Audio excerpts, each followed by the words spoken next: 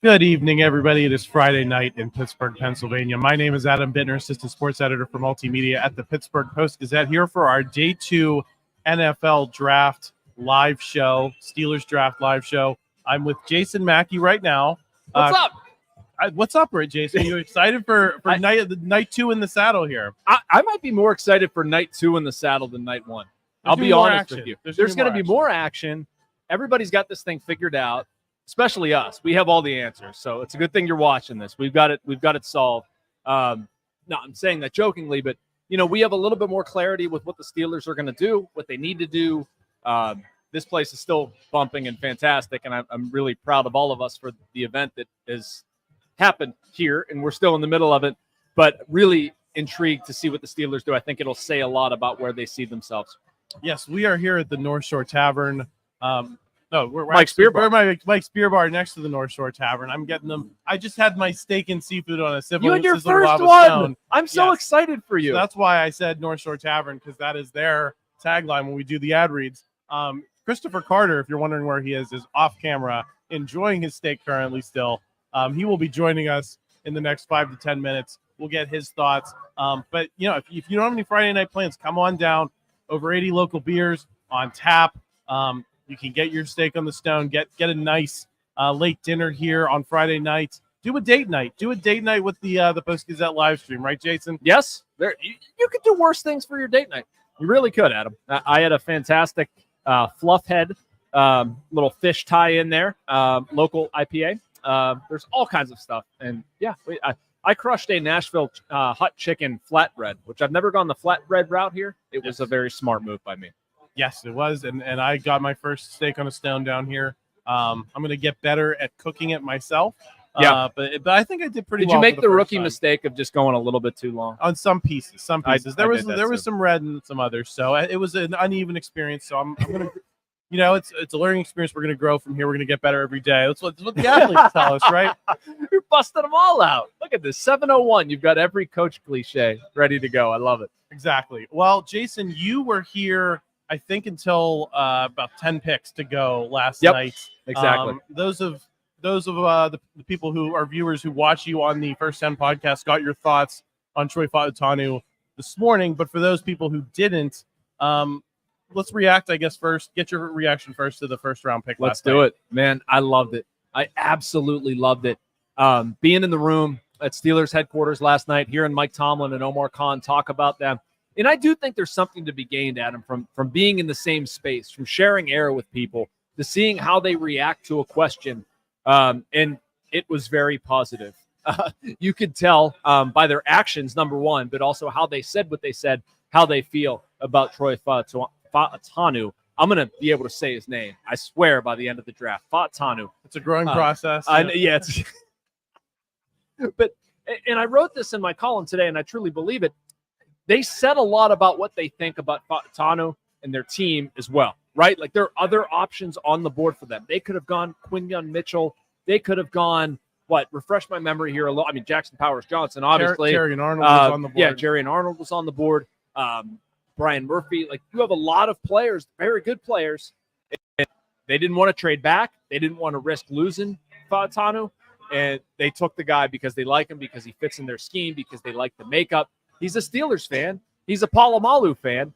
I'm intrigued by his athleticism too, Adam. That's something that I probably didn't get into as much in my column as maybe I would have liked to or should have. But, this kid grew up playing volleyball.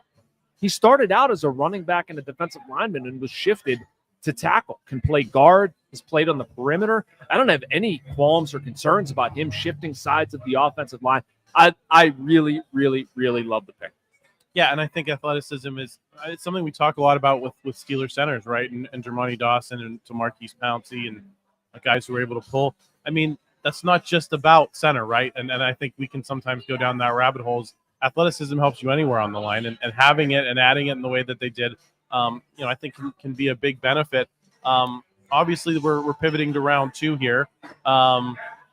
What's your read as we get into this in terms of how you would like to see things unfold? Obviously, there's a lot of things that could happen, a lot of names that could come off the board. We're all talking about the centers, I think, kind of top of the list. I mean, it Jackson should Powers be. Johnson, Zach Frazier It still should out be, there, right? I mean, that's my read on it. We were just talking off camera. Yeah. Are they going to be there? They need to make sure they're there, in my opinion. I mean, I've said this from the very beginning. We were just talking off air about this. You need to come out of this draft with a center. That's a very big question for this team. I understand that wide receiver is a question depth-wise. Cornerback is a question depth-wise. Right now, they don't. Nate Herbig's snapping the ball. I don't love that. Like, I think about Moneyball. Right now, if the ball's hit the first base, it's going to roll. It's going to keep rolling because I don't have anybody there to stop it. Like, there's not an equivalent right now with the Steelers, but it's close. Like, how's Russell Wilson going to take a snap? I don't love the guy snapping it. To me, that's the focus of today. I don't know how I feel. I'm probably not good, I guess is what I should say, about Frazier, Jackson Powers Johnson dropping to the Steelers at 51. There's not a bunch of teams in front of them who are center heavy or have that circled. I just don't. I don't know if I trust that. So if the trade is there, I would be very much willing to entertain it. But to me, some way, shape, or form, by the end of the night tonight, Adam, I really think the Steelers need to have a center. How far are you trading up? Is it the lower 30s? Is it the upper 30s, maybe early 40s? Because I think that makes a big difference. We're going to get Chris Carter in here with his trade values chart and how these NFL teams look at it. The way we left it last night is it's going to be difficult to probably trade up into the high 30s, into where it would take. You basically be giving up most of what you have left in this draft. Yeah. But, if you're I think I'd target low 40s. Yeah, I can see that. I think you maybe you can get in there for that other third round pick that they got for Kenny Pickett. The 98th pick, which I know we'd all love here on the Post-Gazette Sports live stream, because that would probably get us out of here earlier. We're just kidding. We're excited to hang out here all night. But hey, after 5 hours on a live stream, you get tired, Jason. I was going to text you this morning asking about your voice because it was very loud. That was a lot of talking. As somebody who, most sports writers are not, but I'm not a naturally social person. Talking for 5 hours in any setting would be a struggle for me. But you did some heavy lifting last night, my friend. Yeah, the voice was definitely feeling. Unfortunately, we got the doors open here to the outside down at Mike's Beer Bar tonight, so a lot of the sound is heading out. It's a little chiller vibe down here, so hopefully I'm not going to be screaming into the microphone so everyone can hear me. Jason, I want to ask about some of these later centers and how you view them as potential guys that they could come out of this night with who are not in round two. Cedric Van Pran, and I think Hunter Nourzad is a name from Penn State that has surfaced on a lot of people's radars. I'm going to get Chris's film watching views on him here in a moment, but what do you think of those guys as if you get them, are they maybe not they're not going to be Hall of Fame guys, I think, but they could be plug-and-play upgrades on what they had in Mason Cole and certainly on Nate Herbig. Okay, so I want to be careful to not slam the player. That's not what I'm doing here. It's nothing against those guys. It's just not the route I want to see the Steelers go. It's not. I mean, they might be fine third and fourth round players. I feel like I'm repeating myself a little bit, but the Steelers for the longest time, for basically all of our lives, have had like the best or one of the best centers in the NFL. I would like to see that continue. I'm kind of tired of seeing them scramble at that position. I like a lot of what they have. I love the tackles that they've had set up, at least for next year. I love the guards that they have with Siamalo and Daniels. I just don't feel great about center. And right now I look at their offense. I look at Pat Freiermuth. I look at a two-pronged rushing attack. I look at George Pickens. I look at, probably another receiver, but you can kind of create some depth with Jefferson or Calvin Austin or whatever. Maybe there's enough there. But the middle of it is what concerns me. So, again, it's nothing against Nourzad. It's nothing against Cedric Van Pran. They're great players for that pick. I just don't want the Steelers to use that pick on a center. I would much rather, to me, it's deeper, wide receiver, cornerback. I would much rather see them take, I don't know if Malachi Corley is going to be around at that point. Probably not. But, I mean, I would much rather see them do something like that, or even like a Mason Smith from LSU. Add some defensive line depth. Something like that. To me, we're talking about, dressing versus the center, to me, is like an essential part of the meal. Yeah, I agree with you in terms of I'd like to see it addressed. I think I'm a little higher on Van Pran, and so maybe a lesser degree Hunter Nourzad. I mean, listen, I watched a lot of Penn State football.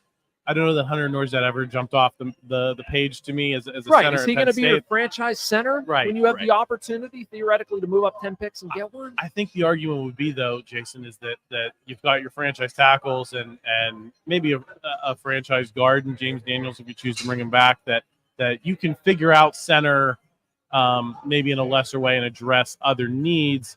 You can still upgrade in this draft and address other needs.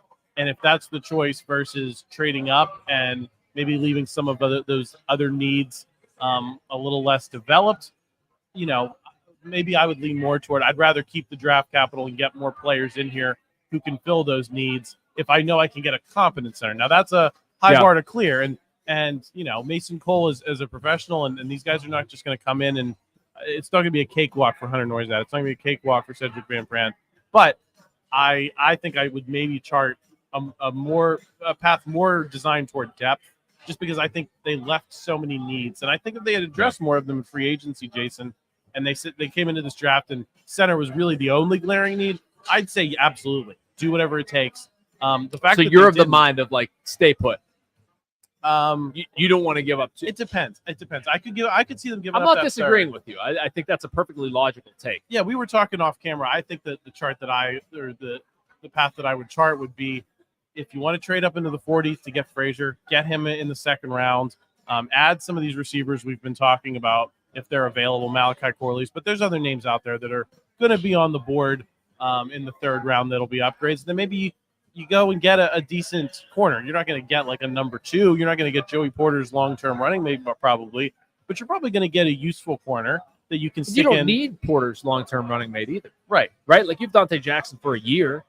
I can take somebody and let them develop for a year. Someone who can play in the slot, someone who, in a pinch, maybe you can switch out wide. If you can get that in the fourth round, to me, I would say that's a successful draft. Not saying that if you trade up and you make the big move for Jackson Powers-Johnson, that I'd be altogether, furious with that by any means. But if you're asking me where I'm going, I think I'd like to see them build a little more depth, because I think it is something that they lack on the whole. And it's just, is center the position in today's NFL that you not only want to invest a lot of capital in, but take other capital and allocate it toward that. That's the part I guess I'm not quite sold on yet. Yeah. Okay. Well, let me ask you this then, to ask a question with answer a question with a question. Which route would you go? Like I'm saying, I would go center, and I'm sticking with that. I think center's important. If you don't go center, DB, wide receiver, what are you doing? Second round. I've been talked into Roman Wilson over time of Michigan. My concern with him is, can he do the things underneath that they need him to do? George Pickens isn't doing that stuff. Right. There's, who else in that wide receiver room are you confident in right now? Over time, I've kind of been persuaded that, in this offense with what the Steelers want to do, it doesn't have to be, you don't have to have a ton of intermediate passing, right? You're going to be predicated on the run and then opening up for some intermediate and deep stuff, when defenses are softened up to that. So I'm warming to Roman Wilson a lot and listen, there's been a lot of mock drafts. I do our Steelers mock draft trackers. I have the day 2 tracker on postgazette.com now. Roman Wilson's the name I've been writing about for weeks. And there's lots of other pundits that have tied him to the Steelers. So I think I would be thrilled with that as a second round pick. And then if you follow it up with a Cedric Van Pran, maybe in the third round, maybe a Mason Smith. Like I want to get Chris's take on him, but I know you like him too. I think he could do a lot of good things. I think he's a great fit for the 3. He's a uniquely good fit for the Steelers compared to maybe some other teams. I want to just pause, and those watching this live stream cannot see the gymnastics that are occurring at our feet, but it's a live stream. We could point them out. Chris Carter is army crawling, I think, to pop up behind the table in his seat. I think. Maybe not. I think he's trying to plug the laptop in. Ah, okay. All right. He made it. In a non-obstructive way as we're sitting here. Coordinating all of the wires that we have. You see our, we got the one board here. All right. The other 2 over here off camera. Oh, no, they're right here. You see them. I'm adjusting my strategy. After that feat of athletic excellence, I'm taking Chris Carter in the second round. Hardly. If I have to trade up to do it, I am. Sliding in here, Christopher Carter. Chris Collinsworth impersonation here. I feel like I'm going to do a WWE introduction for him here as everyone's watching him slide they're anticipating Christopher Carter's thoughts on all things NFL draft. Chris, can you hear me? Yes, I can hear you. Are you excited for another night of live streaming here, my friend? Absolutely. I'm always excited. It's the NFL draft. The first round is the pageantry, but the second and third round, that is often the meat to the sandwich. And I really think this is going to be an exciting day. The Steelers have 3 picks. The Bills pick is already in. I am very eager to see how this direction goes. The Bills have been trading back. They've traded back twice already. So who do they trade back for and think they can still get? My money is on Adonai Mitchell. Interesting. Yeah, I think he's the name a lot of people have been talking about all day. Is how is this guy still available? He could really help a team. Going to be interesting to see what the Bills do here. But yeah, I agree with that assessment too, Chris, because night 2, we did this last year for the first time, Thursday and Friday nights. Thursday's a lot more planned. You get a lot more time to react to things because there's a pick every, 10 minutes. Night 2 is when things get a little wild. And I remember last year we were screaming about trade. They traded up for made the trade with the Darnell Washington pick. And they traded back, right? They traded back to get Darnell Washington and also got a fourth round pick with it. Yes, there was intrigue there. Paul Zeise, who will be joining us later, was riding around the streets of Pitcairn trying to find a place to hop back on with us. That was a classic episode. It was truly one of the highlights of live streaming here on postgazette.com. So he's going to be in here after Jason heads to the Steelers facility, probably around 8 o'clock. So we're going to get lots of Paul Zeise thoughts tonight. We're also going to hopefully hear from Brian Batko, Ray Fittipaldo down at the facility tonight. They'll be getting reactions as they come in, not just from themselves, but, maybe we'll hear from Mike Tomlin, Omar Khan at points in the night. So it should be an exciting, fun-filled night with more action. That's what I love about night 2 is there's only one Steeler last night we got a chance to talk about. You're going to get a chance to maybe talk about 3. Maybe it's 2 tonight if they make a trade, but at least they have 3 picks, and it could be an action-packed night. Allegedly, Adam, I keep looking up at the screen expecting something to happen. The pick is in. It has been in. It's 7:16 right now. Let's go. They're announcing the pick. I saw an Instagram reel today saying the first pick should be announced. They should get 1 second on the go clock. with Johnny Wilson. Johnny Wilson. No, Keon Coleman, excuse me. Keon Coleman. So they do go receiver. What do you think of Keon Coleman over A.D. Mitchell? I think it's an interesting slide for A.D. Mitchell. The guy tested amazingly, and people don't seem to care. Keon Coleman didn't test amazingly, but I did think that Keon Coleman was a second-round receiver. I had him ranked. Let me check my big board here to see where I had him falling. But I had him as one of the better wide receivers in this draft class. It's very deep.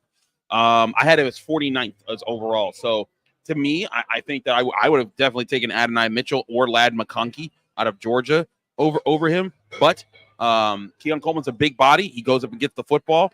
I've seen him in person in his time with Florida State, and I think that he's a really good player.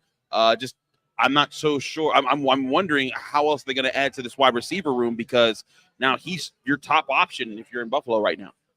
Yeah, I think Keon Coleman's interesting. He's a guy that he was mocked to the Steelers on several occasions. He was, I think, one of the more volatile stocks in this draft. I saw him as a mid-first rounder in some places. I saw him as a third rounder in some places. So I guess it makes sense for him to go at the top of the second round if that's the spread of outcomes for him. This seems like the median type of thing. New England's now on the clock. I want to talk a little bit about Mason Smith as a prospect tonight. Jason and I were talking about him as a fit. What are your thoughts on him, Chris, as a potential kind of wild card in terms of their needs? We were talking a lot about Byron Murphy. If he's available last night, he goes earlier than the Steelers picked. It never ended up being kind of an option for them. What do you think of Mason Smith, though, as a guy that they could add to this defensive line and fit uniquely, I think, in this 3-4 defense?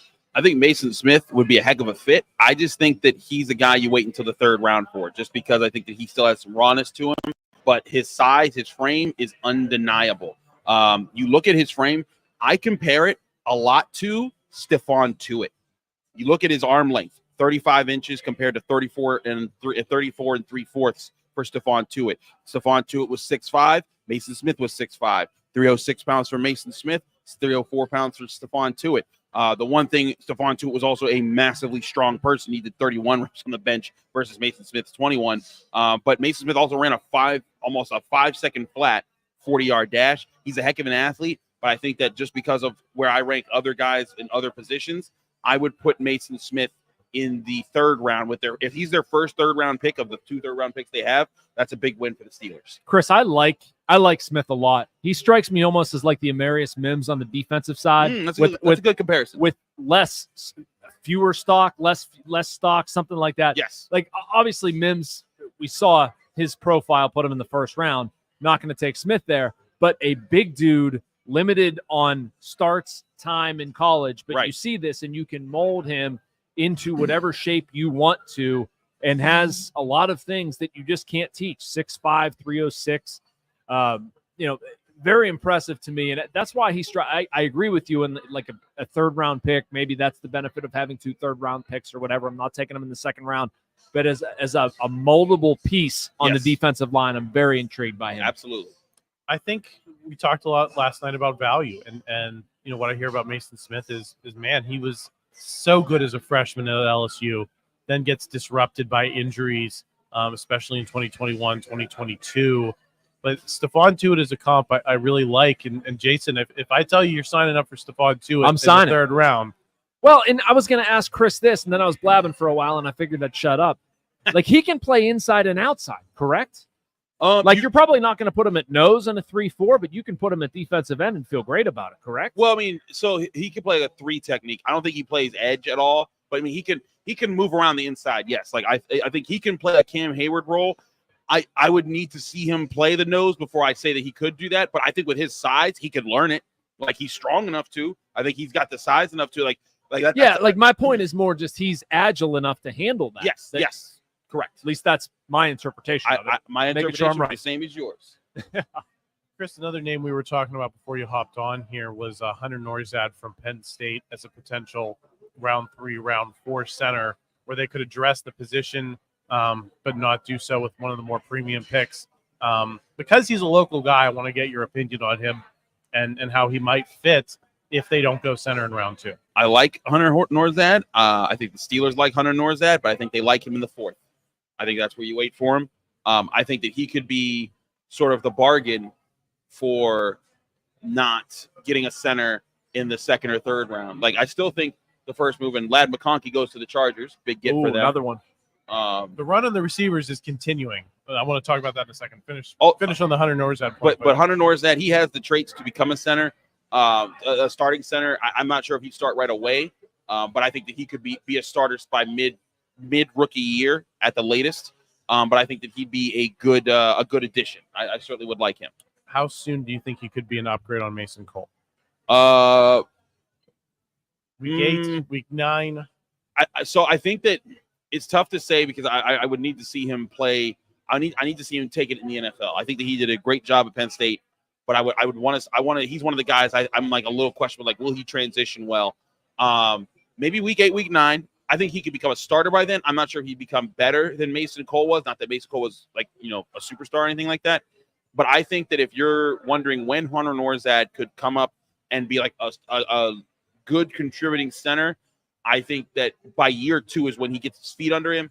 And then it's like maybe not this year, but in 2025, if he's the starting center, then he's figured some things out. He maybe has like put on some weight or figured out whatever body adjustments he has to do. And then you'll see him playing at a better level. I think that's a name to watch. I think it's now the last 4 picks have been receivers going back to last night. I think the last 2 picks and then this first worries 2 picks me tonight. Yeah, that was what I was leading towards, Jason. If this is the direction things are going and teams are, if this is a real bona fide fantasy football run on one position, does that change your math at all in terms of round 2 and saying, man, you got to get some of these guys while they're still there because maybe they're getting selected a round earlier than we've been projecting for the last few months? Yeah, I think it does. I mean, we're going to see how far this continues. Like right now, I still think they're in a pretty decent spot.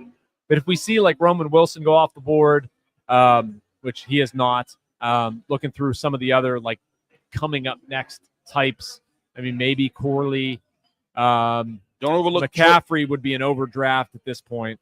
I agree. Oh, yeah, I completely agree. Brendan Rice from USC. Brendan Rice, thank you. Son of Jerry Rice. Yeah. The overdraft at this point, though. Agreed. Right? It's not really his projection. But I still think there's Adonai Mitchell still there. Mitchell, thank you. Troy Franklin out of Oregon. I think he's one of the more underrated receivers in that are here. I had him as a potential first-round pick.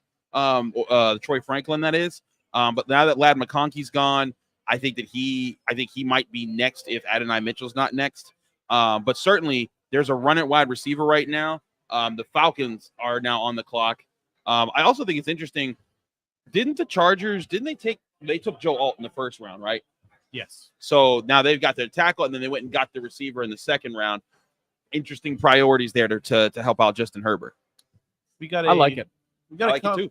We got a comment from Jamie Rivera in the chat saying, "Let's get Big Sweat round 3 to 4." I think he's thinking of Devondre Sweat from Texas. Yes, I saw absolutely. him connected to the Steelers in a mock draft today.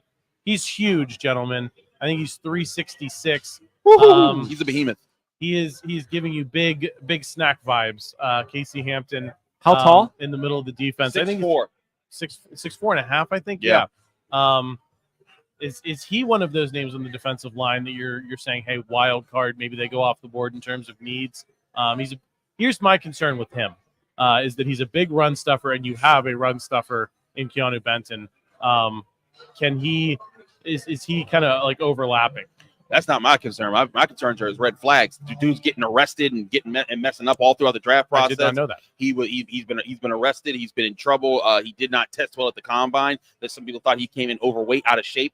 I don't think he took this draft process seriously enough. I think that's why he's fallen down boards. I did not even list him in my top 100 because of those red flags. And I think the Steelers, they'll take him if he's there, maybe in the 4th or the 5th round. But I don't think that they're going to take a 2nd or a 3rd round pick on him because they want guys who are going to contribute to this locker room in a positive way.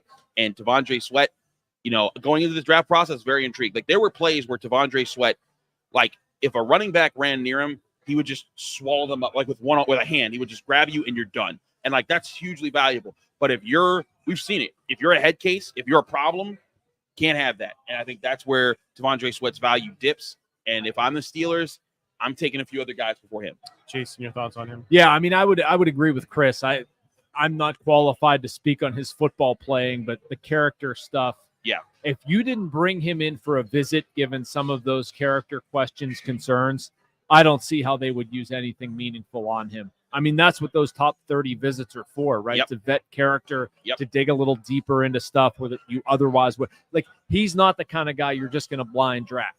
There are a lot of guys in this draft that you could say, we didn't meet with him. We've seen him enough. He's from a program. We can ask these 3 people about him or whatever. I would not go there. I don't see any reason to invite that. Yeah, I just think it's worth addressing at the state of the evening. The Falcons pick is in. I'm trying to filibuster here so we can see who is. And they're taking Clemson defensive tackle Rook Orororo, who was one of my favorite defensive linemen in the 2nd round. Interesting. I want to get into, speaking of defensive linemen, I want to get into Adisa Isaac. I think he's another local name that is going to be on the board tonight. What are your thoughts on him, Chris, as a fit? I mean, probably lesser for the Steelers, but do you think he can go tonight? Do you think he can be a solid player in the NFL? Kind of as a running mate for Chop Robinson, who went last night pretty early. But I think there's a lot of people at Penn State who like Adisa Isaac maybe a little bit more even. I like Adisa Isaac. And the thing is, I think he has a higher floor than Chop Robinson. Chop Robinson has the traits to become elite if he keeps working at things. Adisa Isaac, I think, is more ready right now to be a good edge rusher. That being said, he's an edge guy. Steelers ain't taking an edge guy this early. They would be a flyer pick much later in the draft class. So he wouldn't be a Pittsburgh guy. But he could be a guy taking the 2nd round. I had him ranked 44th on my big board. I think that he's a good player. And I think that he will be going soon-ish. Like, I'd be surprised if we're here in the 60s, like getting ready for the back end of the 2nd round, and he's still on the board. Josh in the chat is asking about A.D. Mitchell and if anyone has interest in trading up for him if he keeps falling. I'll throw that to Jason first and then to Chris. Yeah, no, I don't think I'd go there at this point. At this point in the draft, I mean, if we're asking right now, I'm sure that's not when exactly the question came about. I would not do it. I think there are other options. Honestly, if I'm Omar Khan and Mike Tomlin right now, I'm feeling pretty good about the way things are breaking. I don't feel urgency and need to do anything. I kind of hope the wide receiver cluster breaks up a little bit, but I I'm good. I have several routes I can go. I don't feel like I need to go trade for a wide receiver at this point. I think, Adam, you made this point earlier about wanting to maintain draft capital. Adisa Isaac, by the way, he was one player. Not that I covered a ton of Penn State last year, but in making some forays in there and watching here and there, very much stood out to me. Talented edge rusher. I was surprised last night, just to add on to the Chop Robinson thing. I was a little surprised he went as soon as he did, but I think that maybe shows us what that position commands in terms of like draft position and talent. You're ready for the NFL and can impact a team. So, yeah, it wouldn't surprise me if Adisa Isaac went today. Early, too. I think the dominance of Penn State's defense last season sold a lot of people. Yeah. I talked to Seth Engel, our Penn State reporter, early in the week about this in terms of, we were doing podcasts at midseason where a lot of those guys on the defense played 100, 130 snaps. And so it was kind of hard to put out the tape that maybe some other guys have played on. You could be a good player in a bad defense and have played 300 snaps by then and found different ways to stand out. I think that worked against both Chop Robinson and Adisa Isaac, which was they just didn't get as many opportunities because the guys around them were so good. They were getting off the field. Granted, we know it didn't work out at Ohio State and against Michigan, certainly against Ole Miss. But I think that's they lose those games. We know who the Commander's pick is. It's Johnny Newton or Jerzon Newton out of Illinois, the defensive tackle who I thought should have gone in the first round. I love Jerzon Newton. Yeah, I think he's a great player. The way he was, sometimes you just see guys who pop. And when Penn State played at Illinois last season, he was everywhere. And a position that sometimes it's easy to kind of not be the guy that's perceived as everywhere. So he's a guy we talked about as, hey, could the Steelers as a wild card go after him in round one? That was very early on that we had those conversations before the offseason kind of took root and we kind of knew where this draft was going to go. But certainly an interesting prospect, Jason. Yeah, no doubt. It shows me, Adam, and this is more of a big picture comment, just something that amazes me, how much stuff changes in all of this, regardless of the prospect that we're talking about, just from beginning to end. Somebody can start out really hot and they fall. Somebody can start out kind of as a no-name, and here we are talking about them in the first, second round. So, yeah, I don't know if I have any specific comments to a player. It's just that process blows my mind. Yeah, and the fact that we start off and there's no free agency, and you have to look at the team's whole needs and talk about the draft through that lens, and then things kind of narrow when you sign a Russell. We talked about a lot of quarterbacks early on because the Steelers did not have one in a lot of people's estimation. Mm-hmm. Chris, do we have another pick for you to mention here? Not yet. The Patriots will be on the clock now that Newton will be announced here shortly by the Commanders. The Patriots took quarterback, so where do they go next? We got our resident Patriots fan, Ryan, working the lines over here. He wants a wide receiver, baby. Maybe that's where Adam Mitchell goes. I thought he wanted a kick returner. No, that's a wide receiver. In the second round. All right. Getting a good receiver would be a little un-Patriots, wouldn't it? Not anymore. Bill Belichick is gone, baby. Gerard Mayo. They've got Pitt wide receiver coach Tyquan Underwood working over there now. They want a dog at wide receiver. So apparently Belichick got interesting last night. Did you guys see this? Yeah. I'm over.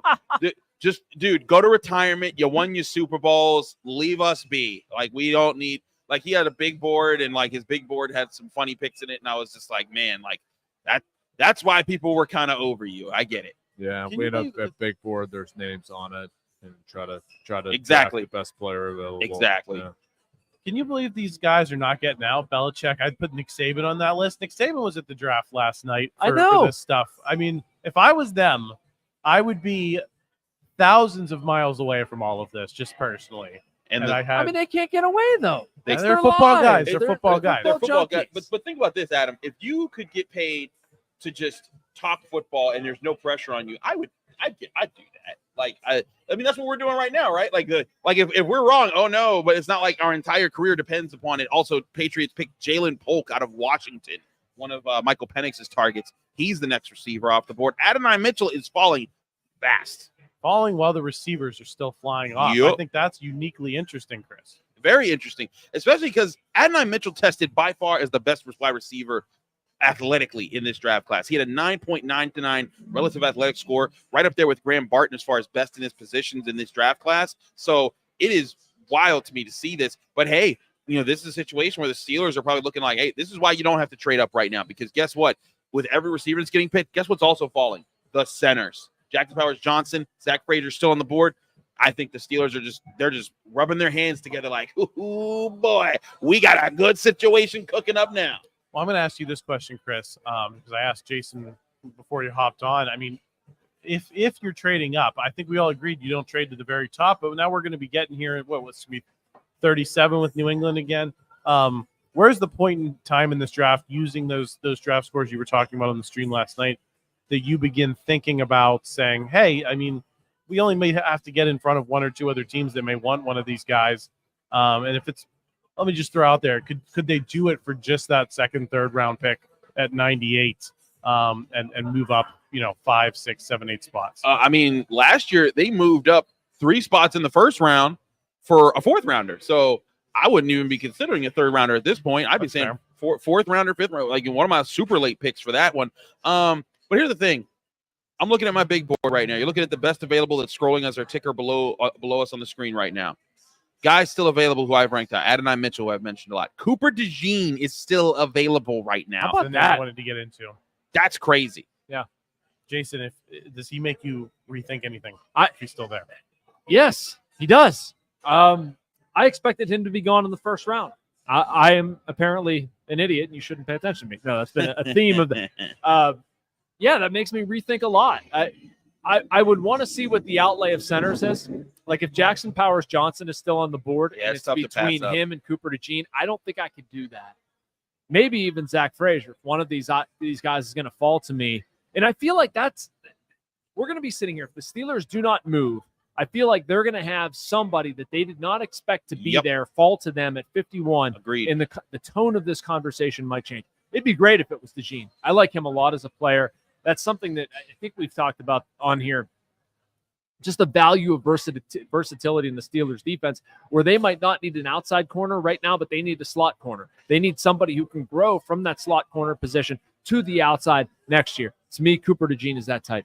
I posted my top 8 players available going into today on Twitter before this. Cooper DeJean was my number 1. Adonai Mitchell was my number 2. Jason Newton, my number 3. He's off the board. Jackson Powers-Johnson was my number 4. Kool-Aid McKinstry, the cornerback Alabama, my number 5. Lad McConkey, he's off the board, was my number 6. Zach Frazier is my number 7, center out of West Virginia. And Troy Franklin, the wide receiver out of Oregon, he's my number 8. So you're looking at the top 8 players that I had ranked here. 6 of them are still available right now, and we are now going to be on the 38th overall pick with the Tennessee Titans. Let's pull that Kool-Aid McKinstry thread a little bit. He was the guy that we talked to right up there with Terry and Arnold, some of those other guys. Actually, I think we have Ray Fittipaldo joining us from the south side. All right.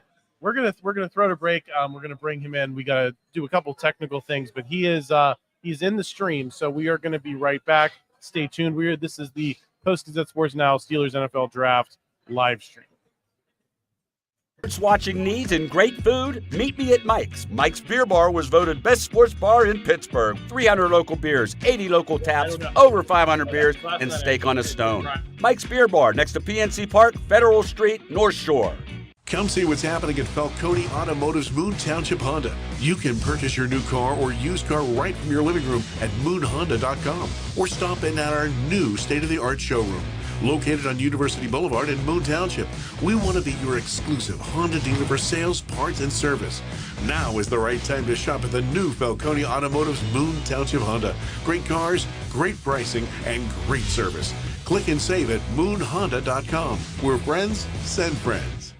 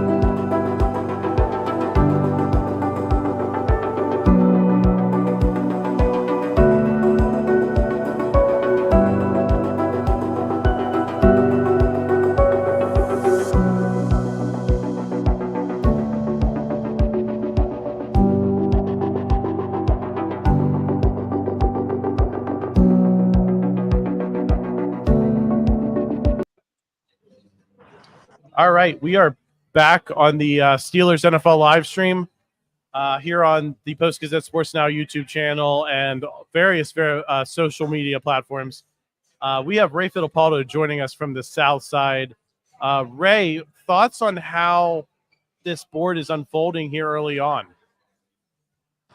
Yeah, so before I came outside, guys, it was Keon Coleman, Ladd McConkey, and then the Clemson defensive lineman. So I don't know who's been drafted in the last couple of minutes, but 2 receivers off the board. So we'll see what happens. I think, as you guys know, it's going to be receiver, corner, or center if the 2 centers are there. But, we'll see how it goes. Jalen Polk, the wide receiver out of Washington, he was the next pick by the Patriots, where the Titans pick is in. We're waiting for them now, Ray. But the fact that there are 3 wide receivers off the board, what does that tell you about what this second round is going to have for the Steelers?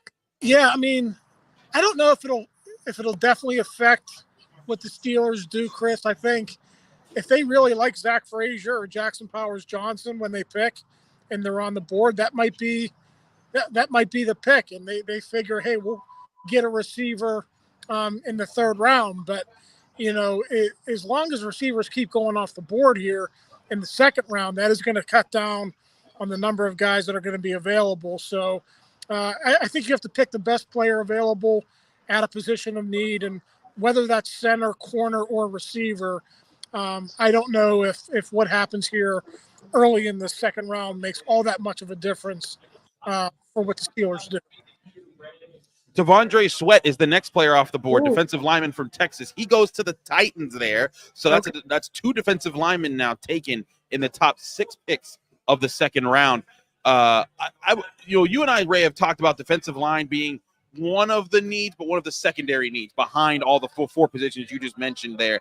But I think it's interesting that we've seen some defensive linemen go off early. You've seen some receivers go off early, but now we're getting closer and closer. The Panthers have the 39th overall pick. The Steelers are at 51st. There are still 2 of those centers that we thought could potentially go before the Steelers pick that are still on the board. Do you like the chances now, maybe a little bit more than before, of maybe Zach Frazier or Jackson Powers-Johnson being available without trading up? Yeah, well, without trading up, I don't know. But listen, if it gets to 45, 46, and they maybe think, oh, maybe we got to do it now, then that's certainly a possibility. But you might be right, Chris. 12, 13 more picks. Maybe they roll the dice and see if one of those guys falls to them. You mentioned the defensive lineman being a secondary need for the Steelers. They did bring in Darius Robinson, who went in the 1st round yesterday. They also brought in Braden Fisk, who's probably going to go in the 2nd round. So, it's a secondary need, probably after corner, receiver, and center. But if it's a guy that they really like, I could see them going defensive lineman as well. Ooh, that'd be big. That would be really big, Ray. When you look at them, I love Braden Fisk. He's 6'5", he's huge. I also love some later guys like Mason Smith out of LSU or Michael Hall out of Ohio State, who I think they could get reasonably in the 3rd round. So all that being said, though, I still think it's going to be interesting. I have both those centers ranked above them. I think also Adonai Mitchell, the fact that he's still here, he was a guy I expected to go in the 1st round. I'm at the position where, like you said, 45 comes around, and if one of those centers is left, I think they do, might want to trade up there. But if both those centers are sitting there at 45, I might be open to, if I'm the Steelers, being like, you know what? Let's just wait and see how this falls, because you might not have to give up anything and get one of those 2 guys anyways. Yeah, I mean, listen, the value for centers has, it changes every year, but kind of the sweet spot has been 2nd round. If you look to last year, I think Joe Tippmann was the 1st center off the board. 2nd round, yep. Number 41 or so, maybe 42. Believe so. To the Jets. So you only had Graham Barton yesterday. If it's going to unfold in a similar manner this year, it could be, right around that area for the Steelers with 1 or possibly 2 of those guys available. So I don't think you can go wrong with either JPJ or Zach Frazier. I think both really good players. JPJ's a little bit younger. Zack Frazier, obviously more starting experience because he's been around longer. But if you can stand pat at 51 and get a center, I think that would be tremendous value for the Steelers considering their big hole there. Tavondre Sweat pick. Yes, he is the big guy that we were Yeah. talking about earlier goes. Ray, I wanted to get your thoughts on a topic we've been throwing around here is if they don't get one of those two centers that you named, Jackson Powers-Johnson and Zach Frazier, what's your level of interest in guys like Hunter Nourzad, Cedric Van Prangrager as potential third, fourth round options? Obviously, they're not going to be of the same quality that those first two guys we mentioned are, but they could be in time upgrades possibly on Mason Cole. Are you interested in them as prospects? Yeah, it seems like the Steelers are probably more in on Nourzad than Van Pran. It doesn't necessarily mean everything, but Van Pran was not in for a top 30 visit. Nourzad was. I think we're at the stage now where if you don't get Frazier or JPJ, you're probably not counting on Nourzad or Van Pran to step in and start right away. You usually don't do that with third rounders.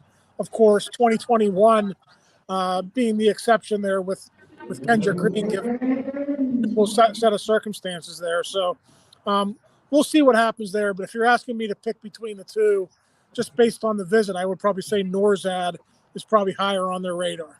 The Rams have traded up to 39 from the Panthers, so now they're on the board. Now I'm going to be intrigued to see what they do with this draft pick. They were one of the teams, Ray, I think, that wanted a center potentially in this draft class. Could we see a center go off here? Yeah, quite possibly. You're right. There's not that many teams besides the Steelers that definitely need a center. Probably two or three that the Steelers have to worry about, but the Rams are one of those teams. So you wonder too, if the first one comes off the board, let's say JPJ is the first one off the board, does that spur some action? Does somebody else make a trade up, possibly the Steelers or possibly somebody else who wants to grab Frazier? And you know what? We don't have to wonder anymore. They're going defensive tackle. They get Braden Fisk, the Florida State defensive tackle, who I really liked. That's a huge get for the Rams. They needed to address their interior defensive line. Aaron Donald just retired. Fisk is a guy I saw firsthand in the ACC dominate people at the line of scrimmage. I think the Steelers really liked Fisk too there. Ray, your thoughts on him? Yeah, listen, he's a transfer from Central Michigan, went to Florida State for only one season, but did really well down there. And Chris, he tested off the charts at the combine. I was looking at the top combine results for every defensive lineman. If he participated in 6 drills, I think he was number 1 in 4 or 5. I mean, just everything, 40, 3-cone drill, 20-yard shuttle, everything. He kicked butt at the combine. So probably wasn't in the early second round radar before the combine, but I think when teams saw how he tested and saw what type of athlete he was, he shot up those draft boards. Jason, you got anything for Ray? I don't know if it's an oversimplification. Maybe you guys talked about this earlier. Ray, where are you at on this? Do you take a center if they're available, or would you pivot and I don't know, wide receiver, cornerback? Like where's your head at on this round? I think there are equal needs at corner, receiver, and center. They have internal options at all of those positions. We're just going to sit here and argue which is weaker. Is Van Jefferson and Quez Watkins a weaker spot than Nate Herbig? So it's pretty close on all of those positions. So I just think you take the best player available at a position of need, just how you did it yesterday. And if it's Frazier, great. If it's Max Melton, who I mocked to them in the second round, great. That'd make me 2 for 2. So that would make me happy. But what do you win if you go 7 for 7, or if you get the whole thing right? Nothing. Yeah. Nothing. Nah. What are you talking about? Ray gets private flights to islands if he gets all 7 right. If he gets 6, he gets to go to Kennywood for free. That's all. We get free meals at the Steelers facility. That's about it. Also, the Eagles just traded up to 40. This is why I was saying the second round is always wild, because now teams that didn't get certain needs in the first round are making aggressive moves to get those needs in the second round. And Cooper DeJean is now a Philadelphia Eagle. They have now drafted 2 corners, Quinyon Mitchell and Cooper DeJean, 2 of my top 3 corners in this draft class. Wow. That's I don't want to say that's unusual, but that's a nice move by the Eagles there. It is. We all know they're kind of set with their offensive line. They've invested a lot of money in that offense. We've seen the contracts they've handed out to receivers the last couple of days. So I guess it was time to adjust the defense, get some young guys in there, and they got two pretty good players. I think DeJean, middle of the second round? That's good value. That's a really good amazing pick. value. Yeah. Ray, I want to attack Jason's question a different way a little bit. Who are the guys you think that internally they feel better about than maybe we do on the outside that could inform how this draft goes tonight, specifically with you got three different picks tonight? Darius Rush, Corey Trice, Nate Herbig. These are guys we talk about all the time. You mentioned Van Jefferson, Quez Watkins. How do they view those guys in a way that maybe we don't? Well, Quez and Nate both played for Andy in Philadelphia, so they have that connection. Andy brought them in there, and that's why they're here with the Steelers. If I had to choose one, I would probably say Nate Herbig. And, I said this from the time that they signed him. He's not just a cheap throwaway free agent deal. He signed for $8 million over 2 years, so $4 million a year. So it's not like he's playing on a vet minimum deal. You look at what Mason Cole was making. Mason Cole was only making, I think, a little bit more than $5 million a year. So that's basically just a trade there when you swap out those two salaries. So they invested some money in Herbig. They thought he was a good player. They didn't have many injuries last year for a reason to use him. Now, you could argue in the middle of the season or late in the season, they could have pulled the trigger and, inserted Herbig over Cole when he was having those struggles. But, coaches are kind of slow to do that late in the season, especially when you're making a playoff push and the team was starting to win some games. So, I would say Nate Herbig. He's an Andy guy. He's an offensive lineman, and I think they probably have more confidence in him than people on the outside realize. Another trade. The Saints now move up in the draft class. This is what I'm saying. This is a crazy night. After the Eagles take Cooper DeJean, the Saints move in, taking the Packers pick at 41st overall. Man, the trades are flying. This is why I said the second round, the first round is the pageantry. The second round, that's the meat of the draft, because that's where you're going to see all these aggressive moves. And I think we've seen at least 4 trades now in the first. What's been the cost, Chris? We haven't. You're just seeing the trade. I'm just seeing the trades. I haven't seen all the compensations yet. But I think as we get a little bit more into the night, we'll start to see those. It's just everything's happening so fast. Even the people that are breaking the news are kind of just trying to keep up pace with what's next. I'm still very comfortable with where they're at. Same. I don't feel a need to trade. I want to keep my 2 third-round picks. Just sit back. There's plenty of options available. Yeah, Ray. Anybody feel differently? No, I'm right there with you. I think we keep talking about the depth, but I want to ask Ray kind of what Chris was pulling at, which was that it doesn't cost much at this stage to move up. Ray, if it's a 4th-round pick and you're trading up into the lower 40s, we're still in. Is that worth it to you at this stage, or do you see value in that 4th-round pick that you're willing to wait it out as well? Yeah, I mean, listen, right now there's 2 centers on the board. I think we know they like both, so they probably don't feel the need right now to go up and get that center. Could it be receiver? They had Malachi Corley in. Corley is still on the board, so he would be a possibility. It's interesting. A lot of their receiver targets went late in the first round. Xavier Legette was the final pick of the first round, and Ricky Pearsall was right before him to the 49ers. So some of those guys they brought in are off the board. So we'll see where it goes. Roman Wilson was not in for a visit, but Mike Tomlin was big on him at the Senior Bowl. I think he would be in that 2nd or 3rd round range as well. So, we'll see what happens, but I don't know if there's a big urgency to trade right now, just given there's a lot of options for each position that they need right now. Ray, I also want to get your thoughts on Mason Smith. He's a guy we talked about earlier a couple of times as a particularly good fit in the 3-4. What are your thoughts on him? Maybe not in the 2nd round. I think we all agree probably more of a third round project, but do you see him as a potential fit here? Yeah, prototypical size, Cam Hayward replacement for that big defensive end that you need in a 3-4 base defense. So, those guys don't grow on trees anymore in college football. Defensive linemen are trending shorter, twitchier, penetrators. Those guys who are 6'5", 300, 310, or who are going to take on blocks.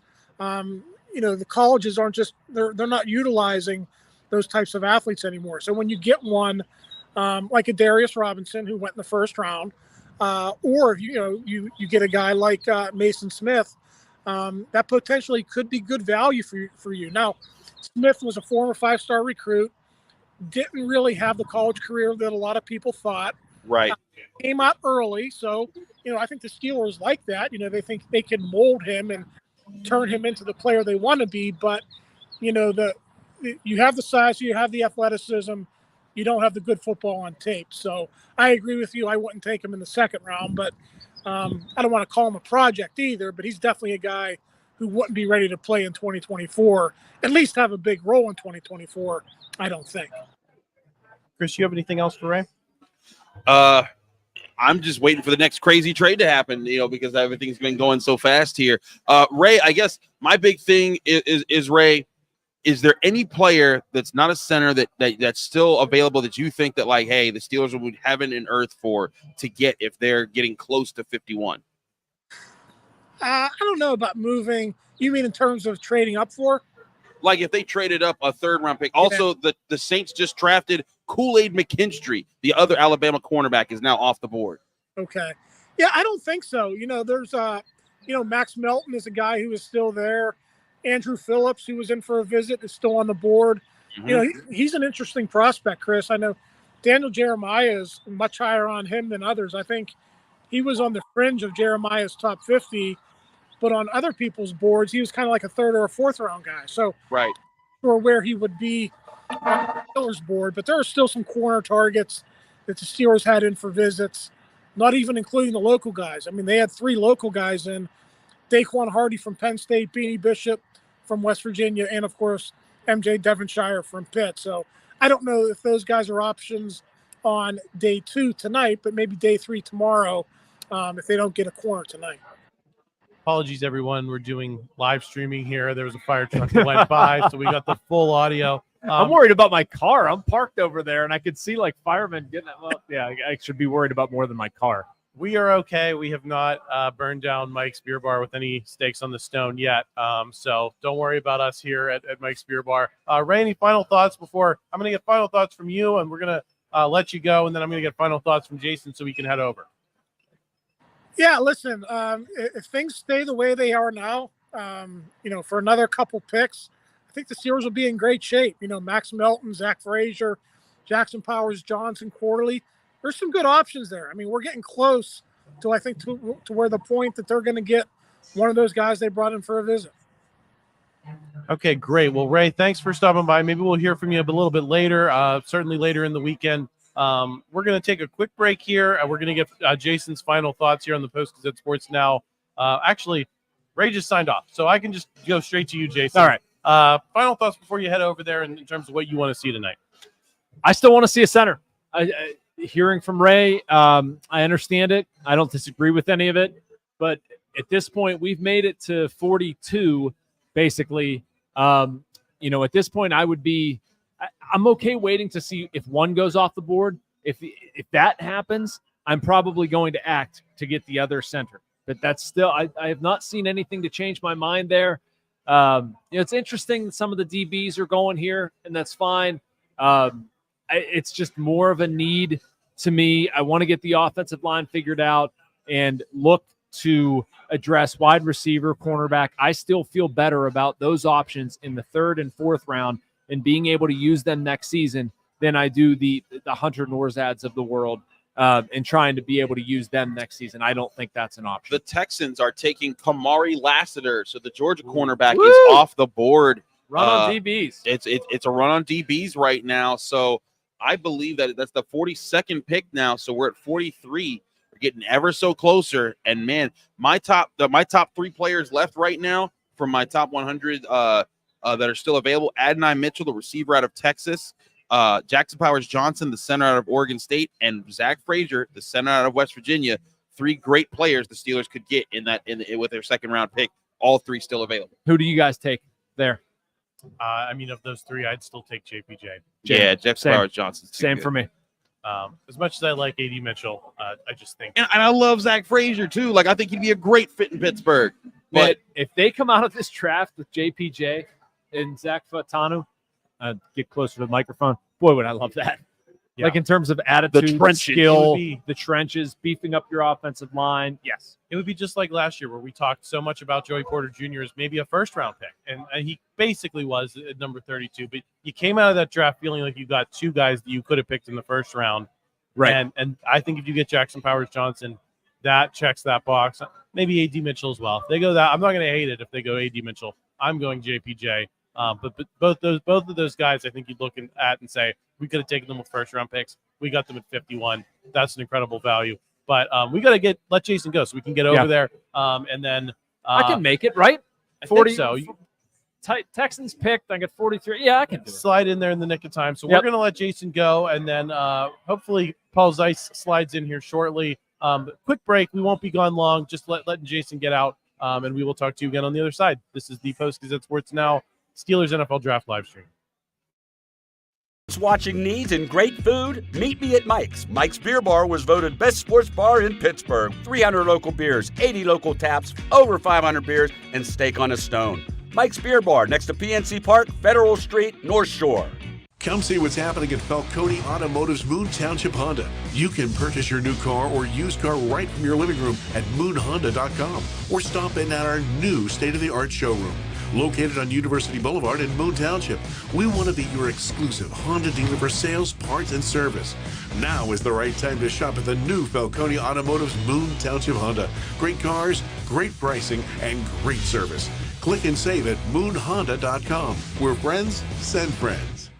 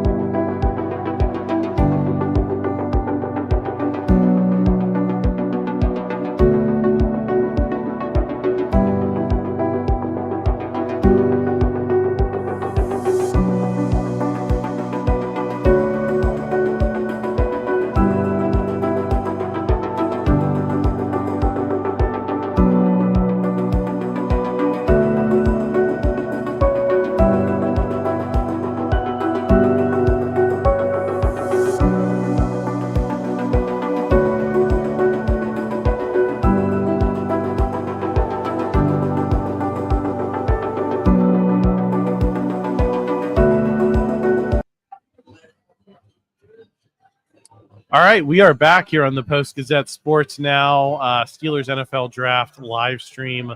Christopher Carter, Adam Bittner here at Mike's Beer Bar in the North Shore. Let's just reset things real quick. We teased our gracious hosts. Come on down on a Friday night. Lots of people here. Get your steak on the stone. Hang out with us. Ask your questions. We're going to be here all night. Right now, the Steelers are going to be picking at number 98 in the third round, so it's going to be a late night before we know who all of their picks are. I think the closer we get to 51, the less likelihood that they give up that pick, Chris. Yeah. So I think this is starting to look like it's going to be a late one. So come on down. Over 80 local beers on tap. Paul Zeise will be joining us here shortly. We hope. But Chris, center's off the board. Jackson Powers Johnson will go to the Raiders. Okay. Wow. There it's Jackson Powers Johnson. Saw a lot of you talking about him in the comments. Questions about concussion, the injury concern with him. It seems some people had kind of moot now, Chris. He's gone. Yeah, he's off the board. Raiders go tight end, then center.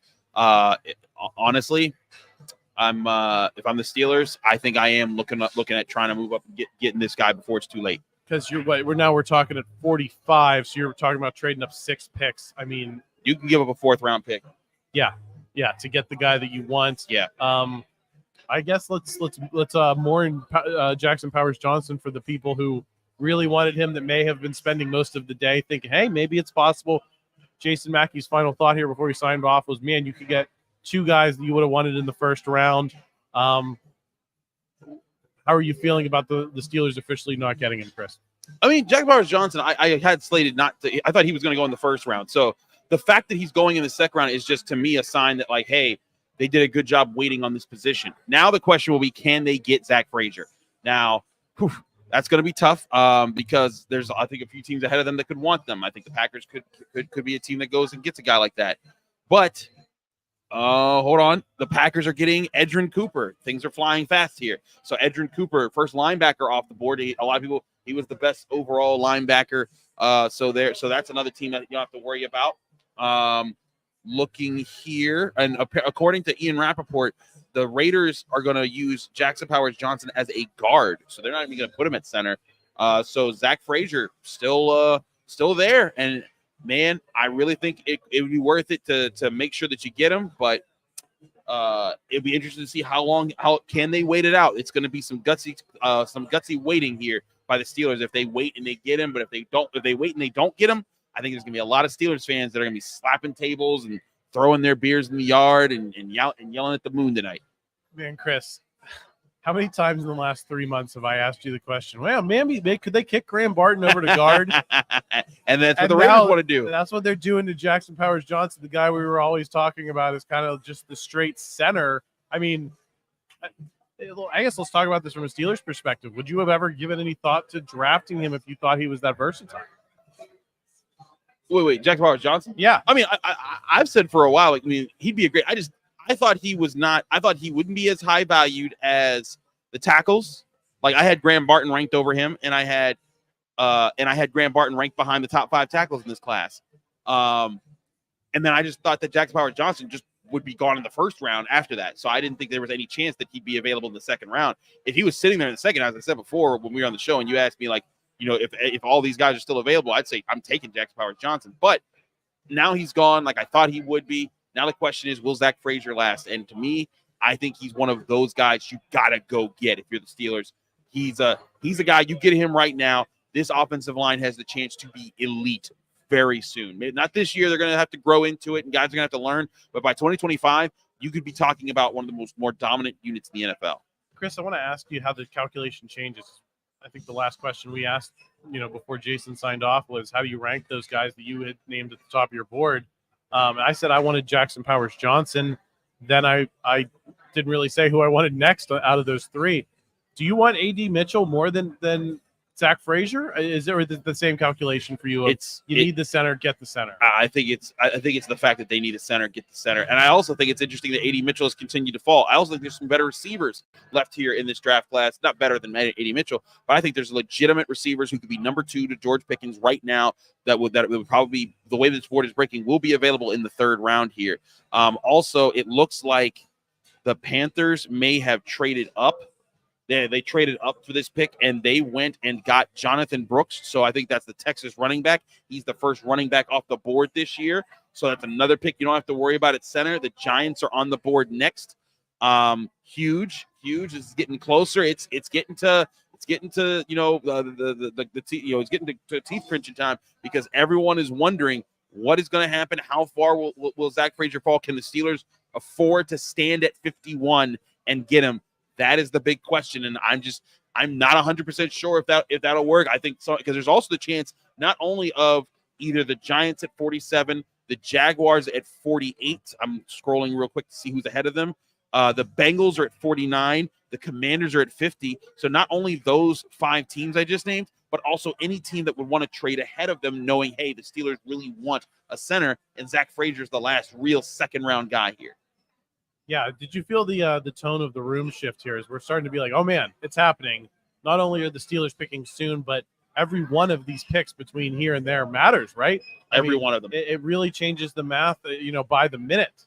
It does, and that's the thing, and that's why the draft is so much fun and so crazy to cover, because every time a player is selected, it changes the math for somebody, even if it doesn't change the math for your team. Okay, the Giants are taking Tyler Nubin. That's the first safety off the board. If you don't count Cooper DeJean, some people put it as safety. So Tyler Nubin, Minnesota, off the board at 47. Jaguars on the clock at 48. That's going to be really interesting to see which direction they go. But again, it feels like the one character in A New Hope Star Wars when he's like, stay on target. And that's kind of what the Steelers fans are sitting here saying. Can Zack Frazier be there? Just stay on target. Come on, just a few more picks, and you could get your center. Because Zack Frazier was one of those guys that, like, hey, like I talked to other guys that cover the Steelers, like Alan Saunders. He was like, hey, Zack Frazier is my top center. He wasn't my top center, but I had him ranked very high. I had him ranked. Oh, let me see where I had him ranked in my big board real quick. I had him as the 29th best player. So, like, still like a first-round potential guy in Zack Frazier there. So, like, if they were to get him, to me, this would be such a huge win. The Steelers talked about addressing the trenches. If they get him, they will have accomplished that mission with both him and Troy Fautanu. We got some ooze. I'm not sure what that's about here at Mike's Beer Bar. Might have been a goal in a hockey game. Looks like someone got a penalty in the Caps game. I don't know. Hey, we were just talking about stay on target. Come on, stay on target. You're right. Focus on the right things. Are we in the range now, Chris, where the die may be cast for the Steelers, and they may have made their decision already about whether they want the center or whether they're willing to let it pass, given that there are some other solid players on the board? I think that the Steelers are in a position where they have their big board up in front of them, right? Like, they have everything set up for who it is. So I think that's the big question that you have to answer for yourself is, if you're the Steelers, how far, what is your value here? Are you still happy? If Zack Frazier goes before you, would you still be happy with Adonai Mitchell? Would you still be happy with random player X who shouldn't be there and available? Those are all questions that I think can be answered, that they can only be answered by the Steelers. We'll see if they're one of these teams that trade up and make something happen soon. Yeah, I just wonder, man, if they're thinking, hey, we knew what it cost and we're so close now. You almost wonder if the trade up, there's not many potential partners. You're at we're at 48, so you're not trading with Jacksonville. Jacksonville's probably taking their guy. Or if they're taking their guy, it's not Zack Frazier, right? Or if it is Zack Frazier, then it's over. So there's only so many moves you can make. I almost feel like the moment to strike was in those last 3-4 picks. Absolutely. So it's gambling time, because now you're studying what other teams want and need and what they could want to do, and that's where it's going to get really tricky. Because again, it's not just in analyzing who's the best; it's also analyzing what other teams need, and also who other teams think are the best. Because other teams may not, like the Bengals thought Amarius Mims was the best tackle available at that point. The Steelers said no, that was Troy Fautanu. So it just depends on what happens there. We'll see how that plays out. People are breathing. We got a lot of panicked people here in the chat. I don't know whether we're supposed to hype them up, Chris. I feel like hype them up. If we're in television, we'd be like, oh yeah, it's time to hype it up. But just take a breath. Things are going to be okay. There's still a lot of solid players on the board. We are going to take a quick break. Paul Zeise is in the building. It's going to be very short. We're just going to get him slid in. We'll be right back. Give us 30 seconds to a minute here. Sports watching needs and great food? Meet me at Mike's. Mike's Beer Bar was voted best sports bar in Pittsburgh. 300 local beers, 80 local taps, over 500 beers, and steak on a stone. Mike's Beer Bar next to PNC Park, Federal Street, North Shore. Come see what's happening at Falcone Automotive's Moon Township Honda. You can purchase your new car or used car right from your living room at moonhonda.com or stop in at our new state-of-the-art showroom. Located on University Boulevard in Moon Township, we want to be your exclusive Honda dealer for sales, parts, and service. Now is the right time to shop at the new Falcone Automotive's Moon Township Honda. Great cars, great pricing, and great service. Click and save at moonhonda.com. We're friends, send friends.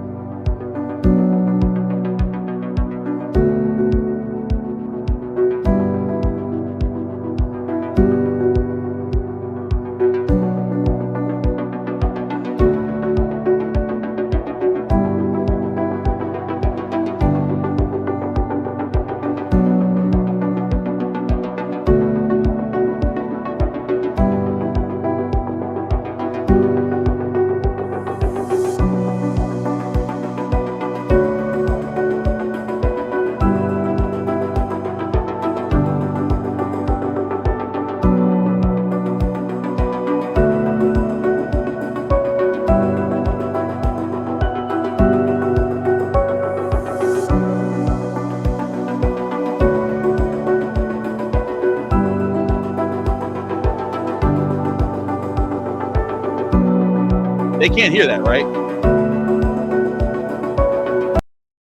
Wait. We are back here on the Post-Gazette Sports Now live stream. Paul Zeise has joined us. Paul, talk to me. How are you feeling about how things are unfolding here? It's getting close to exciting times here for the Steelers. It seems like to me that the defensive guys had to wait a day, but they're getting their day. And, of course, corners.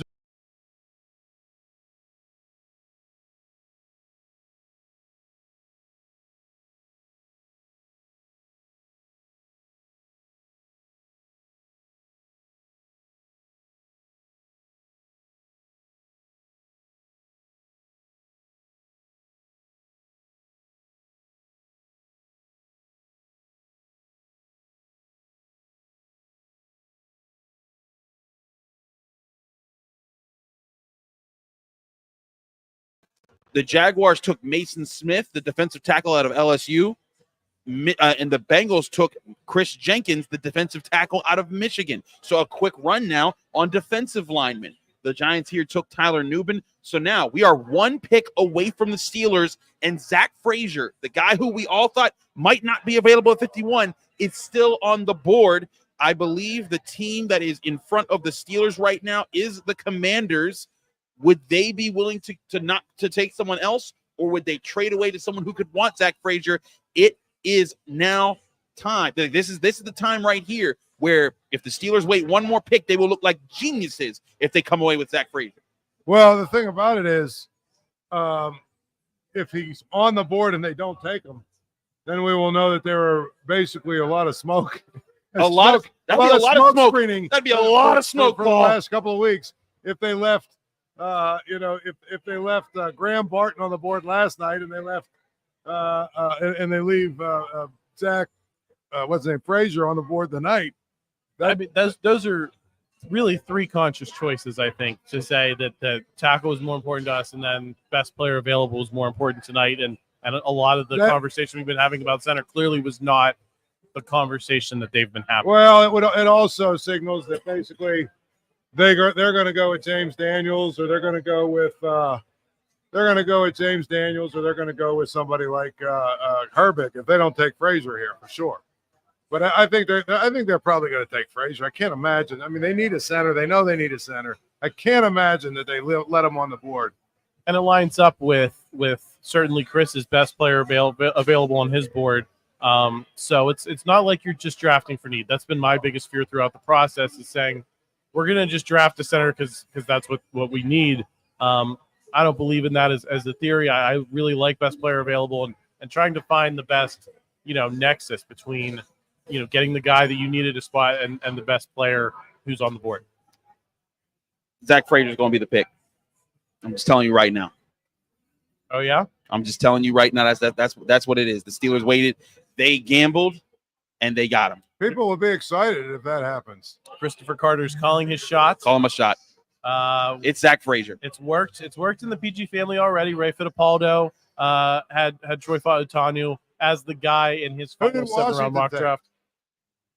Chris, do you know who Washington took? I'm not 100% sure. I'm still waiting for confirmation on that. Zack Frazier's a Pittsburgh Steeler. I'm just telling you right now. Wow. Well, let's go from there, Chris. I mean, we've been talking about could they get him? Could they get him? Could they get him? Let's break down the player a little bit more and what they're getting. If indeed that is the direction it goes. Sorry. Say that again. I'm kind of reeling here, just trying to figure out everything because I'm trying to see who the Commanders actually did take. But as I understand it, the Steelers are taking Zack Frazier. Okay, well, tell me more about the player and not just could they get him? Is he worth trading up for? Zack Frazier's package for me. Zack Frazier's a dominant center. He was a wrestler in high school. He's a guy that he's a family man. He has a great head on his shoulders. I have really, really liked Zack Frazier this whole process. The big question was his injury. I literally waited 2 hours to talk to this man at the combine because he was so late because teams kept asking him to go through medical. And I was just like, okay, how long am I going to have to wait for this guy? But thankfully, I waited for such a long time, and it worked out. He was a great conversation. And I have to say, I liked him when I talked to him. I was glad I did wait for it. But I'm telling you, Zack Frazier is the guy here. This is a plug and play. Start him now. Your offensive line has the chance to truly be elite in the next. They will be good this year. That's still growing. They will be elite, I think, by as long as the players that they've picked pan out the way they should. They will be elite by 2025, at the latest 2026. The Bengals are announcing their pick now. We can hop in with analysis of that in a second. But Paul, I want to ask the question this way. Now we're talking in a real way about 2 rookies on the offensive line in front of Russell Wilson. How do you think he's feeling about that? How are you feeling about that? I don't know if we've talked about that possibility really enough through this process of, you have these needs. Now you have 2 rookies out of 5 guys on your offensive line. Well, now they need to just go get a receiver, And, yes, and if they get agreed. a receiver, basically, I mean, I don't know how anyone could be upset with what they've done in this draft.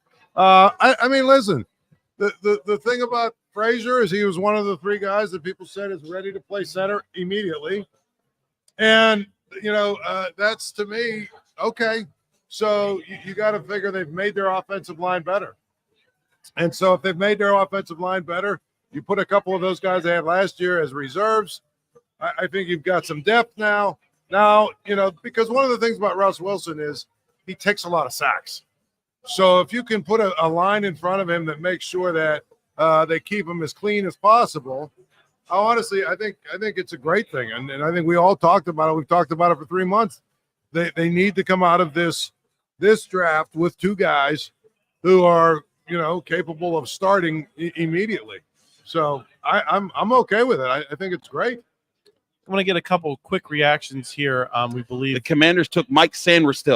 Wow, that was a guy that was on a lot of boards too for the Steelers. I think a lot of 3rd round picks for him. Are you a little surprised he went this early, Chris? Sanders? Yes. No, I like Sanders a lot. To me, he was the next. He's Mike Hilton with better ball skills. And can cover deeper downfield. He's still tiny, 5'7", but he bullies people even with his size. I love Mike Sanders still. If the board fell a different way and all the centers were gone and all the receivers that were gone that I thought were of high value, Mike Sanders still would have been a very interesting pick because he would have been a plug and play, start him at slot corner right now type of guy. So I think he's a heck of a player. I like that he's going here to the Commanders. But again, that just sets up everything. Like I said, the Steelers are taking Zack Frazier. I mean, we now know every pick. Yep. Ahead of the Steelers. Yep. It's just a matter of someone walking to the podium. A couple other picks that have come in. I believe it was Chris Jenkins going to the Bengals. Mason Smith, the guy we've talked a lot about tonight already, Was it the Chargers he went to? The Jaguars. The Jaguars, yes. The Jaguars. So, Chris, I get quick reactions to those guys. I mean, I don't think we necessarily were talking about, well, certainly not Chris. I'll ask it this way. Chris Jenkins going to Cincinnati, what does that mean for the Steelers going up against a division opponent? And then Mason Smith not being on the board for the third round, the guy we talked a lot about tonight. Chris Jenkins is a good interior guy. The Bengals needed help on the interior because they got abused up there. The Bengals need a lot of defensive help. They need a lot of defensive help.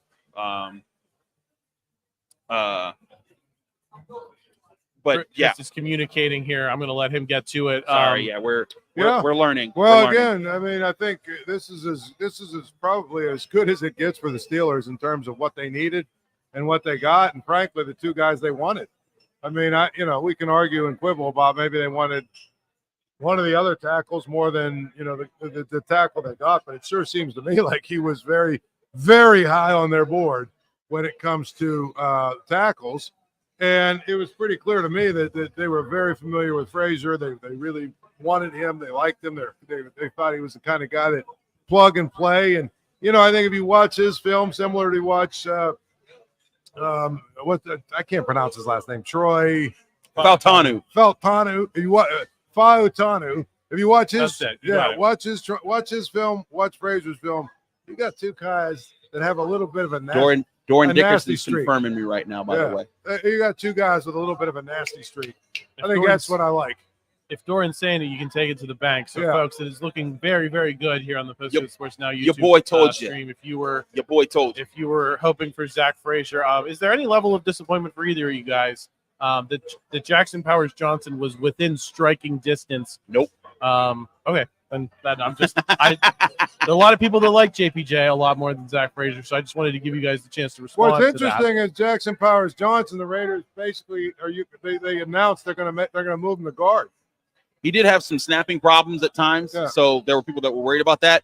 Zack Frazier has no such problems, and I think that Jackson Powers Johnson could end up. He has the potential to be a better player in his career. I think Zack Frazier is a safer pick to be a pure center. And I think that he is in the second round at 51st overall is the best value you could have gotten at center for the Steelers. Amazing job by this front office to wait this out and not jump the gun, because a lot of people said the reason why you had to take center in the first round is because there won't be one in the second round. They knew their board. They waited it out. They got their guy. We asked this question last night about Troy Fautanu. When does he slide into that spot? Chris, is he a day one starter for you, Zack Frazier? Yes, no questions asked. He is as long as he is not injured in training camp or something. He is starting week one against whoever they play, and he will be the starter all season long. And they will work with that. I'm putting Fautanu at right tackle, James Daniel as right guard, Zack Frazier at center, Isaac Seumalo at left guard, Broderick Jones at left tackle, and let me go bulldoze my way to getting back to being a more competitive football team. Well, I think if you build your offensive line like that, like they did, or like they have, I think that you can look at the Steelers now and basically say they've got their two tackles and their center in place for what, 8, 9, 10 more years. If you have those three positions taken care of, I believe you can plug in some guards. As guys get older or whatever. I believe it's easier to find guards than it is tackles and centers. So they've got their three, those three positions already locked up for a long, long time. Now you can go build the team around those guys. Yes, absolutely. You know what I mean?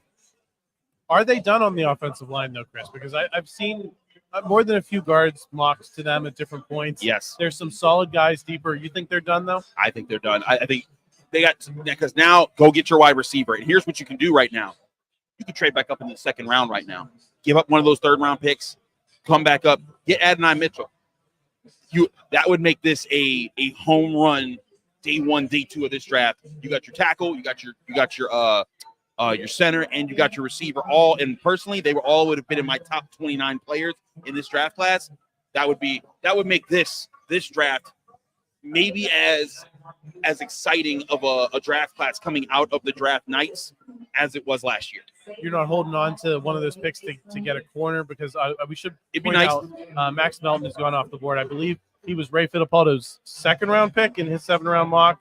The guy that I think Ray had him in a couple of 7-round mocks, Ryan, if I'm not mistaken. A guy that Ray really liked a lot went off the board. Who did he go to, Ryan? The Chargers? Cardinals. Arizona Cardinals. Okay. So he was the quarterback from Rutgers. Any regret about missing out on him, Chris, is there's got a lot of guys that we've been talking about as potential thirds that have gone off here in the second. Mason Smith was one, Max Melton's another. By the way, the Pittsburgh Scanner just said North Shore PNC Park retail shop is on fire. Well, we've been seeing a lot of the activity. There's all kinds of awesome. It's been going on since before. Okay, and the Fryer is about to announce Zack Frazier. Yes, so this is, if you're watching live, you're seeing the pick. It is official. It is Zack Frazier, the center from West Virginia, the Steelers guy. This is a home run situation right now, Adam. I'm gonna be straight up. Like the worry of getting the worry about getting the center in the first round. This also, I think, is a big testament to this front office's aptitude of understanding not only positional value, but how other teams are operating in the NFL. Last year, they took Broderick Jones when a lot of people said, go get Joey Porter Jr. You're not going to be able to get Joey Porter Jr. or one of these top corners in the later part of this class. They got Joey Porter Jr. anyways. This year, they got Troy Faltano. They were saying, go get Graham Barton. You're not going to get one of these other centers that are graded so high. They got Zack Frazier. And to meet back-to-back years doing that, they still have another second-round pick. They still have they still have two third-round picks coming up tonight. So they got other moves to make. But this is so big right now for the Steelers to be able to get their two biggest needs in the offensive line addressed, and with guys who I think are start day one type of dudes that can be game changers, franchise players. Your offensive line may be solidified for years to come.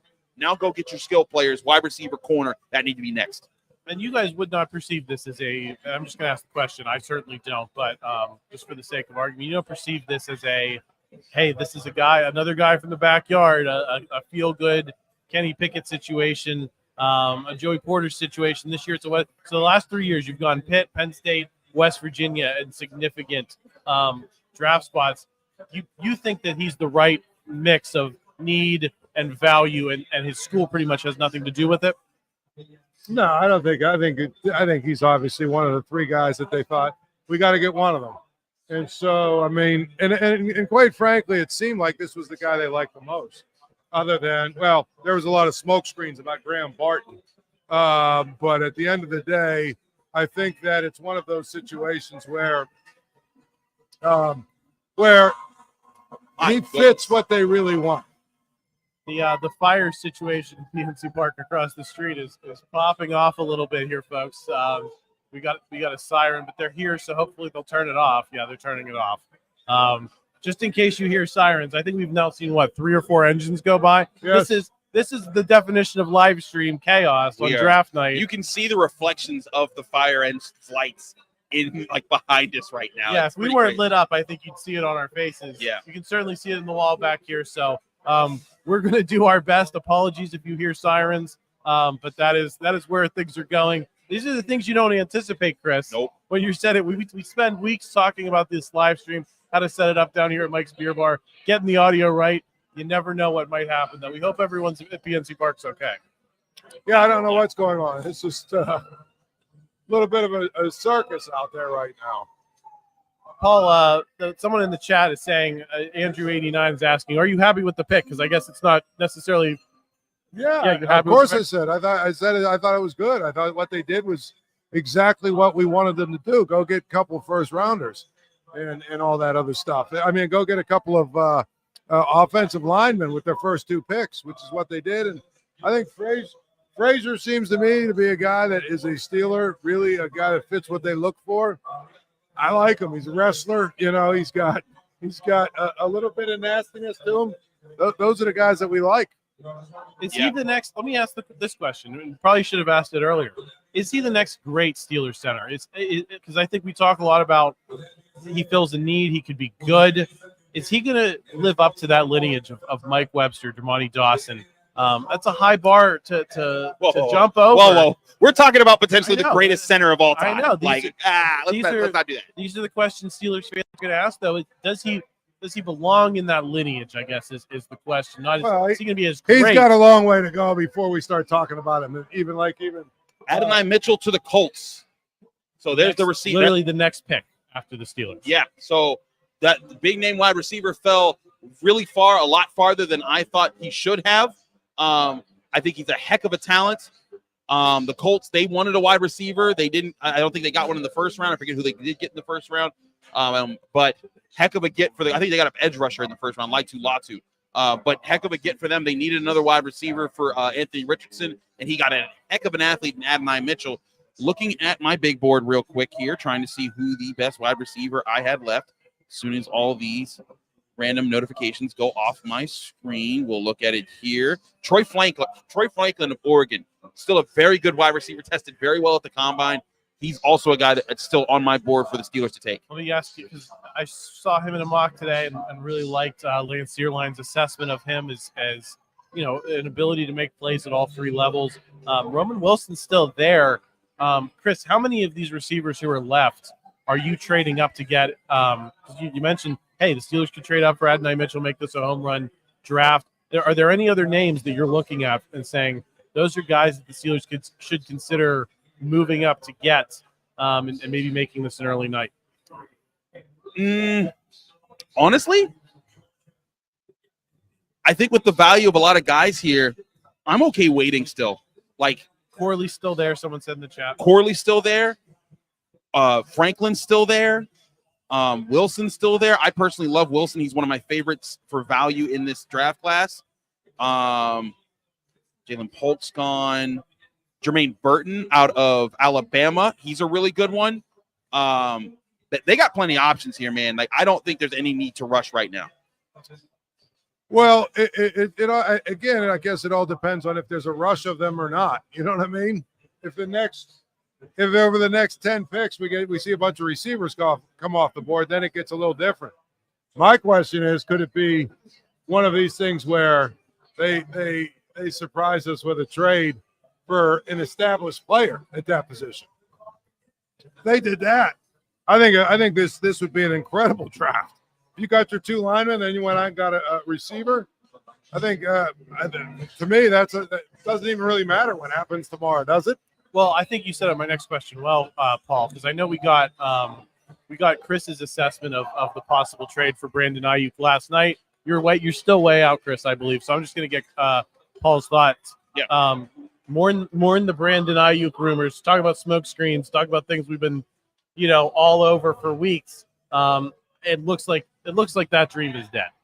Probably, but it's what in the world is going on out here? That's a fifth engine. But it's one of those things where I would tell you that it's a situation of it doesn't sound like that's the guy the 49ers are going to move. I would have less interest in Deebo Samuel. I think Deebo Samuel is a really, really good football player. I think he's a little bit of a scheme guy. I think Ayuk, if you watch Brandon Ayuk, is good enough. I think he gets himself open. I think he runs great routes. I think he's one of those guys that I think plug and play in any offense, and he's going to be a star. I think Deebo is a great player. I don't know how good he would be in the Steelers' offense as constituted, considering what they want to run. Yeah, I just find it interesting, though, because they've been tied to him so much, and Malachi Corley is a name that a lot of people have talked about as potentially filling a similar need. If Matt Canada was still the offensive coordinator, and we're talking about jet sweeps, maybe, is that an incorrect statement there, Chris? Why are you trying to put Matt Canada into the air right now? Everyone's happy. Everyone's enjoying their Mike's Beer Bar brews, which, by the way, there's over 500 different available beers. I'm sure Steelers fans might actually try all of them tonight in celebration of getting Zack Frazier, a local guy in West Virginia. But man, you don't need to speak Zack Frazier or next time. You don't need to speak Matt Canada into the air right now. They got two big offensive linemen. To me, this fits what Arthur Smith's system does. I think that they have a lot going for them right now. I think you still got to go get a wide receiver, and I still think they would be good to get a slot corner. but I think they could be flexible with maybe getting a defensive lineman or someone else there. But receiver right now is the next top need. I'd be okay with trading up, but it just with the luck or the way that they've read things out now, I would trust whatever Omar Khan sees as the other team's doing, because I did not think Zack Frazier would fall to 51. I want to throw another receiver name out there that Mel Kiper kind of stood out in mocking to the Steelers in his final mock draft. Jalen McMillan from Washington, The other Washington receiver, yeah. We know that they were watching Washington. We know they had the tape on in the facility, Chris, because they had Troy Fautanu. Is he a guy that you're interested in as we move here toward the third round with lots of names on the board? Yes, I like Jalen McMillan a lot. It gets really interesting here because there's so many wide receivers that I think could be good. But here's the thing is that you want a wide receiver who's going to be a difference maker. You want a wide receiver who's going to be the number 2 to George Pickens right now. You've kind of passed up on all the number 1 options, unless like you talk about with Paul saying going and getting a veteran wide receiver there from someone else. I don't think anyone here is taking number 1 from George Pickens, but I think that there's plenty that can be a legit number 2. That's the question, though. Is George Pickens really, truly a number 1? That's a great question. We don't know that for sure yet. I mean, it's crazy. It's crazy, but that's a good question to ask. I'll tell you who I like, of course. All of you know I'm a big Florida State fan. How about Johnny Wilson? I like Johnny Wilson. I love him. Huge. I think he would help the Steelers. He would. Especially the way they want to play. Right. He'd fit that physical profile, right? The interesting name that's creeping up this best available is Bub Means. Bub Means, baby. I think they could get him in the second day. I think they could get him tomorrow. They could get him tomorrow. The third day. The third day. Tomorrow I think they could get him. Paul, when I went to the Combine, I had people that worked in offices of other teams, anonymous people that were talking to me. I won't name, but they asked me because I told them, like, hey, I cover Pitt. And they said, oh, so you covered Bub. And I was like, are they talking about Bub Carrington? Because, everyone knew Bub Carrington was going to the NBA. And like, no. Bub Means that guy. And I was like, y'all like Bub? I mean, I like Bub. I covered Bub. But I also knew that, Pitt didn't have the best quarterback situation his last 2 years. So I knew a lot of people were going to be like, Bub Means, whatever. But a lot of NFL teams see his tape and they're like, oh, no. We like that guy. And you brought up Mel Kiper earlier, Adam. Mel Kiper 3 times in at least, I listened to his first draft podcast a lot. 3 times in this offseason process has said Bub Means is his favorite sleeper wide receiver. I put Bub Means in my top 100 just to get him on there because I think that he legit is an underrated prospect in this draft class. But I put him there because I do think that he has a chance to be a really good wide receiver in the NFL, and I think a lot of other teams are seeing him that way too. Yeah. I think it gets really interesting. It gets really interesting to me is if there's a little bit of a run on receiver, because if the Steelers come away with this and they don't get somebody that truly can be a difference maker, boy, I'd have to figure out how I really feel about this draft. Right. They did well in terms of the 2 linemen that they needed to get. But they need at least 1 or 2 more playmakers. And I just think that there's enough receivers still that, when do the Steelers pick? Like 81st or something like that, right? What's their next pick? 81st? 84. 84. Okay, so, yeah, I mean, we're talking, about 30 more picks? 5 or 6 of these receivers come off the board in those 30 picks. Then I don't know what you're doing. Especially since the corners, there was a run on corners, and I think a bunch of the best ones went. The Browns are picking now. We're going to get you that. Is this their first pick of the draft? I believe it is, Chris, right? Yeah, because they gave up everything for Deshaun Watson. My fiance is with a Browns fan right now who I talked to her last night. She said, we gave all of our picks away for our quarterback. So did not seem too enthusiastic about that either. Which is an okay move if Deshaun Watson ever actually becomes Deshaun Watson again. Yeah. Michael Hall Jr. is the pick for the Browns, defensive lineman out of Ohio State. The defensive tackles have been flying off the board this round. Which is not good for the Steelers either because they probably need one of those guys too. I agree, Paul. They do.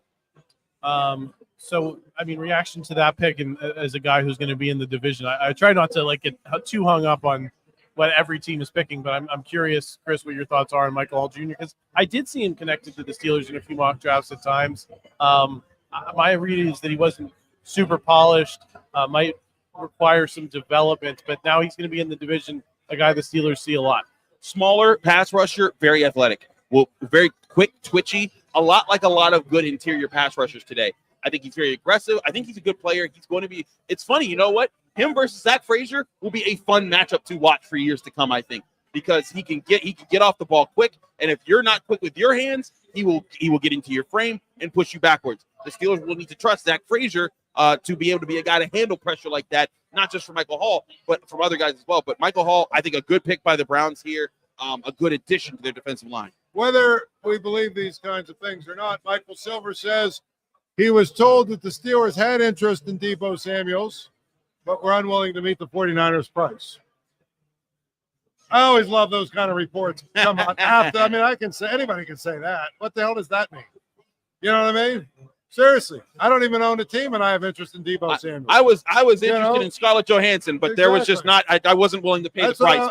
That's what I always say. I would love to date Holly Berry, but she doesn't want to date me. Like, what does that mean, right? Right. Well, what do we think the price was? That it was too much for the Steelers. Was it because they felt this confident that they could get those two offensive linemen at the top? They said, we're not giving up the first, we're not giving up the second. We want those two guys, and if we can play ball with a third, we will. But clearly that's not what the 49ers wanted. I mean, I think that if that's the conversation that was had, the Steelers made the right move because they ended up getting the guys they wanted. In the world where they don't, I think we're talking about why didn't you get Brandon Ayuk? But in the world we live in now, I'm pretty satisfied. I genuinely do not believe that they had real interest in making a deal. I mean, listen, if you're a general manager and you hear or you understand that maybe a guy or two might be available and you don't at least make a phone call, you're not doing your due diligence. But making a phone call is much different than we really have interest in making this happen. I mean, I guess if the 49ers said, hey, give us your 6th-round pick, we'll give you Deebo Samuel, yeah, they might have done that. But I don't think they had any real interest in doing anything where they were going to give up anything of value. I just don't. I think that they trusted their process. They trusted what they're trying to do here in terms of the picks they have, and they went for it the way they're going to. What's interesting, though, is I don't believe that they're done looking for receiver options in a trade. I agree. I don't believe that. I believe after the draft, dust settles, they're going to take a look at who might be out there that they can go get. Brendan Rice is another name we talked about a little bit earlier. He's still there. He's been projected as a 3rd-round guy, so I think he's one of those guys that maybe might be protected against a run on receivers. I want to pull at a thread that someone brought up in the chat. Thomas Keene said, the Steelers don't need a wide receiver in this offense, in Arthur Smith's offense. I wouldn't say maybe that. We're overstating this. I don't agree with that at all. If you were watching last night, you know I said the battle angel on my shoulder wanted Brian Thomas Jr., even though I knew logically that's not what they should do. I still want a good, solid number 2 receiver, but I know it's a pervasive theory in a lot of the Steelers fan base that, well, receivers don't put up numbers in Arthur Smith's offenses, so it's not really important that they get a solid number 2. I'm going to say this, and then I'll let you guys react to it.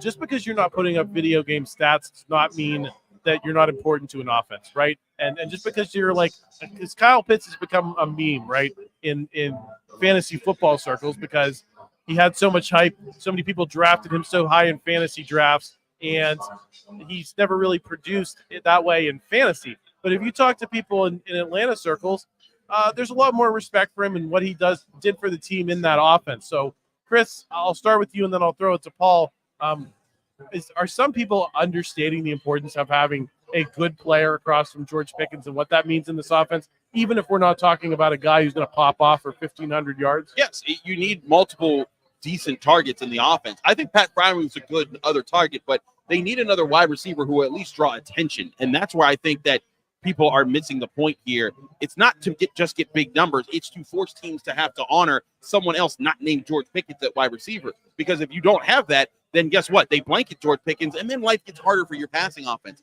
You need a balanced look right now, and wide receiver is the one thing that they don't have behind George Pickens right now. I know a lot of people are going to say, what about Calvin Austin? Calvin Austin maybe will develop into a 3rd wide receiver this year. but that is a maybe. You cannot bank on that, and that's not even the second wide receiver. So, in my opinion, be on the lookout for Steelers to be really aggressive at wide receiver here.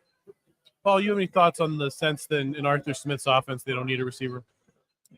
I mean, unless the NFL is playing differently than I think, I don't care what offense you're in. You look, you need to have two receivers. Agreed. And Adam, on my Thursday show, you and I have been talking about this For a year. for at least a year. Yeah. And no disrespect to Calvin Austin, who apparently, if you could put guys in the Hall of Fame for what they do in training camp, he would already be having his gold jacket. The guy hasn't really shown me anything that suggests he's that guy to be your number 2 guy. If he's your number 3 or 4 guy, that's fine. You got Kez Watkins.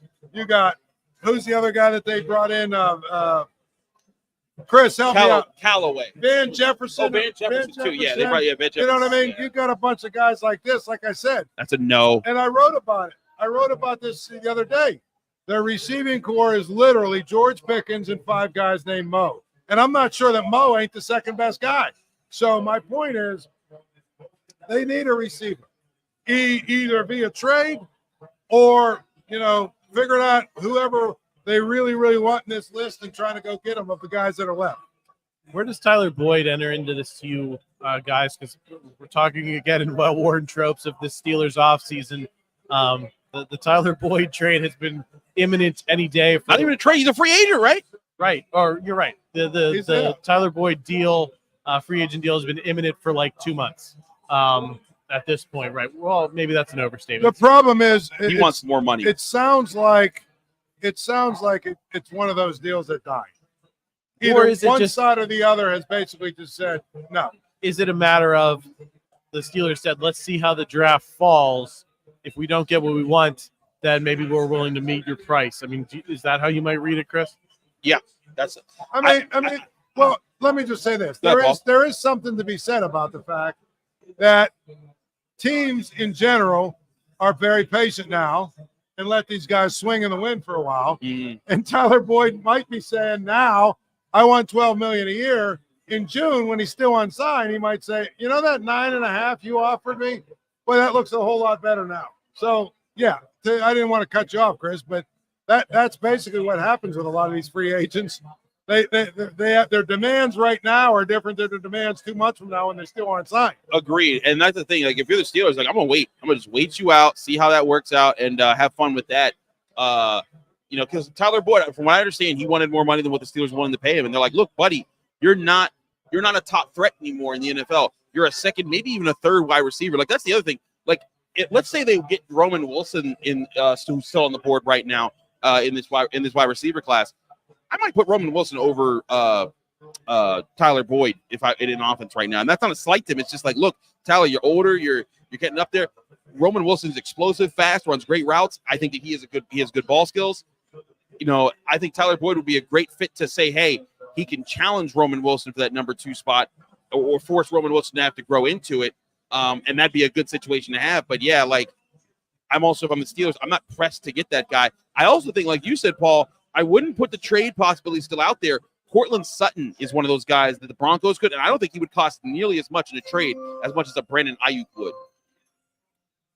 I look at Tyler Boyd and I say solid number 3, right? Which is what he was in Cincinnati for all those years. You had Jamar Chase, you had T. Higgins, and he was their solid number 3. I look at him kind of the same way, Paul, in that I think he'd be great in that role.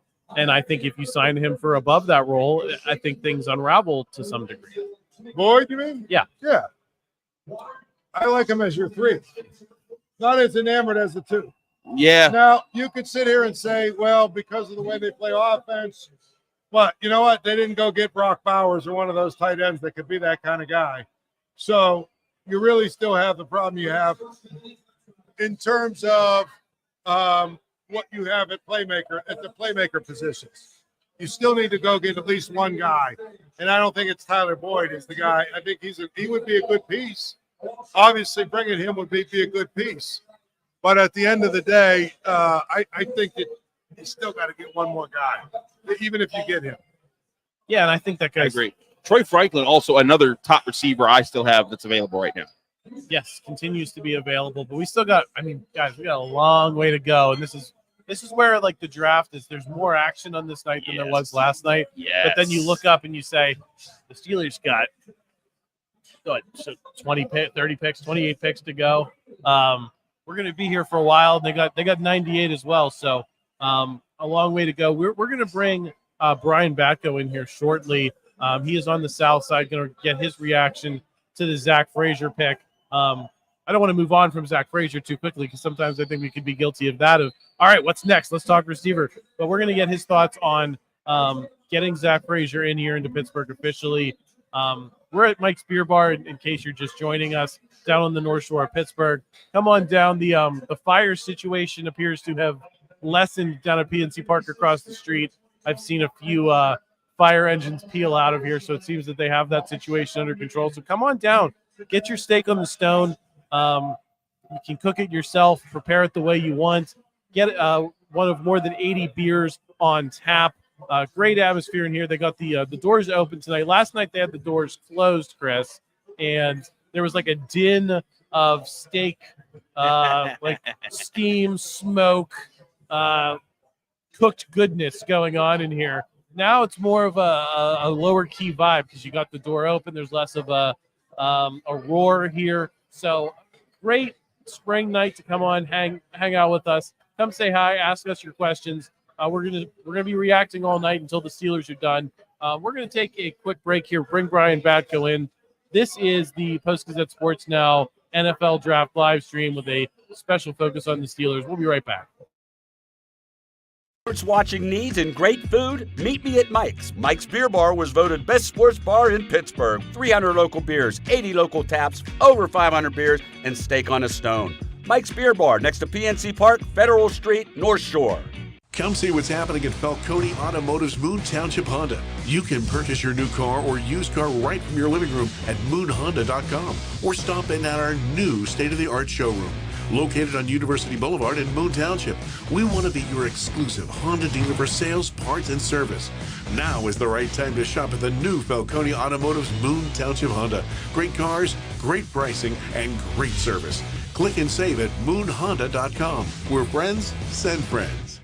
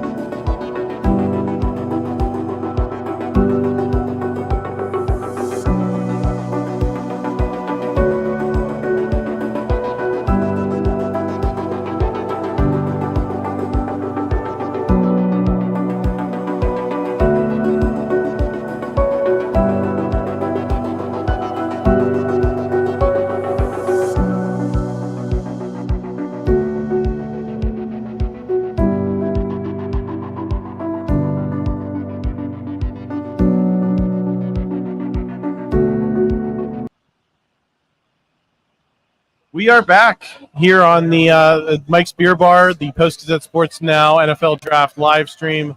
My name is Adam Bittner. Brian Batko is now joining us from the Steelers facility on the south side to react to the Zack Frazier pick. Brian, I know Chris is hopping in here too. He's going to have questions for you, but I'll start off with your thoughts on the pick.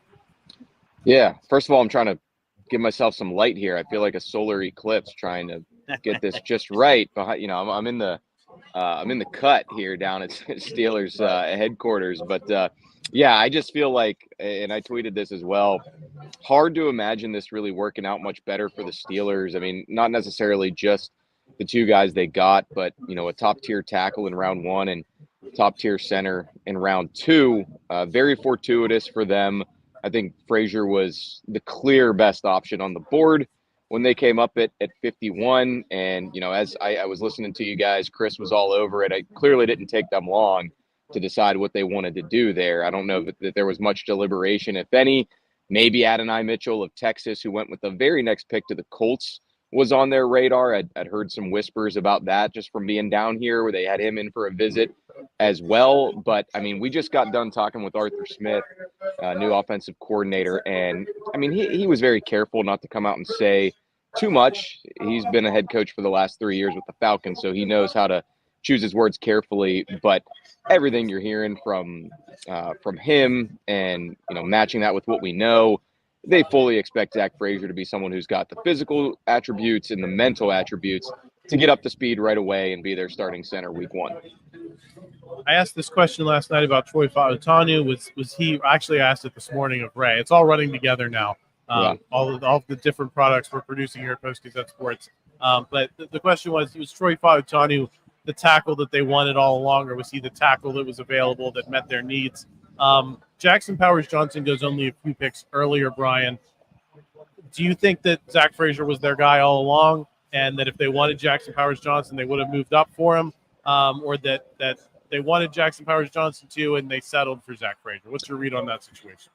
My read on that, Adam, is I'll say these last couple years with Andy Weidel setting the board and Omar Khan making the picks, I feel like they've been pretty close to a lot of prospects and a lot of players. And maybe sometimes in the Kevin Colbert era, you'd have some more, variance in what they were doing, especially in the high rounds. I think back to the Terrell Edmonds year, the Artie Burns year to an extent. But yeah, and even Kenny Pickett, for sure. I think that was another polarizing one. But, I'm going to kind of assume here that they had those guys ranked pretty close together and, would have been okay with either one of them. I don't know which one they might have had higher than the other, but clearly I don't think there was enough of a gap there to warrant a trade up for the other JPJ. And like I said, I don't think many of the people who've been studying this draft since December or January on the outside would really have a strong feeling that you needed to trade up because Jackson Powers-Johnson was in a whole different tier than Zack Frazier or anything like that. Chris, you got anything from Brian on Zack Frazier? Brian, I look at this. We said for so long, you and I did so many shows about the draft, exhaustive in many ways, and we did with Adam. And for so long, we talked about if the Steelers don't go get a center in the first round, they're not going to get Zack Frazier or Jackson Powers-Johnson or Grant Barton, and they went and got this guy. What does it say about the front office to you that they read this board well enough to not have to trade up and still get their guy while also getting another primary position? Yeah, I mean, hey, it could say they got lucky. It could just be sheer luck. Lucky. You never know because, as much as you and I talked about it, I don't think either one of us thought that this was feasible. Who would have thought getting Joey Porter Jr. with the first pick of the second round last year was feasible? So right. They're either falling into some serendipitous picks here, or they're doing a really good job of sussing out what other teams are going to do, positional value for these guys, knowing their worth, knowing when and why and how they have to maneuver up and down the board. And I've been kind of singing Omar Khan's praises on that front since last year's draft because he did appear to be so nimble and deft at reading how the board was falling, being patient when he had to be and being aggressive when he had to be. And obviously in this case, patience paid off in a major way. You keep all your draft capital and, we're always spinning it forward, of course. So it remains to be seen. And it'll be fascinating to see how the wide receiver depth holds up for them now going into round 3 at pick 84. I think there's probably still more names out there than I would have expected, especially after the way round 2 got off to that start with Keon Coleman and Ladd McConkey being the first 2 off the board. 57th overall to the Buccaneers was edge rusher Chris Braswell. 58th Good for the Steelers. Yes, 58th overall safety Javon Bullard goes to the Packers, and now Blake Fisher, tackle from Notre Dame, goes to the Texans at 59. We are now at the Bills' 60th overall pick coming up next year, Brian. I think it's interesting, like you said. You and I were both big on Roman Wilson, and guess what? He's still there. There's still an opportunity for the Steelers to get a guy that you and I thought was maybe worth that second round pick. To maybe say, center, center is going to be a position that you want, but maybe you get that wide receiver here. Is Roman Wilson a guy that you'd be willing, if you're sitting there and you're the Steelers front office, that you're willing to move up for and make sure you get this guy so you can really get 3 key positions of need from the offense in this early round as part of the draft? Not in a vacuum, Chris, but Okay. depending on who else maybe goes here, because as much as I like Roman Wilson, I think he was number 3 or 4 on my wide receiver big board. Everybody above him is gone. I know that. A.D. Mitchell was number 1 in my Steelers rankings at wide receiver. And, obviously if you've been following along all offseason, we started the clock on those positions when we thought the Steelers might realistically start targeting them. I think I had Ladd McConkey 2, Ricky Pearsall 3, and then, I think it was Roman Wilson 4. But right behind him, I had Malachi Corley of Western Kentucky, another guy that they brought in for a pre-draft visit, another guy who I think would complement George Pickens and company well in this receiver room. So, you take those 2. I'd also consider Javon Baker a potential round 3 guy for them from UCF. Devontae Walker from UNC. Arthur Smith was at his pro day. So, those are 2 other names that I'd probably find a stick and pick and not borrow from any future resources rather than trade up for a Roman Wilson. But we'll see. That's why it's going to be fun to keep watching you guys and obviously for us down here at the facility, talk amongst ourselves and try to project how this board is going to go for the Steelers. Brian, I got another Zach Frazier question for you before we maybe get into a little more receiver talk. I know Chris is very bullish on Zach Frazier as a day 1 starter. Are you in the same camp of he's the guy now and there's no real need for any further conversation on that topic? I think the train just spoke for me right there. Yes, absolutely. Choo. Plug and chug Zach Frazier into the first round. He's hopping on a moving train. That's the symbolism that we were looking for there. He still looks like you, Adam. Can we throw up a Zach Frazier headshot at some point? Put you guys young. He is side young by side. If you guys have a few more at Mike's, maybe you can wade into those waters and really start doing the Bittner Frazier lookalike thing there. But partially because of Zach's own talent, experience, intangibles, football IQ, but partially because of just what we've been saying all offseason. Jerry Dulac's probably been beating this drum harder than anybody the last 48 hours. They just don't have a center on their roster who's capable of being a permanent starter. Nate Herbig is a backup at best, and, tinkering with guys like Spencer Anderson or practice squad holdover Ryan McCullum is all well and good, but, it was clear that they had to prioritize that to some degree. Interesting they didn't do it in the first round. Ultimately, they had their chances, and I'm sure somebody at a blog somewhere out there is cooking up the scenarios of, would you have rather had Graham Barton and Patrick Paul from Houston, or do you like Troy Fautanu and Zach Frazier? I think a lot of Steelers fans are going to go with the latter on that one all day, but I guess we'll find out 5 to 10 years from now. Real quick here, we have another pick off the board. The Bills take safety Cole Bishop out of Utah. So another safety off the board. A little bit of a run here with Javon Bullard and him in 2 of the last 3 picks here. Brian, I have neither the girth nor tonnage of Zach Frazier, unfortunately, probably for my bank account. So, but we can throw up that side by side later. Hey, wait a second. If I can get compared to Cam Hayward and Jerome Bettis and every light-skinned dude with a beard that ever played for the Pittsburgh Steelers, you can get compared to some Zach Frazier. All right, Adam, you take the pressure off me for just a little bit. And Adam, what's unfortunate even more for you is that normally when we do these, painting with a broad brush here, but sometimes us, media nerds, we might have like the academics on our side, or maybe we're more of the, above the neck than some of the players we might look like. Zack Frazier got straight A's all through grade school and high school and had a 4.0 GPA in college at WVU as well. So no offense, Adam, we love you, but he might have you beat there in that department as well. What was your GPA at Penn State? I think it was 3.7. 3.7 Penn State, 4.0 West Virginia. Academic All-American, though. Do you guys want to guess what the one class I didn't get A's in consistently in high school was? What would that be? It was journalism. Typical. Also, Ennis Rakestraw now off the board to the Lions at 61. So we are now at the Ravens at 62. Brian, I always love seeing who the Ravens pick, guys, because it feels like they're usually fishing in the same pond as the Steelers. They don't have a wide receiver yet this draft, correct? They got Nate Wiggins, so I don't believe so. No. Or or a tackle. So yeah, maybe they robbed the Steelers of one of those wideouts that we just mentioned a few minutes ago.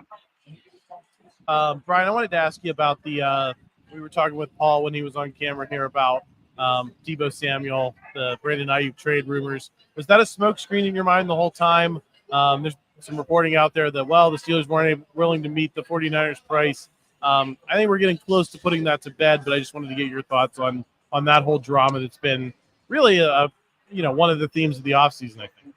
I don't think so. Because, when I'm asked about smoke screens or thinking about that, I usually try to put two and two together to consider, what does it gain for you? What's the benefit? So I don't know. And hey, what have we learned about Omar Khan running the show here for the last 12 months or so? I mean, you can't roll anything out, even as it looks like it's not going to happen. That might be exactly when it happens. So that is I'm glad you mentioned that, Adam. That is the other potential shoe that could drop if they strike out and there's a wide receiver run before pick 84 and they don't like my mock draft where I had Luke McCaffrey going to them in that spot. Then yeah, maybe you do, take a step back, level up, reset, look at your capital, look at your resources, both this year and next year, have some of those conversations with the Niners and see if you can hammer something out, whether it's for Ayuk or Deebo Samuel. Very interesting possibilities there, because it would take it from an offseason pretty much full of, hey, what rookie is going to be a good fit here in the Steelers receiver unit? And then it becomes which veteran is maybe a good fit in their room. Do you have any thoughts on Tyler Boyd, Brian? Because he's another name we've spent a lot of time talking about. Do you think they're just waiting to see how this board unfolds to see if he's worth bringing in for them?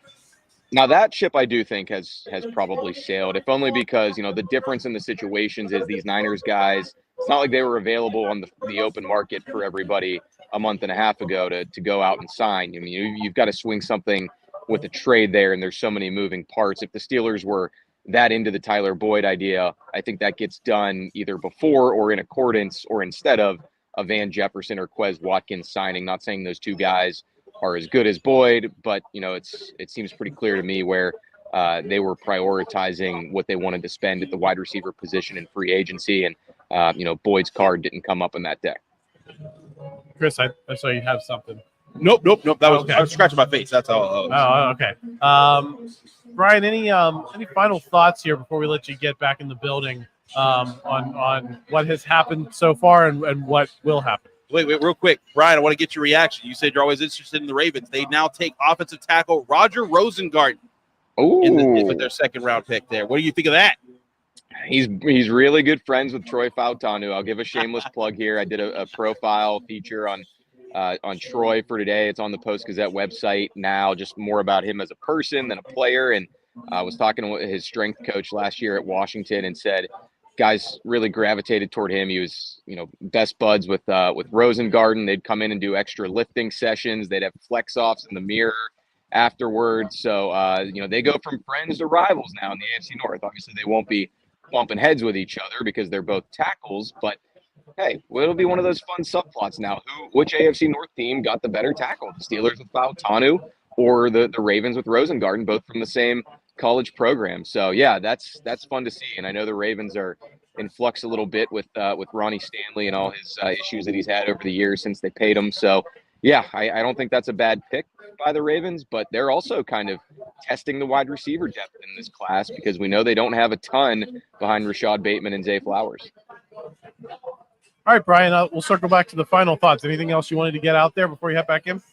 No, I guess I'll just say, looking at draft trends and whatnot, 2 Fs so far. So maybe we should mention Troy Franklin, Oregon wide receiver, as a position. Really like Troy Franklin. As a potential wide receiver. They could just draft every single guy whose name starts with F and hopefully not get any F draft grades for that. But yeah, thanks for getting me on, guys. If it works out timing wise, I can try to jump on again later. If not, keep the show rolling. Great job. Thanks, Brian. Thanks, Brian. Either way, we're going to have you back tomorrow. We're going to react, you and I, to round 3. It's not going to be live. We're going to record and then put that up on the Post-Gazette Sports Now YouTube channel. So shameless plug to subscribe there. We'll get, what, a 4th round pick and 2 6ths? Why did Chris say whoa? Just the Chiefs just swapped up 1 pick with the Niners to move up to get somebody. So I'm intrigued to see what they're doing here. Oh, Super Bowl rematch, but now it's through trades instead of playing on the actual We field. took your Super Bowl. Now we take your pick. Thank you. The Chiefs are straight savages right now. They made that deal with the Bills yesterday and got Worthy. So yeah, that's interesting how aggressive they're being in pursuit of that 3-peat. Hey, why not, man? Push all your chips into the middle. Absolutely. Well, Brian, thanks for stopping by. We're going to take a quick break. We're going to bring Paul Zeise back in. He's been enjoying, I think, some nachos off screen. So we're going to get into it. Brian, thanks for stopping by. Talk to you tomorrow. Yeah, thanks for watching out there, everybody. I know there's a lot of places you can get your draft talk, so appreciate you coming over to the PG for it. Thanks, Brian. Talk to you soon. See ya. Peace. Sports watching needs and great food? Meet me at Mike's. Mike's Beer Bar was voted best sports bar in Pittsburgh. 300 local beers, 80 local taps, over 500 beers, and steak on a stone. Mike's Beer Bar next to PNC Park, Federal Street, North Shore. Come see what's happening at Falcone Automotive's Moon Township Honda. You can purchase your new car or used car right from your living room at moonhonda.com or stop in at our new state-of-the-art showroom. Located on University Boulevard in Moon Township, we want to be your exclusive Honda dealer for sales, parts, and service. Now is the right time to shop at the new Falcone Automotive's Moon Township Honda. Great cars, great pricing, and great service. Click and save at moonhonda.com. We're friends, send friends.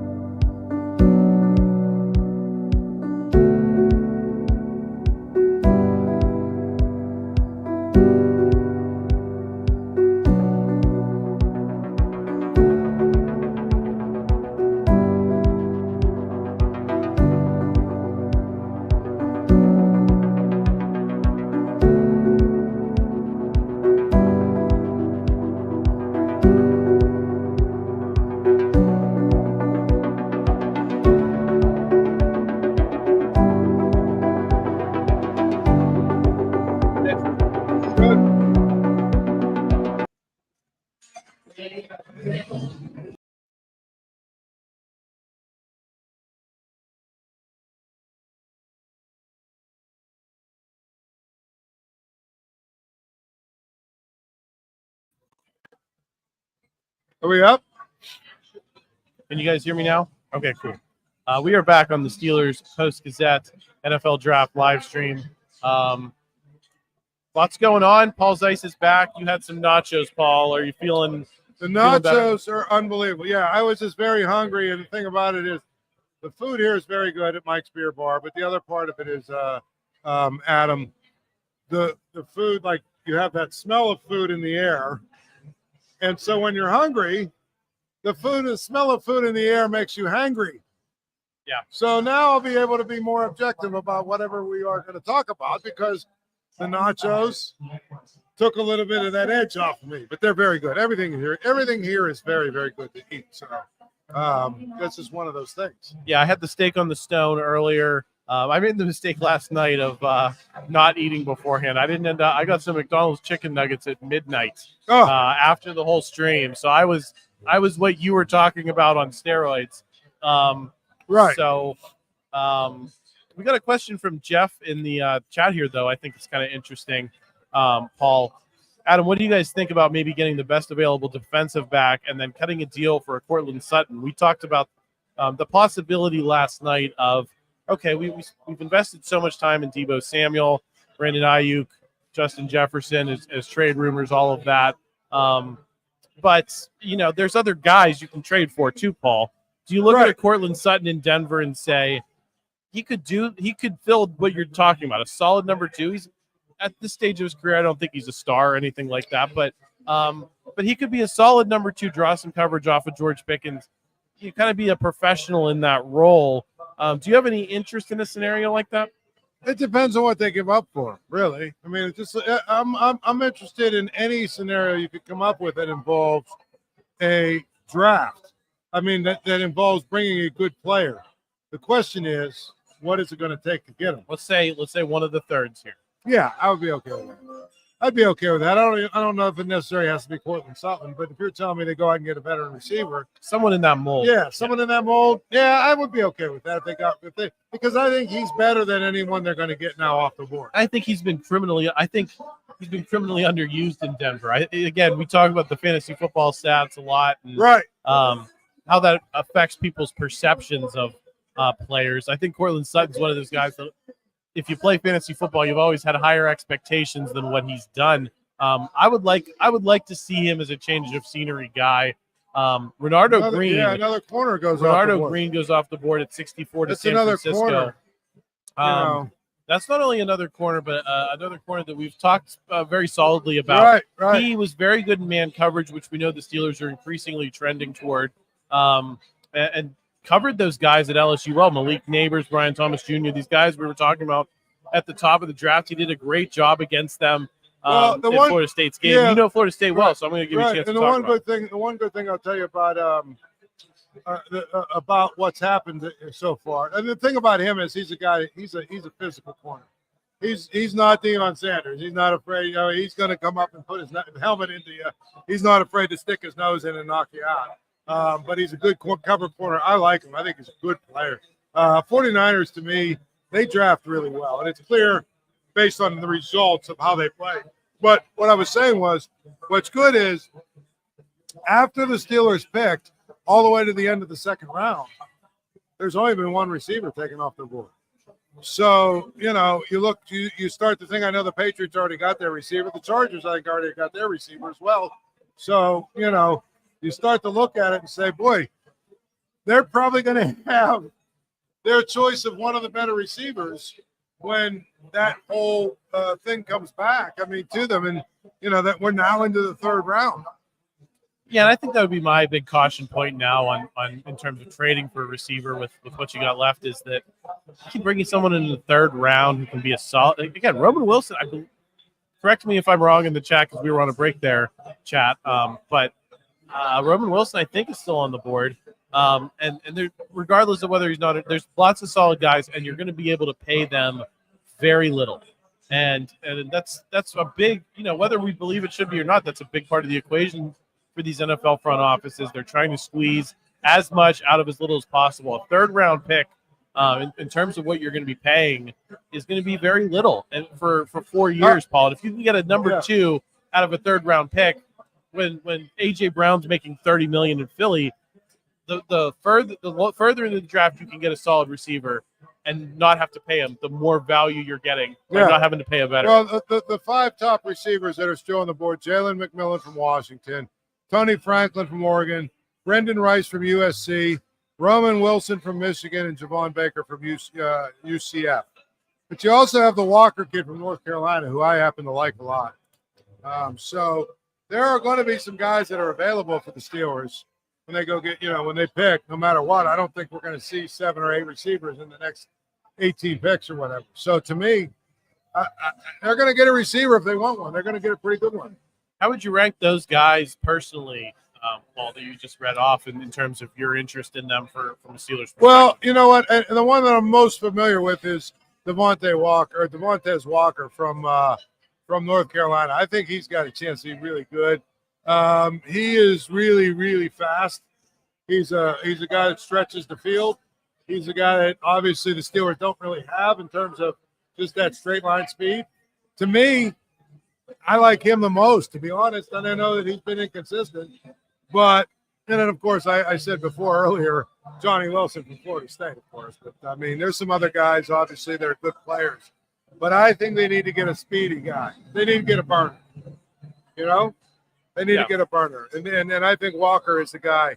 Again, maybe I'm most familiar with him because he's from the ACC, and I've seen him a lot. But I like him a lot.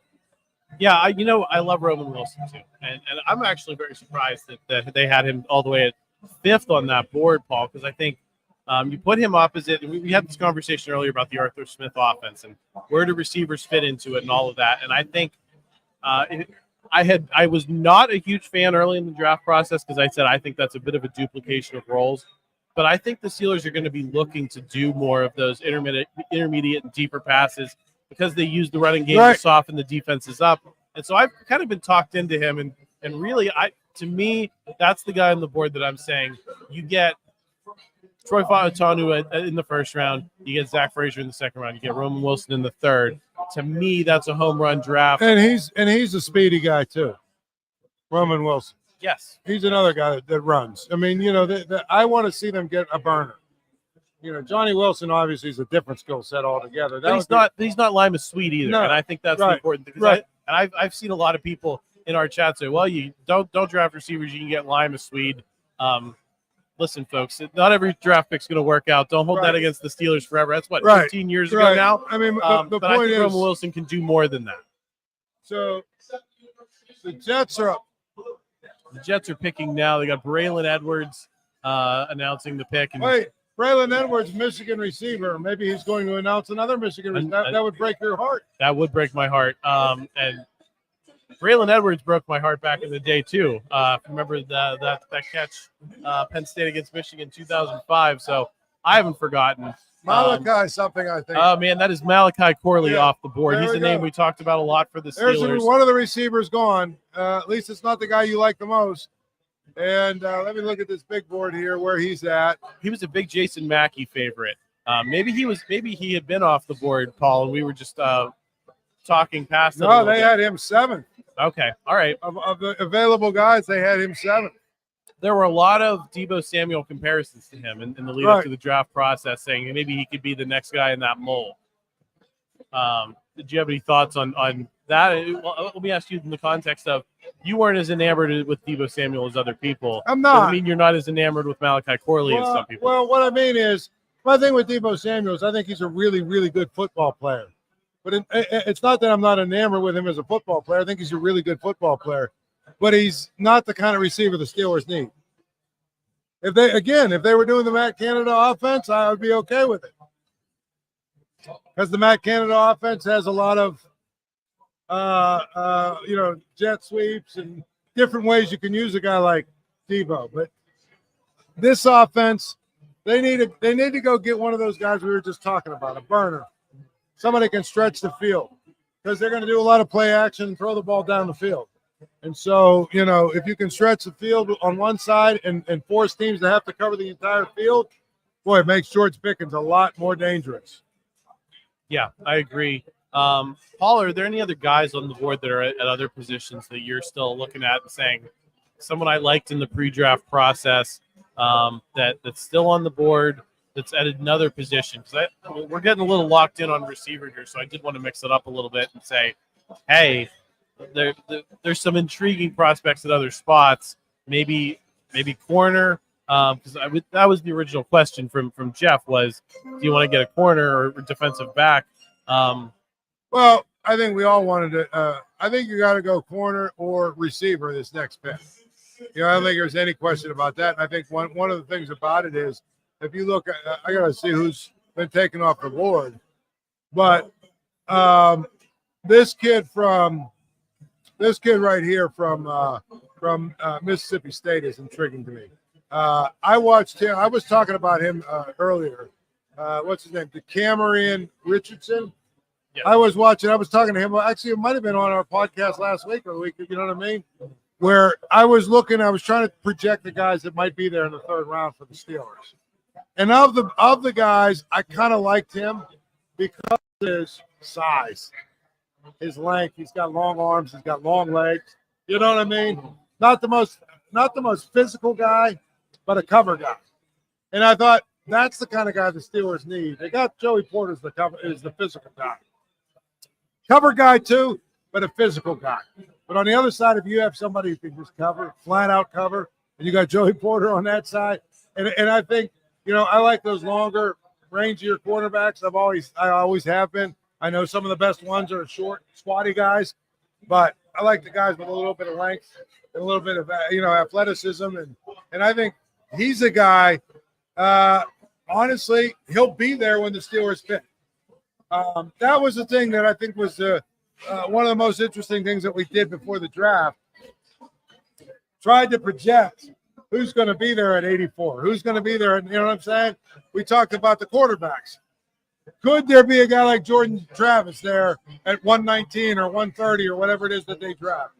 And this DeCamerion Richardson is the guy that I said if he's there when the Steelers draft, in either of the third round picks, they should take. Let me ask you about Cam Hart from Notre Dame in that same vein, because I saw him connected to the Steelers in a mock draft. I wrote about him today in our Post-Gazette Steelers mock draft tracker for day 2 on postgazette.com. I think some of it's still relevant, right, Ryan? Some of not all of it, but there's still some picks, and Cam Hart was one of the names. He's still on the board. The Commanders are making their pick now, so we'll let you know what that was in a second. But Cam Hart's 6'3", and he helped Notre Dame hold Marvin Harrison Jr. to 3 catches for 32 yards in that big game. Does he interest you at all in that same vein of what you were saying? He's another big corner. I mean, any of the guys that are big corners, right, are the guys that we're looking for. I think that's what the Steelers need. They need to have a bigger, rangier, more athletic corner like that I think you've got Joey Porter. He's your sort of lockdown physical guy that's going to win at the line of scrimmage and, fight you the whole way down there.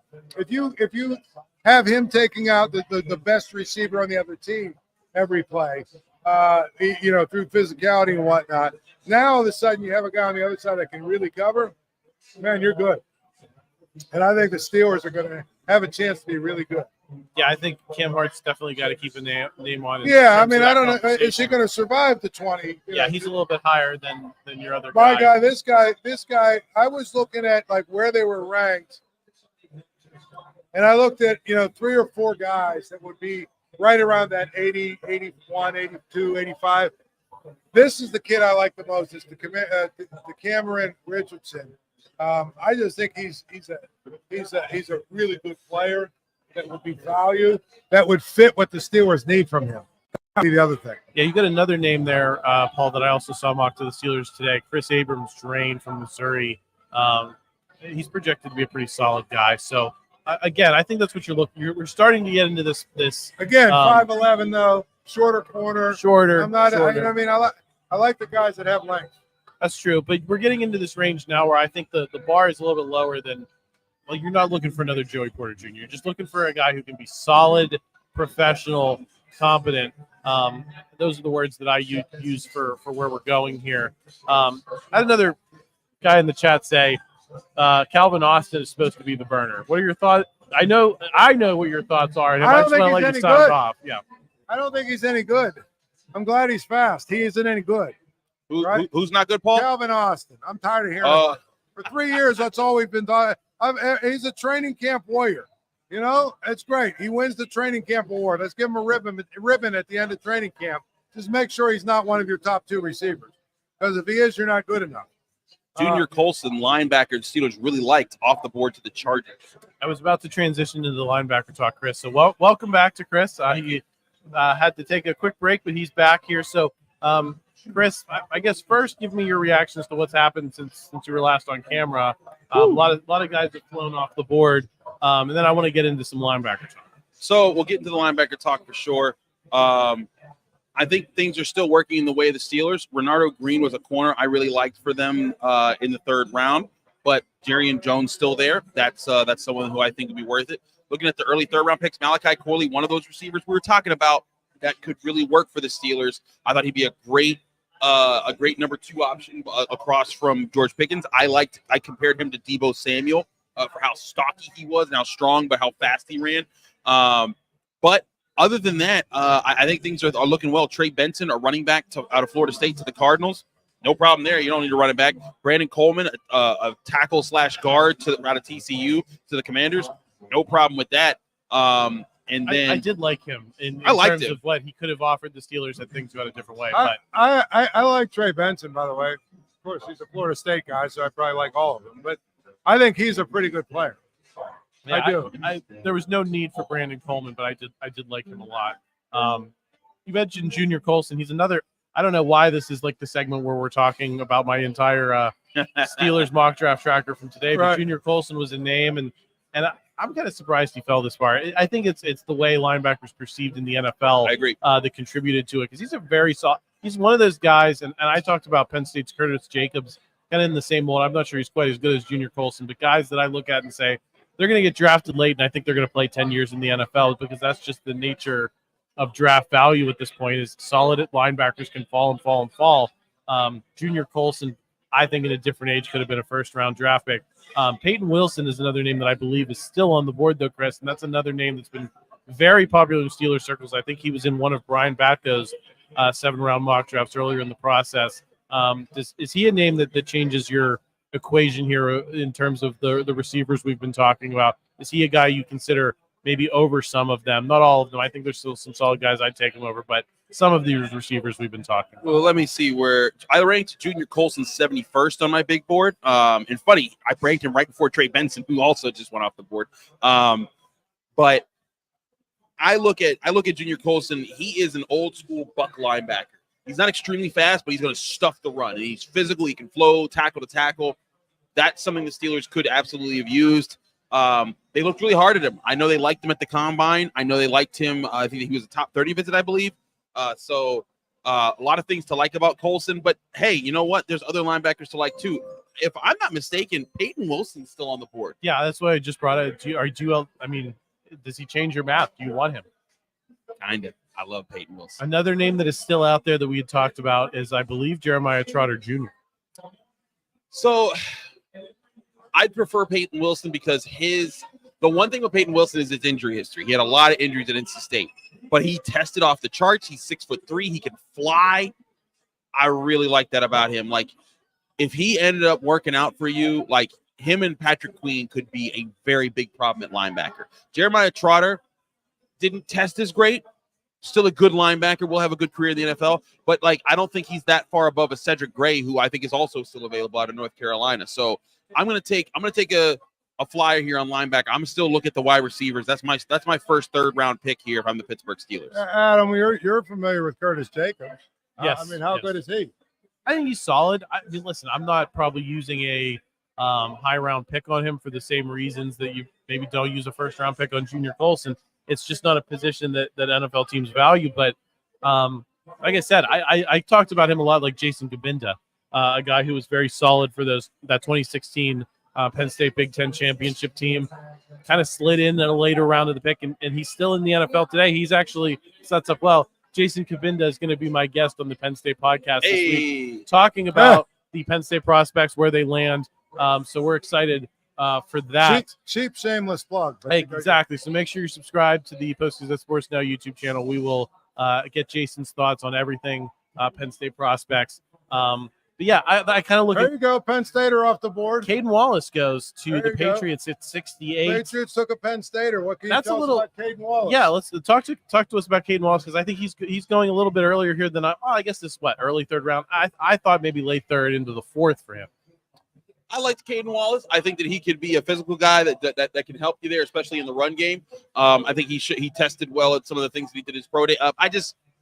I didn't put him in my top 100, so I think this is a bit of a reach by the Patriots. But hey, new coach, new regime, new everything. So you're trying to reshape things, and I get it. You're trying to get a young tackle. You just got a young quarterback. You want to boost this offensive line. It makes sense there. So kudos to the Patriots for going and getting their guy. I think Caden Wallace is a good pick. I had him more as a fourth round guy, but hey, this is the time where like everyone, all the different grades are going to start blending together a lot more. And also we have, with Caden Wallace off the board, we have Junior Colston's next to the Chargers at 69. Nice. 70th overall, the Giants take Andrew Phillips, the cornerback out of Kentucky. Surprise. So it's basically setting up well for the Steelers because receivers have been dropping. They've been dropping at this point. I believe Troy Franklin is still available out of Oregon. That'd be my top guy. He's my top overall guy on my big board, I believe, right Who's now. Who's that? Troy Franklin, the receiver out of Oregon. I think he should be, unless I'm missing, he is my top player still available, unless I'm missing. So right now, the best, the three top, according to this, the three top receivers still on the board: Jalen McMillan from Washington, Troy Franklin from Oregon, Brendan Rice from USC. All three are still available. Yes. I would. Is Roman Wilson still available out of Michigan? He is. He is. I would rank him over. It would be Troy Franklin then him, in my opinion. Yeah. So there you have that. And the Cardinals take Illinois offensive tackle Isaiah Adams. I guess they traded up to take the Giants. No, they're after the Giants, so I missed the Giants pick. Wait, let me see. The Giants took Phillips. I'm sorry. Didn't they take an offensive tackle in their first pick, or their offensive guard with their first pick? Oh wait, the Chargers took a linebacker. Wait, who are you talking about? The Cardinals. The Cardinals. I was going to say, wait a minute. Didn't they take They took Joe Alt. Yeah, that would have been crazy to take two tackles. I was going to say, okay, makes more sense. Yes. So they went out and got a linebacker from Michigan. It's coming hot and heavy now in the as we've moved into the third round. The clock gets quick, so we got to react to the picks quickly. So we apologize if we got to catch up on camera a little bit. Surprised, Chris, that the Caden Wallace jumped Adisa Isaac in the Penn State ranking, because I think we both knew that it was Olu Fashanu, Chop Robinson were going to be the first two Penn State guys off the board. I had Adisa Isaac as the number 3. Seth Engel, who is our Penn State beat reporter this season, loved Adisa Isaac. Caden Wallace ends up jumping him. I think that's a big surprise just in terms of local college. Absolutely. I thought Adisa Isaac was for sure. Like I thought Adisa Isaac would be off the board right now. Like I thought in second round, late second round, maybe early third round. We're pushing it now. I mean, it's still early third round. He can still go like the next pick at 72. But yeah, I'm a little shocked here about that he's coming after Wallace. Yeah. So the Giants are now. Who did the Giants pick? Andrew Phillips, the cornerback out of Kentucky. Wow. Okay, so this is the problem with it being a TV show, Chris. Yep. Is that they have to hold up the actual podium, even though the picks are already, you know what I mean? Exactly. Yeah, things are flying in. We're getting them from social media, so it's a little bit ahead of TV. So again, we're just kind of flying by the seat of our pants here. So apologies if we're spoiling things for you out there, but it's kind of a read and react situation. Hey, look at it this way. If you're watching us right now and you're at like a party or you're with your friends or you're listening to us and you hear us, go to them and be like, hey, such and such team is taking this player. And then just don't tell them that you know that. Just be like, I have a hunch. And then be right. And then say, I'm a genius. Yeah, party trick situation. Exactly. Let's get into – I want to pull a little bit more at that Peyton Wilson thread because, again, I said like earlier Brian Batko really liked him. Where do you value him? Is it you get the receiver first, Peyton Wilson from NC State? Wilson. Because, again, the Steelers do have that second, third round pick. If you go receiver and then Peyton Wilson here, are we in I don't know, Grand Slam territory in your mind, Chris, or how do you perceive Peyton Wilson if he's still on the board? I would still take a receiver over Peyton Wilson. If they get Roman Wilson or Troy Franklin and then Peyton Wilson, yeah, we're talking home run situation, like Grand Slam, the first 4 picks like last year. Everyone that I thought that I honestly thought Peyton Wilson would be off the board now. I thought both Roman Wilson, the receiver out of Michigan, and Troy Franklin, the receiver out of Oregon. I thought all 3 of those guys would be gone by now. If the Steelers find a way to get both of them in the third round, that's a happy day. Is there anyone on the Chris Carter best available list at a position that is not necessarily on our radar that you're saying, if he's still there, let's just say for the sake of argument, Troy Franklin and Roman Wilson, who I think you and I both like, they're gone. By that point that you're saying, man, regardless of need, that's a tough player to pass up? Honestly, no. Because a lot of those guys are tackles, not Ja'Tavion Sanders, I'm not a tight end, no. I think we're at the point of the draft where is TJ Tampa still there? He is, but cornerback's in need, so I would put that there up there too. But again, wide receiver, I think that Troy Franklin as a wide receiver or Peyton Wilson as a linebacker, I rank over TJ Tampa overall as a player. But granted, I also say cornerback is more of a need than linebacker right now for the Steelers. What if they went receiver? Now that would be wild, Paul. I wouldn't be mad at them, but that would be a wild. I'm just saying. Move. What if they decided to, when they come back through pick 94 or whatever, what if they decide, you know what, a receiver is the best guy on our board right now? Can't have too many of them. No, I mean, you again. This is longtime viewers of me and Paul know. It's certainly not something I would argue with, especially if it's some of these names that we really like. There's still a lot of them out there. I don't know if they're all going to get to 98. It's still a long way to go. We're at 71, so you're talking almost 30 picks to the Steelers' last pick. But I don't personally have a problem with that. Chris, TJ Tampa was a popular pick in a lot of mock drafts early on. Have not seen him a lot lately. My read on him is he's better with zone than man, and we know that the Steelers are trending more toward man under Terrell Austin. I think he's fairly high on your board. I think you have him in the 50s. Just talk to me about him and what your read is on whether he should be under consideration here. TJ Tampa could have been one of those guys that was a fringe first-round pick if he tested a lot better. He didn't. His relative athletic score is a 6.35, so he dipped quite a bit. So, but his traits all work out. I like the way he fits. I think he's a future good NFL decent starter at cornerback. If he's sitting there, that's an interesting way to address the cornerback position. But I wouldn't take him over the receivers or linebacker. Here you go, Chris. Take a look at this, Adam. Who's the top tackle? Who's the top tackle on the board right now?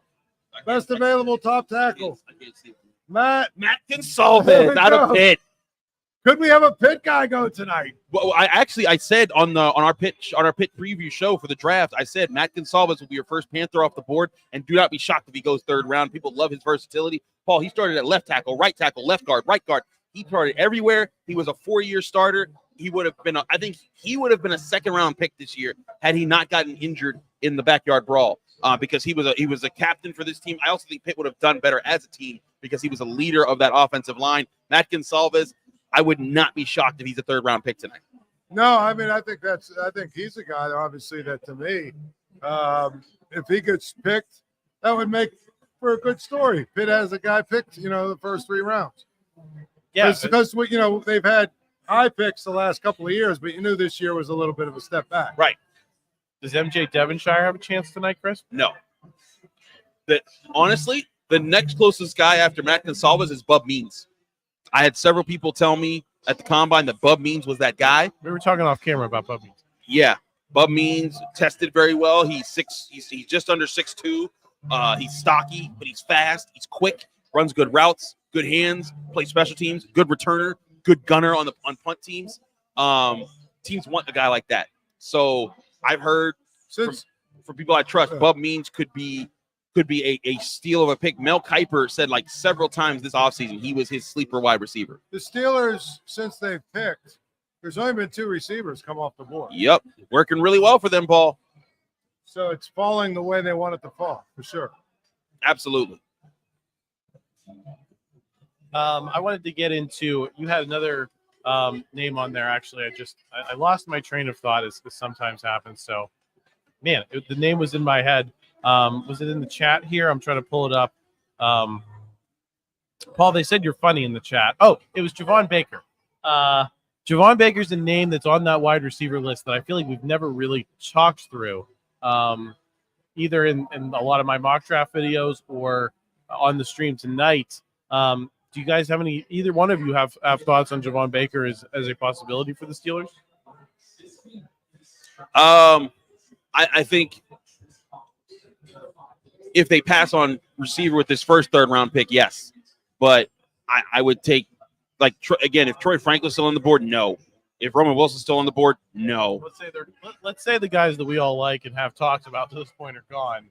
Possibly. Okay. If all those receivers are gone. But a lot of people in the chat have been talking about Baker, and I feel like we've been glossing it over a little bit. He's a good player. I would also take Jermaine Burton out of Alabama over Javon Baker. And Burton's one of those guys on the post there that was left as a comment.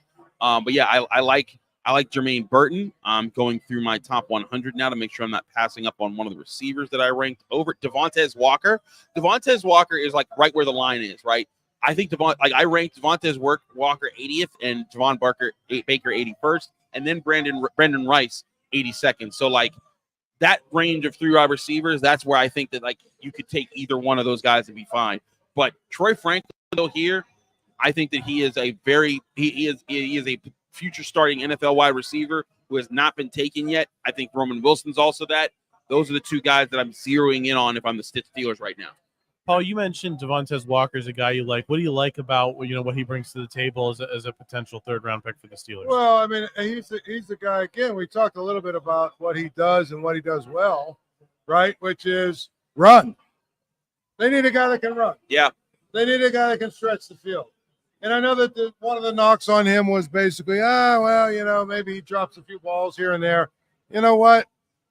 He's a guy that's going to stretch the defense. He's a guy that's going to force defenses to guard, to the entire field. And he's going to give George Pickens a lot of opportunity, a lot of space to operate with, which is all you're really asking for. I like him a lot. Does he give you I don't know about you. Did you like him a lot, Chris, when you watched North Carolina? I liked him. I thought he was a good player.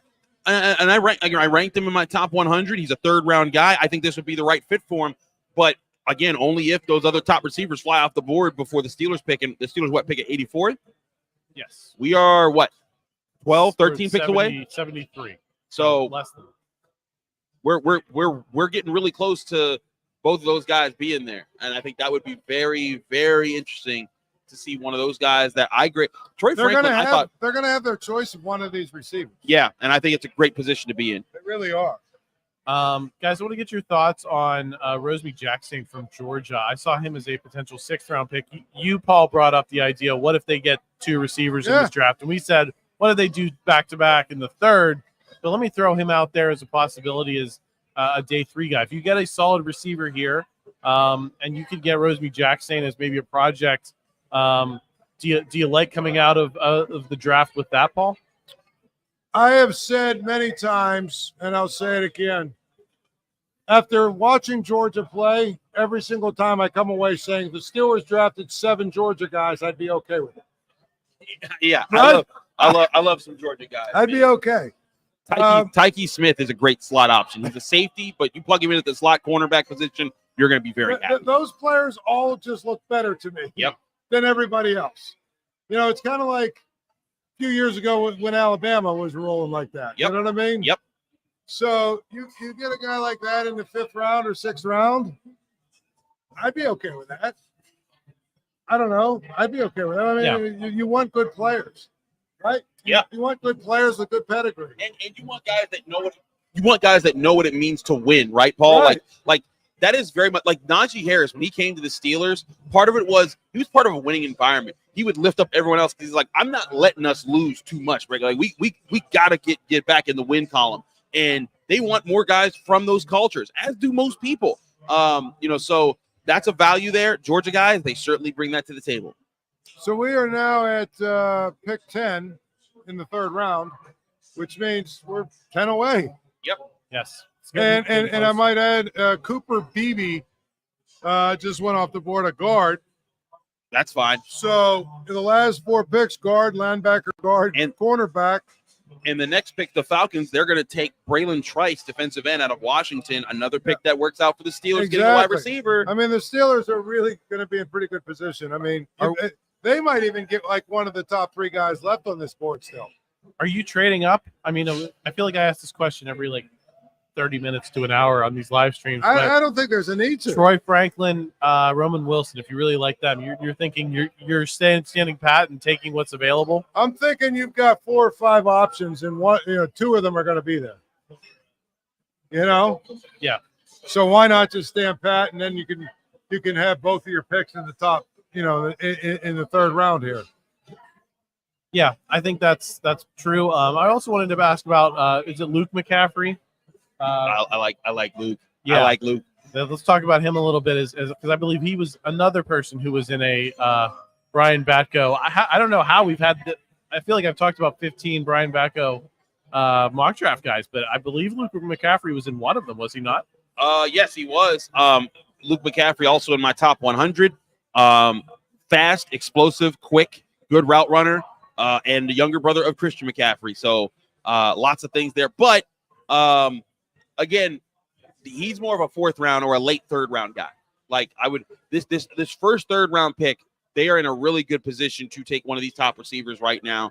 We don't need to explore that too much further just yet. I think it's more of there is still a pick at 98, which is not too much further from 84. Like it's gonna go. I feel like we've been talking forever about from 51 to 84, but it's gonna go a lot faster. It's gonna go really quick. But if one of these top receivers are still there, you take that wide receiver, your 3 biggest needs have been addressed. And then here's the thing: slot corner is always the position that you don't want to draft high, but you want to get a good one. Now you've filled all these other needs. Now you can go back to BPA. I still go back to receiver at 84, and if Peyton Wilson is still there at 98, you take him and you just roll with it. And then tomorrow you address slot then. Amir called me out in the chat here. He said, I have the energy of a guy who left his stove on. It goes on my face. Do you guys think that? You're handling it as best as anybody can, man. It's the draft. The stove is on at all times, Amir. Do you know what we're dealing with? Things are happening here. Things are happening here. I'm getting updates. Someone else probably just got picked, and I'm still trying to figure out who it is. It's high speed, high stakes. We're moving at all times, and Adam is trying to keep 2 guys that talk way too much, and me and Paul in line here. So give Adam a break. No, don't give him a break. Give him hell. He deserves hell. It's like herding cats. Jason Mackey was here earlier. We had Brian Batko, Ray Fittipaldo on. We've gone through the whole roster for the evening already. We're hoping to maybe bring one of the guys back, Brian or Ray from the Steelers facility on the south side. We'll see how things go. I'd much rather be Ray. I like him. Brian, I'm not so sure about. Brian and Brian was on before when you were having your nachos. So that's right. That's right. It was good. I wasn't on. I'd give him hell. What do you give him hell about? I don't know. I just like to give Brian a hard time. First of all, he's a Shaler guy. Let's start there. Oh, there you go. Right? I got a problem with Shaler, dude. He's a Shaler guy. Let's start there. The other thing is he's one of those small guys on the basketball court that just talks trash. Brian talks trash on the court? Yeah, I didn't know that. He's the small guy that talks trash. You know what I mean? Yeah. Paul, did I ever tell you my Jeremy Fowler basketball story? No. Let's do story time. All right, story time real quick. So y'all don't know, Jeremy Fowler works at ESPN, one of the national reporters there. Used to cover the Steelers. He used to be at training camp all the time and always do the pickup basketball game of all the beat reporters. And there was me, Will Graves, Jeremy Fowler, and like a few other guys. We all were teaming up, and we were running some 3-on-3. And my team had 2 great scorers. I'm a janitor. I get rebounds. I play defense. And so my thing was, I'm going to set y'all up. And we were just running the pick and roll. And so I was setting like the second screen. And so our pick and roll was just working. And one of our guys was just scoring at will. And Jeremy Fowler's guarding him, and he's getting frustrated because like his team's not doing so well. I set a screen on Jeremy Fowler, and he's trying to be aggressive, so he tries to cut right into me. And Jeremy Fowler is very skinny. I am not. And so he runs full speed at me. I'm like, Jeremy, no! And he runs into me and just bounces off and hits the floor. And I'm like, Jeremy, I'm sorry. And he's like, get out of my face, Carter. And I was like, uh-oh, he's mad. The next time we worked the pick and roll again. I got the ball, and I had an easy layup. And before I go to I put it up to the backboard. I see a shadow on the ground. I look back up, and it's Jeremy Fowler going, Ooh! He's coming to block my shot, and I just step back and hit the backboard, and put it in. But Jeremy Fowler was furious with me. Wouldn't talk to me. We later went to Sharky's. We had a beer. It was fine. But I made him really mad because he thought I set too hard of a screen. Oh, well, I mean, that's what happens in pickup basketball. Did you guys know? I didn't know Jeremy Fowler had that gear with the television persona. Oh yeah, he's a killer. Jeremy Fowler. He wants to take your lunch and eat it right in front of you. Right. You gotta get Jeremy on the podcast now to talk about that. You can't drop a story like that and not get Jeremy on the podcast. We can see about that. I had a similar situation. The only thing is I was the one that did the damage. It was to Brian Batko. We were playing pickup at the Peterson Center with a bunch of media guys. And Chris Muller, who's always, from the fan, he's always an overachiever. What was it, 9-3s? He's like about 9-3s guy. He was, he's probably like 15 years younger than me. My game has morphed over the course of time. Now, I used to move a little bit. Now I don't. He was trying to do all these basketball Jones moves. Okay. I hate these guys. Someone's showing off down here at my idiot bar. Listen, they're compensating for something. They're compensating. I mean, what is your issue here? Yeah. Seriously, why do you got to be that loud? So anyway, he came, he was trying to do the basketball Jones thing around the back, under the legs, all the other stuff. Oh, man. Trying to beat me down the lane, and I just hammered him. And I said, that will never work against me. Yep. And I said, and by the way, that was a foul, but it's my court, my rules. Exactly. It's my ball. There you go. He tells that story on the air all the time. Like, I don't want to play with that guy anymore. You know what's funny? I had a similar story with Noah Hiles, my old beat buddy. We played a pickup game of basketball, and Noah's the guy, like, he wants to cut up his own highlight tape. Like, he's that excited about pickup basketball. I'm shocked by that. So yes. So we're playing, and I'm on the other team, and I said, hey, guys, like, I'm older. Like, all these guys in the early 20s, mid-20s. Right. I'm 34, 35. And so I'm like, guys, I'm older. I'm going to work the paint. I'm going to get rebounds. I'm going to just play, like, power forward here. And they were like, most people were like, okay, that's fine. Noah gets the ball. He's like, Carter, I want you. I'm like, no, you don't want me. And so he tries to back me down. And then, like, he puts his first, like, he does the first, like, he turns around, he starts backing up, and he puts his first shoulder into me, and I don't move. And then Noah's like, oh. And then, like, at one point, he tried to, like, box me out for a rebound, and it didn't work. He fell down. He scraped his knee. And I'm like, I'm sorry, Noah, but I told you, don't do this with me. Just stay out there, shoot your three-pointers. You'd have been fine. But, like, yeah, so Noah Hiles found out the hard way there, too. On the fan, I'm on the fan. We have a promotion every day, not a promotion, an endorsement, like Awaken 180, weight loss. Social media's biggest loser. I decided today that we could just nominate Noah for that every single day, and it would be fine.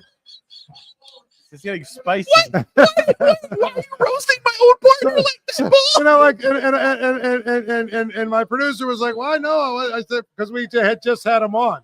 I said, "Here's all you need to know." I went to his Twitter feed about the fourth one I saw. Here you go. Right here. This is like, and then I had to use the hammer, the hammer. The Yoshi hammer. The Yoshi hammer. Day. Yeah, Chris Carter trademark. I was like, every day there's at least one of these. I think I might just nominate him every day. Shout out Noah Hiles. He's my boy. Yeah, we all love Noah. But my thing is, I could find one of his posts every day to make him the social media's biggest loser. Well, story time was great here on the. We got to kill some time here. I mean, there's an edge rusher from picks. Utah. So the last 3 picks, an edge rusher and a tackle. Now an edge rusher from Yale jumps the Pitt guy. And now an edge rusher. And now another tackle from Maryland, Delmar Glaze, goes to the Raiders at 77. So another tackle off the board. And it wasn't Goncalves. Surprise that was not on Mike Tomlin's radar. And anytime a Maryland guy gets drafted and it's not by the Steelers, I think it's an upset. Oh God. Wait. How many Maryland guys have they drafted? Well, they had the Spencer running back. Anderson, the running back. They had a bunch of them. Who? McFarland, right? McFarland. Okay, McFarland. That was what, like 4 years ago? But they've had like a run of about 4 or 5 of them. Guys or BC guys now. What do you think the chances are? What do you think the chances are, Chris, that when this is over and they announce their undrafted free agents, one of them will be named Dino Tomlin? I would love that. I would love it because there would be so much stuff. There would be so much vitriol about it. I'll give it a 70% chance, Paul. I'll give it a 70% chance. I mean, here's the thing. He could probably just bring them in as how they go. They've got people that just come in as camp or as OTA guys, and they have to earn a training camp spot. See, that was the thing after the draft. That was a good thing for Elijah. The Chargers actually called his agent and offered him a signing bonus. Those are the guys that are like basically we would have drafted you if there was one more round of the draft. Preferred walk-ons. Preferred walk-ons, yes. Well, I think that would make a lot of sense. Also, the Texans have traded up to the Eagles spot at 78. They gave up the 100 and they gave up their 86th pick and the 123rd pick. So the Texans just made a pretty aggressive move to go get the 78th overall pick. We'll see what happens there. We're going to take a quick break here before the Steelers pick. More nachos. Refresh, get some nachos. So thanks for staying with us, everyone. I think we're like close to the peak for the night. Over 2,000 of you across Post-Gazette platforms joining us tonight. Awesome reception. We really appreciate you joining us. So quick break coming up here. We won't be gone too long because the Steelers will be up at 84. So stay tuned. We'll be right back. Sports watching needs and great food? Meet me at Mike's. Mike's Beer Bar was voted best sports bar in Pittsburgh. 300 local beers, 80 local taps, over 500 beers, and steak on a stone. Mike's Beer Bar next to PNC Park, Federal Street, North Shore. Come see what's happening at Falcone Automotive's Moon Township Honda. You can purchase your new car or used car right from your living room at moonhonda.com or stop in at our new state-of-the-art showroom. Located on University Boulevard in Moon Township, we want to be your exclusive Honda dealer for sales, parts, and service. Now is the right time to shop at the new Falcone Automotive's Moon Township Honda. Great cars, great pricing, and great service. Click and save at moonhonda.com. We're friends, send friends.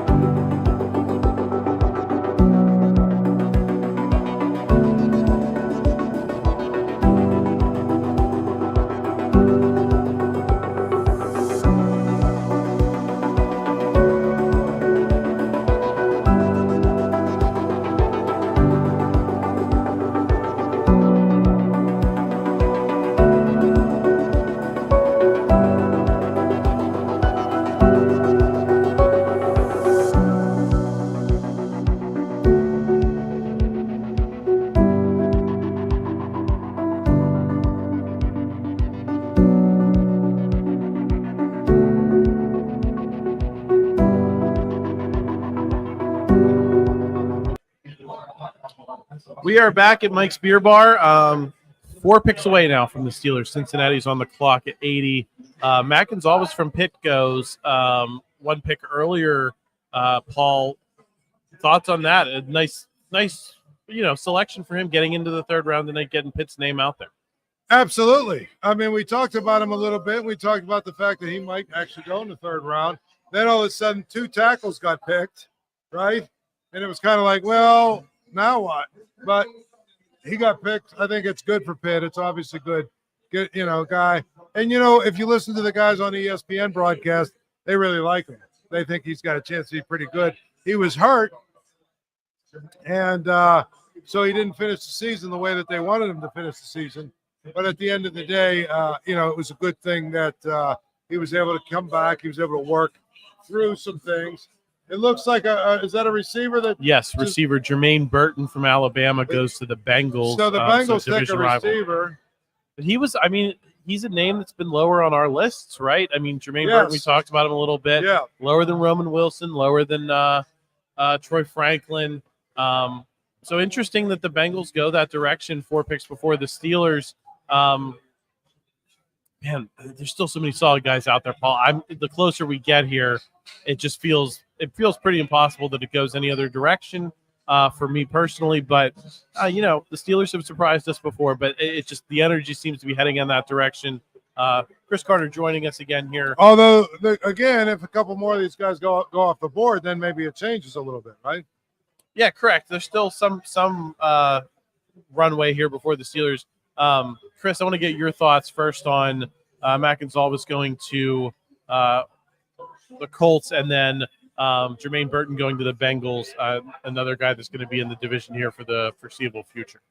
Great opportunity for Matt. He joins Charlie Partridge, who just left Pitt as the defensive line coach to be with the Colts. But I said this all along. Matt Goncalves is going to be the first Pitt player off the board because he can play 4 of the 5 offensive line positions. He did so for Pitt. He's a leader. He's got a great head on his shoulders. I interviewed him at the Combine. My colleague, Abby Schnabel, wrote a great spotlight feature on him after the Pitt's Pro Day. Go read that if you want to know more about Matt Goncalves. But he's a great person. And honestly, he's a great player. As they were saying on the ESPN broadcast here, if he did not get injured in the second game of the season for Pitt, he would have been a second-round pick this year. That's how good he was. And he has great measurables. His size is huge. He didn't test great at Pitt's Pro Day, but it's because he literally had 2 weeks after coming off of a surgery. So, he did what he was supposed to do. Big congrats to Matt Goncalves. I've covered him for years now, and it's awesome to see him, how he's grown into this, and to see him get his dream of being in the NFL. Thoughts on Jermaine Burton as a guy that the Steelers are now going to have to go up against? Goes ahead of some of the names we've been talking about all night. Heck of a player. Still would take Roman Wilson and Troy Franklin over him. Yeah. So do you think it's a mistake by the Bengals? Yep. In that context. Absolutely. Very interesting, Paul. Well, that was what you said. Nobody had him that high. No, I certainly didn't, and so I think if you're the Steelers, you got to view that as some level of a win there. Especially if you go ahead and take a receiver that the Bengals did not, then those guys I think are going to be somewhat tied in terms of the narrative for their times, right, Chris? I mean, we're going to be talking about who got the right guy in this draft. Yeah, I mean that's the thing. This is my opinion, right? My opinion I'm not an NFL GM, or I don't have all the resources that an NFL front office does. So me saying I think that's a mistake. That's just this guy who just a football junkie who watches a lot of football and a lot of tape and compiles a lot of notes and then compares those notes with a lot of other people that do the same thing. So there's a lot of stuff to take there. But in my book, Troy Franklin ranks way ahead of him, as does Roman Wilson. I think this playing very well into the Steelers' hands. And it's funny, I had Troy Fautanu ranked ahead of Amarius Mims. Guess who the Bengals took ahead of the Steelers in the first round? They took a tackle before the Steelers, and the Steelers got a guy who I think was decently better than Amarius Mims. Now the Bengals have gotten a receiver a few picks ahead of the Steelers this time around. And yet again, I think the Steelers, if they take one of those 2 wide receivers I named, I think they've gotten a better wide receiver than who the Bengals taken. Isn't it amazing how that sometimes works out narratively, Paul, where 2 teams in the same division, how many players are going to be picked in this NFL draft, 200 plus, and you have 2 teams in the same division that end up needing the same stuff, picking in very close proximity to each other, that now we're going to be, tracking how that unfolds in the next handful of years. Well, of course. I mean, because you want to know, who got the better of the player. I will say I think the Bengals and the Ravens have both had good drafts so far as well. I mean, they pick for needs. The Bengals need more than anything. They need an offensive line help. They got a really, I think he's a pretty good tackle. I know he hadn't played a lot of games, but, I think he's a pretty good tackle. So they have a lot of the same needs as the Steelers. The conspiracies will basically start to heat up. They drafted a receiver. Did I see this correctly? They just drafted a receiver, didn't they? The Bengals? Jermaine Burton, yep, out of Alabama. Okay. Are they going to trade T. Higgins? Right? Yeah. It's going to be interesting to see how it all plays out, but we're only 3 picks away from the Steelers. They're going to get a receiver if they want one. For many years, we talked about, the Steelers team turmoil is what they got labeled during the Antonio Brown, Le'Veon Bell years. But now you got Trey Hendrickson asking for a trade, T. Higgins asking for a trade. Would you rather be the Steelers or the Bengals right now, just in terms of headaches? I mean, I think everyone would rather have Joe Burrow than what the Steelers have in terms of their situation. But just in terms of headaches, are you glad for once to be on the other side of that if you're the Steelers and at least things seem a little quieter around the South Side than they are apparently in Cincinnati? I think it's certainly better to not have to worry about losing a top player like T. Higgins. I also think that the Steelers overall, the Bengals have the better top players on their team right now. Joe Burrow, Jamar Chase are those guys. But here's the thing. Their defense was decimated. Their defense was decimated, and their defense stinks. Yes. Their offensive line stinks. They gotta hope that Amarius Mims can carry a lot of other positions too. Trey Hendrickson, one of their best defensive players, wants to leave. I think the Bengals could be in a problem where they have overpaid for their top players, and they have not kept the roster balance that actually made them a Super Bowl contender. And they may be in for a lot more trouble than people think about that team right now. I've said in the division, if Deshaun Watson ever figures it out, I think the Browns are the best team. If he does. I don't think he does. I don't know that he does, but if he does, I think that they have the best roster around their quarterback. We now know who the next two picks are. The Cardinals select Tip Ryman, tight end Tip Ryman. The Rams select running back Blake Corum, national champion Michigan running back. And the Seahawks took a guard from Connecticut. So the Steelers can take either one of Troy Franklin or Roman Wilson. In my opinion, both of those would be top picks. Peyton Wilson, also one of my top guys on the 100 board right now. I'm looking through to see if there's anyone else that I'm missing here. I'll be honest with you. Given the way that receivers have been, maybe you wait. You're right, Paul. Maybe wait a little bit further, right? Maybe go with a linebacker or a corner here. Here's what I'd say. Troy Franklin and Roman Wilson are at the top of my board. I say go for it now. If it was anyone else, I think I would be in your camp, guys. But how long has Troy Franklin been at the top of your board? Since like an hour, more than that, like mid to early second round. Let me ask this question then: are you concerned about the fact that they are available to the Steelers? We've been talking about them as potential second round guys. They've fallen to this point. Clearly, other teams are seeing things. Do you sit there and say, nope? No, I trust my evaluations. Just as the Steelers need to trust theirs. My evaluations aren't the Steelers' evaluations, but I look at that and I say, like, man, that's certainly something there. Like, in fact, at the start of today, I believe, if I can find this quick enough, at the start of today, I believe I had Troy Franklin as my 8th best player on my board. I don't care what other people think. You know what? Like, 30 teams thought Cam Hayward wasn't a good enough defensive lineman to take in the first round. The Steelers took him in. You think that 29 teams thought TJ Watt wasn't good enough. You think the Steelers thought, well, maybe he's not. No, they took him and got that guy. Certainly, you always calculate like, hey, are we overguessing yourself? But you trust your process. You trust your scouting department. If they're wrong, they're wrong. Every scouting department misses at times. But right now, for me, I'm not a scouting department. I'm just a guy that works for the Pittsburgh Post-Gazette. And I'm telling you right now, if it was me and that was my front office, I would be pounding the table for Troy Franklin or Roman Wilson right now. Would also not be mad at Peyton Wilson right now. Paul, what about you? Are you holding firm? I think you go for a corner or a linebacker. There's enough receivers on the board. You're going to probably still be able to get a receiver with your next pick 10 picks from now, 12 picks from now. Why not? So your theory is you're willing to pass on the best receiver available to get a solid receiver and another solid player. I mean, because I think at this point, probably what separates the next 5 receivers is very, very little. So Blake Corum, the Rams went and got their running back. I think he's a pretty good player too. I like him. I think he's a guy that, he's going to be a guy that's going to do some really good things for the Rams. But now the Steelers are on the clock. Yes, they are. Steelers clock time. So, it's going to be. I predict a receiver. I'm just saying the way that it's fallen. If they go in a different direction than receiver, it wouldn't shock me. I said it an hour ago. If you can get Roman Wilson in the 3rd round after you get Zach Frazier and Troy Fautanu, it's a home run draft. I'm not going to back off of that. I like Troy Franklin if it's him. I don't know if I'd change that much. I think I have Roman Wilson a little bit higher than Troy Franklin in my regard.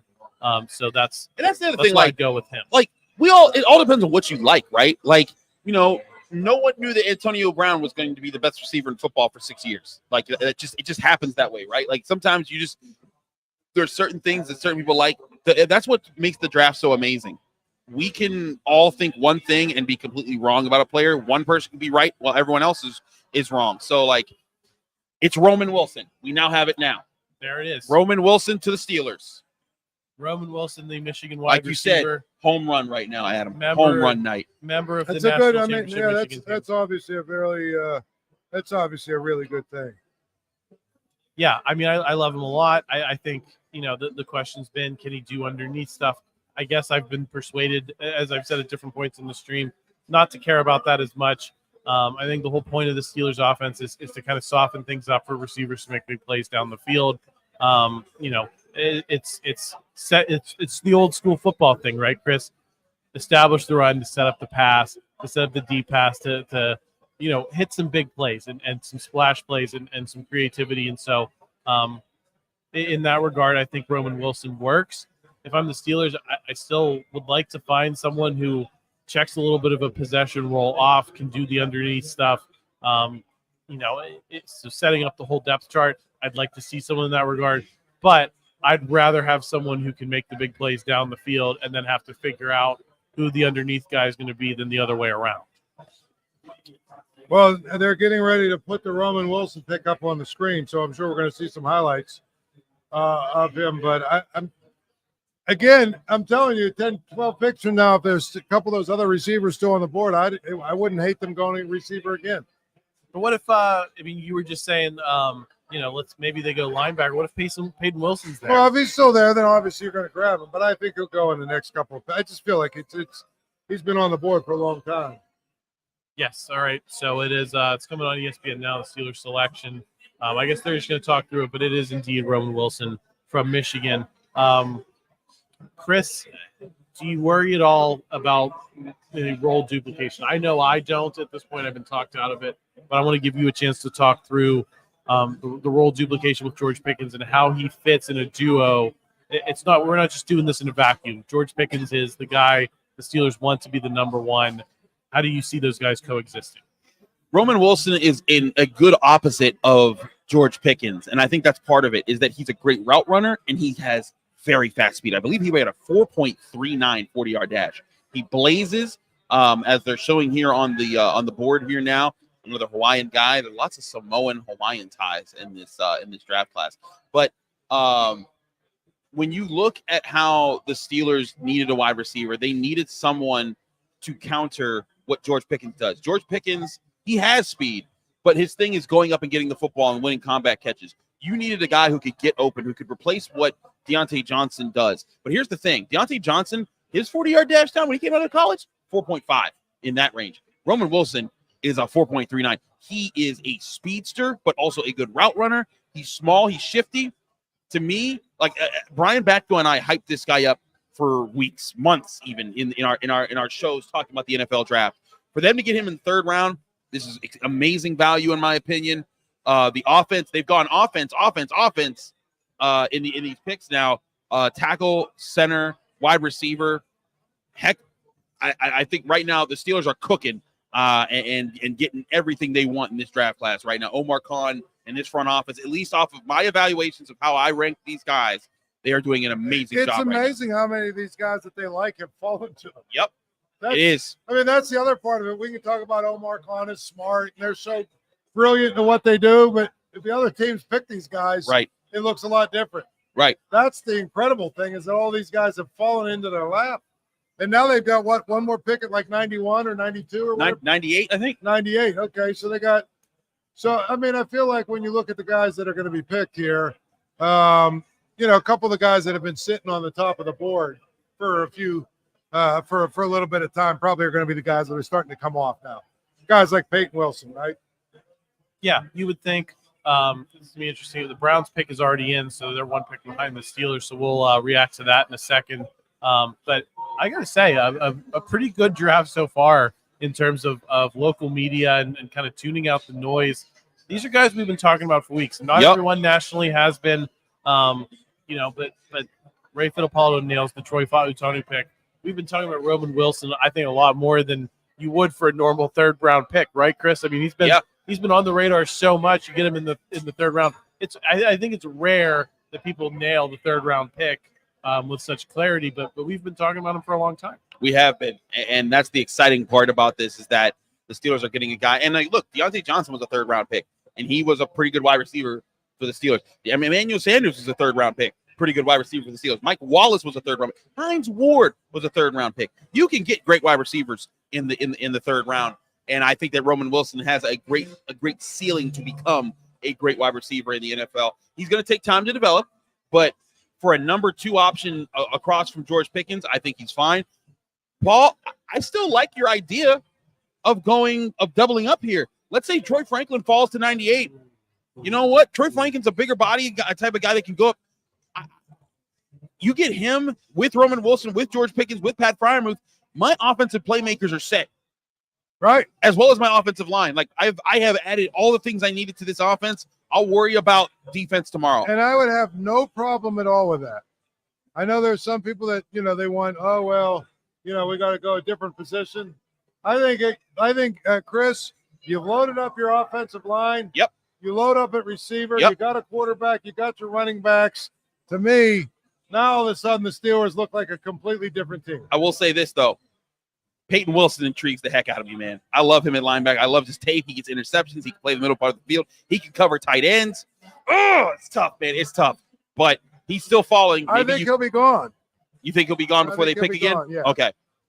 So my thing is, if he's off the board and a couple more corners go off the board, I wouldn't hate it if you go with a receiver again. I know that they Wouldn't be pick mad. one, but it would really get them in a situation where now all of a sudden, you've given yourself an opportunity Yep. in many ways. Yep. I'm going to go cliche question time to kind of pull at that thread a little bit more. Okay. Do you trade back up? Do you say there's guys that we'd really like that if you get them now, it's a home run. We're already saying it's a home run. I just feel like there's still a little downside now to trading up.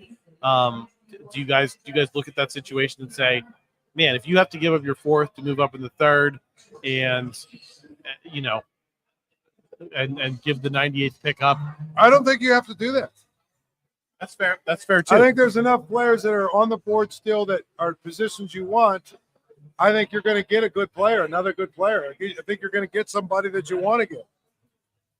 Yeah, I'm with Paul. Don't move up. Everything's been working really well. Keep rocking with it. Geez, how is the Browns pick still not in? They just did a whole commercial break. That might be just be The production. pick is in, but they have to make sure that everyone's watching. That's the biggest thing. That's what they're trying to do. That's all that is. It is Zach Zinter, the guard from Michigan. So basically, everybody from Michigan is just going to get drafted now. This is the Michigan run, right? I mean, listen, they got a ton of NFL draft prospects. Also, the Niners traded into the 86th overall pick from the Eagles. They take offensive tackle Dominic Cooney.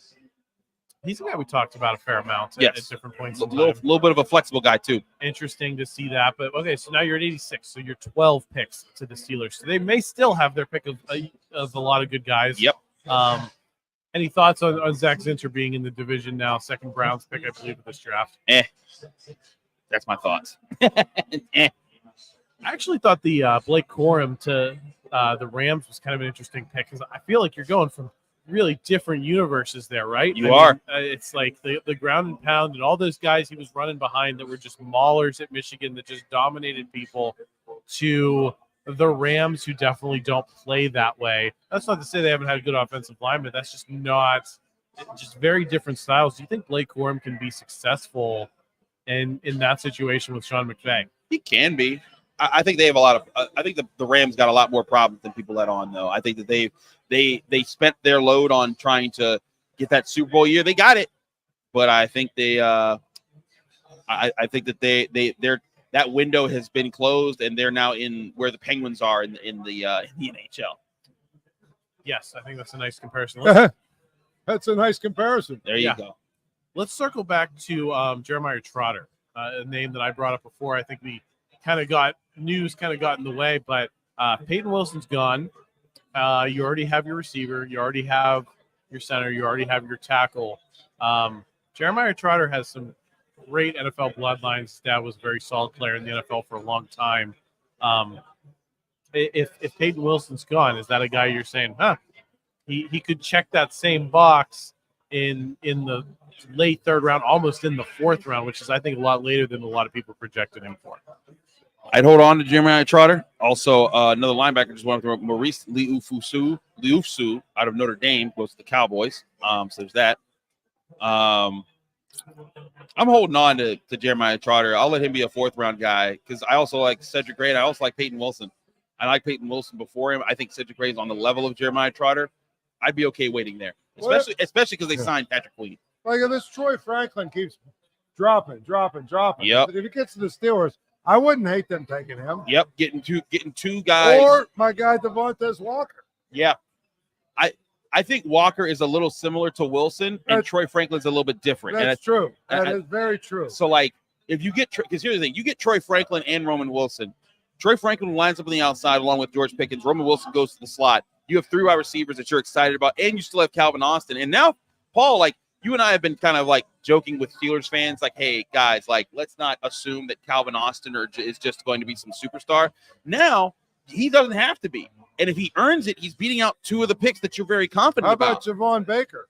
You like him? I like Javon Baker. Taller receiver. I like him. I like him. He's right. He's right there with Devontae Walker with me. What am I thinking? Big receiver. Johnny Wilson, baby, from Florida State. You love you some Florida State, dude. How about that? What in the fresh heck is going on across the streets? Oh, it's Got one of those guys on unicycles. It's one of those and groups. scooters. Yeah. It's basically just it's basically just people who are bored on a Friday night. Yep. Good for them. I have not seen people riding motorized Here's- unicycles ever before. Here's how I know I'm getting old. Because like all this like noise drives me insane. Like, like there's this thing now where louder is better. You go to an arena, it's loud. The music is loud. The PA's loud. Everything is. It's like, why do we have to be so loud all the time? That's how you know I'm getting old. I would die on a unicycle. I mean, I'm not casting. If you can ride a unicycle and you can do it, Is that what that is, or is that what is? A couple of them are on unicycles. Yeah, I ain't they're trying to do motorized that. unicycles. I'm dying in the first 10 minutes. There's no that chance I'm I'm doing that ever. Yeah. Another factor to Roman Wilson, someone just brought up to me, great point. He's also a very willing blocker, and they love that about guys.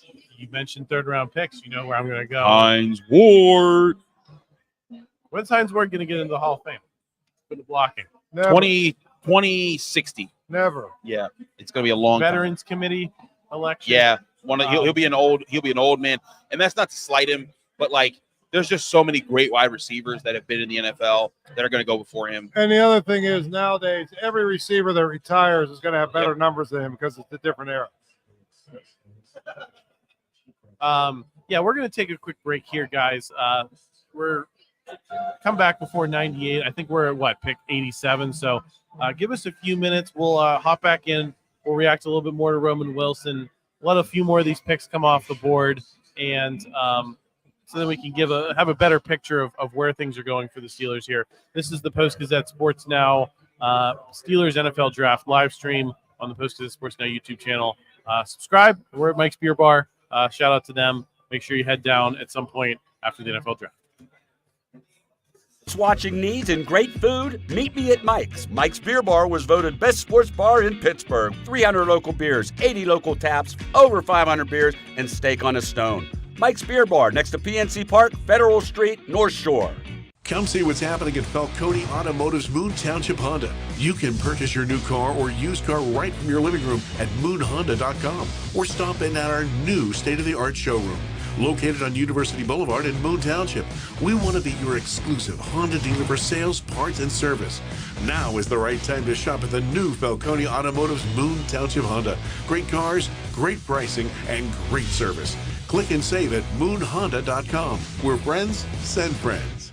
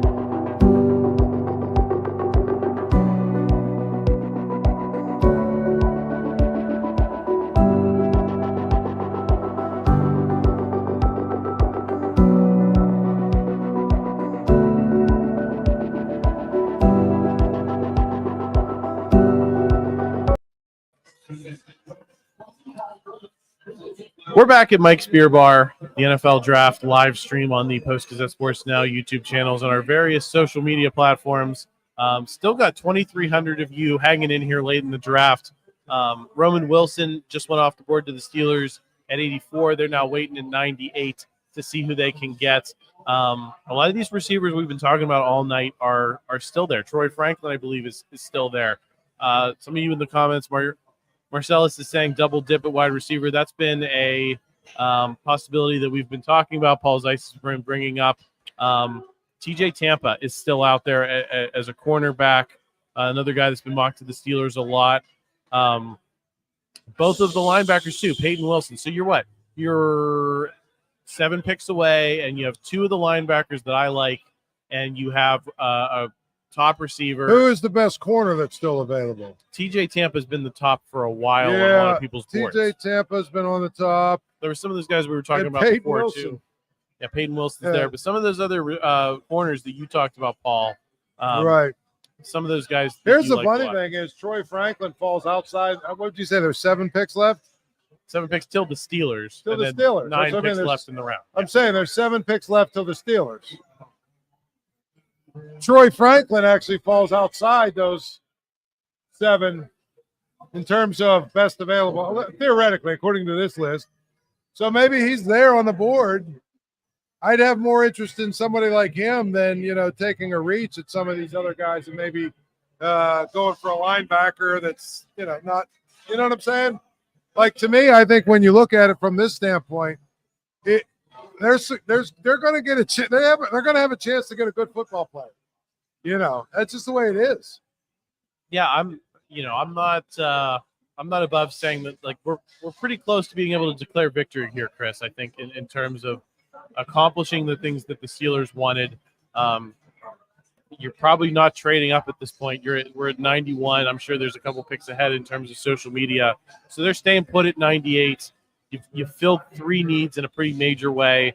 If you can fill a 4th, I think regardless of what happens tomorrow, 4th, and I think like 1 4th-round pick, 2 6ths, you're feeling pretty good as a Steelers fan. I'm not going to say Super Bowl or anything like that. I don't know if it's dramatically changing my perception of this team's outcomes. That's a topic you and I talked about, Paul.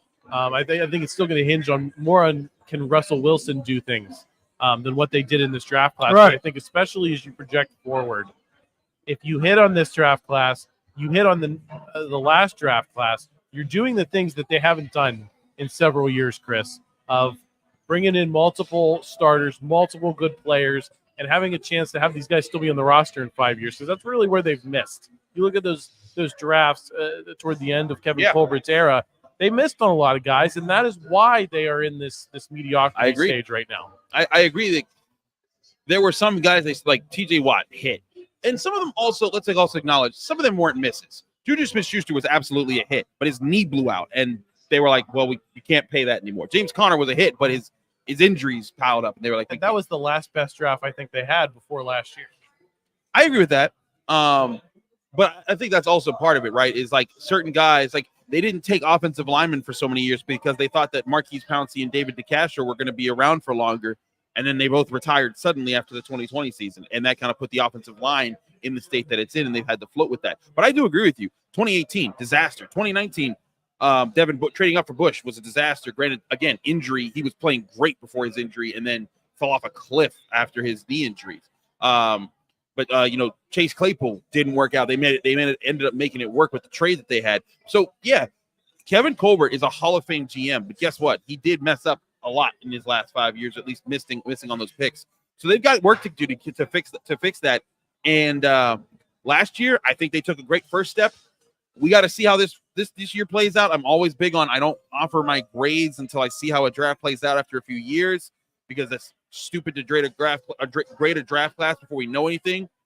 But as far as how I evaluated these guys before the draft, the Steelers are getting all guys that ranked in my top 50, even with now their there's a 84th pick. Linebacker off the board, but it's not. Tyron Hopper. What's going on here? Tyron Hopper, a lot of places ranked as like a 6th round guy. So that's and that's their second linebacker they've taken in Green Bay. That's an interesting pick. But that's just not the guys we've been talking. Right. I mean, I think that's incredible. If you ask me, it really is incredible that they took a linebacker and Peyton Wilson's still on the board. Yep. His injuries were the big red card. He had a lot of injuries at NC State, and they piled up, and he only had like one clean season without one. And that's where I think a lot of people are like, we don't trust that. There's some people who think that he might only even be able to be in the NFL for 4 to 5 years. I think it's interesting, too, that, in an offseason that's been dominated by conversation about the Steelers doing un-Steelers things, going out and getting Russell Wilson, taking a chance on a big-name veteran quarterback in a way they might not have done in the past, trading for Justin Fields, signing Patrick Queen to a huge deal, that in the NFL draft, with all the conversation we have about are they going to trade up, they end up standing pat in most of these circumstances. Tampa Bay's picking now, so we'll let you know who their pick is. But they stand pat, guys, and is that a sign that this front office is able to do new things but still learn lessons from the past of what's made this a great organization over the years? Jalen McMillan, wide receiver, the second wide receiver. He's been sitting on the top of the best available receivers for a long time. Yeah, so another one of the top receivers off the board right here. The shiftier of the two Washington wide receivers, Jalen Polk, more of a go up and get it guy. Yeah, I just wanted to follow up on that question, though, guys. They end up standing pat, which in a lot of situations we talked about trading up, trading down. They don't do any of that this year. And I think that's a credit to Omar Khan, is being willing to show the patience and belief in his board. Absolutely, and that's part of like knowing when you're on and when you're not. Like there's sometimes like, hey, you know what? Maybe we felt like we weren't on in this process, and so we should be a little bit more cautious. But if you're strong about how you feel like your scouting department got these guys on and arranged your board this year, trust your board, trust your reads, and trust what you're doing here. And that's what the Steelers front office has done. In my opinion, they've hit on their first 3 picks, and they're lining up to get some great options for their 4th pick here, which is their 2nd pick in the 3rd round. Any chance they trade out of this and pick up another 4th rounder or something? Maybe. I think that there are enough good players here that I would still take in the 3rd. Right. But you know what, Paul, you bring up a good point here, because they still could use another receiver and a corner and a defensive lineman. If they could trade back and then because they have a 4th round pick tomorrow, if they ended up with like 3 4th round picks, I wouldn't be mad at that. Interesting that I think the first point in the draft, guys, when we didn't have kind of a read on what we thought they wanted to do. And granted, I mean, Zack Frazier could have gotten picked two picks earlier, taken them by surprise. That doesn't work out. But now I think there's really a ton of directions they could go, and I think it's very interesting and might be the first pick in this draft that speaks volumes about the guys that they believe in internally. Also want to shout out to the crowd that we got here. Almost 2,500 people here at 10:59 p.m. We're in the shank of the evening. I've been waiting to use shank of the evening, the old Brian Williams from NBC. I've been waiting to use that all night for 2 days. But we are truly in the shank of the evening. We've got nearly 2,500 of you here. Thank you for hanging out with us. Thanks for waiting out this draft. It's been a blast. But yeah, the one question people were asking in the chat that I wanted to address that I think we did before was Corey Trice and Darius Rush. I would add to that equation. And this was Randy's question in the chat. How is the recovery for Corey Trice going? He says that's important intel for this draft selection. I mean, does it tell us a lot if they don't go corner here and say that they believe in the guys that they have in that room, and that they can make it work with what they have? Great. You can still add, I think, there's some solid corners out there that you could potentially add in the 4th round tomorrow, and they very well might. But I think it expresses some level of confidence, Paul, that they like the guys that they have already at cornerback. Well, they shouldn't, because they only have one, I think, that they should like. Right? So you're not high on Corey Trice and Darius. I'm not Corey Trice, Dante Jackson, any of these guys. They need to go get another corner. I think if maybe Corey Trice is a guy that shows us that, hey, he's good enough, but again, you're relying on a later round guy to figure it out on some level. So I feel like, to me, they still need a corner. They still probably could use a receiver. They probably still could use a linebacker. So, that's my wish list. I would hope, or I would like for them to maybe go get one of those guys via a trade or going out and signing somebody in free agency if there's any guys that they can go out and still grab.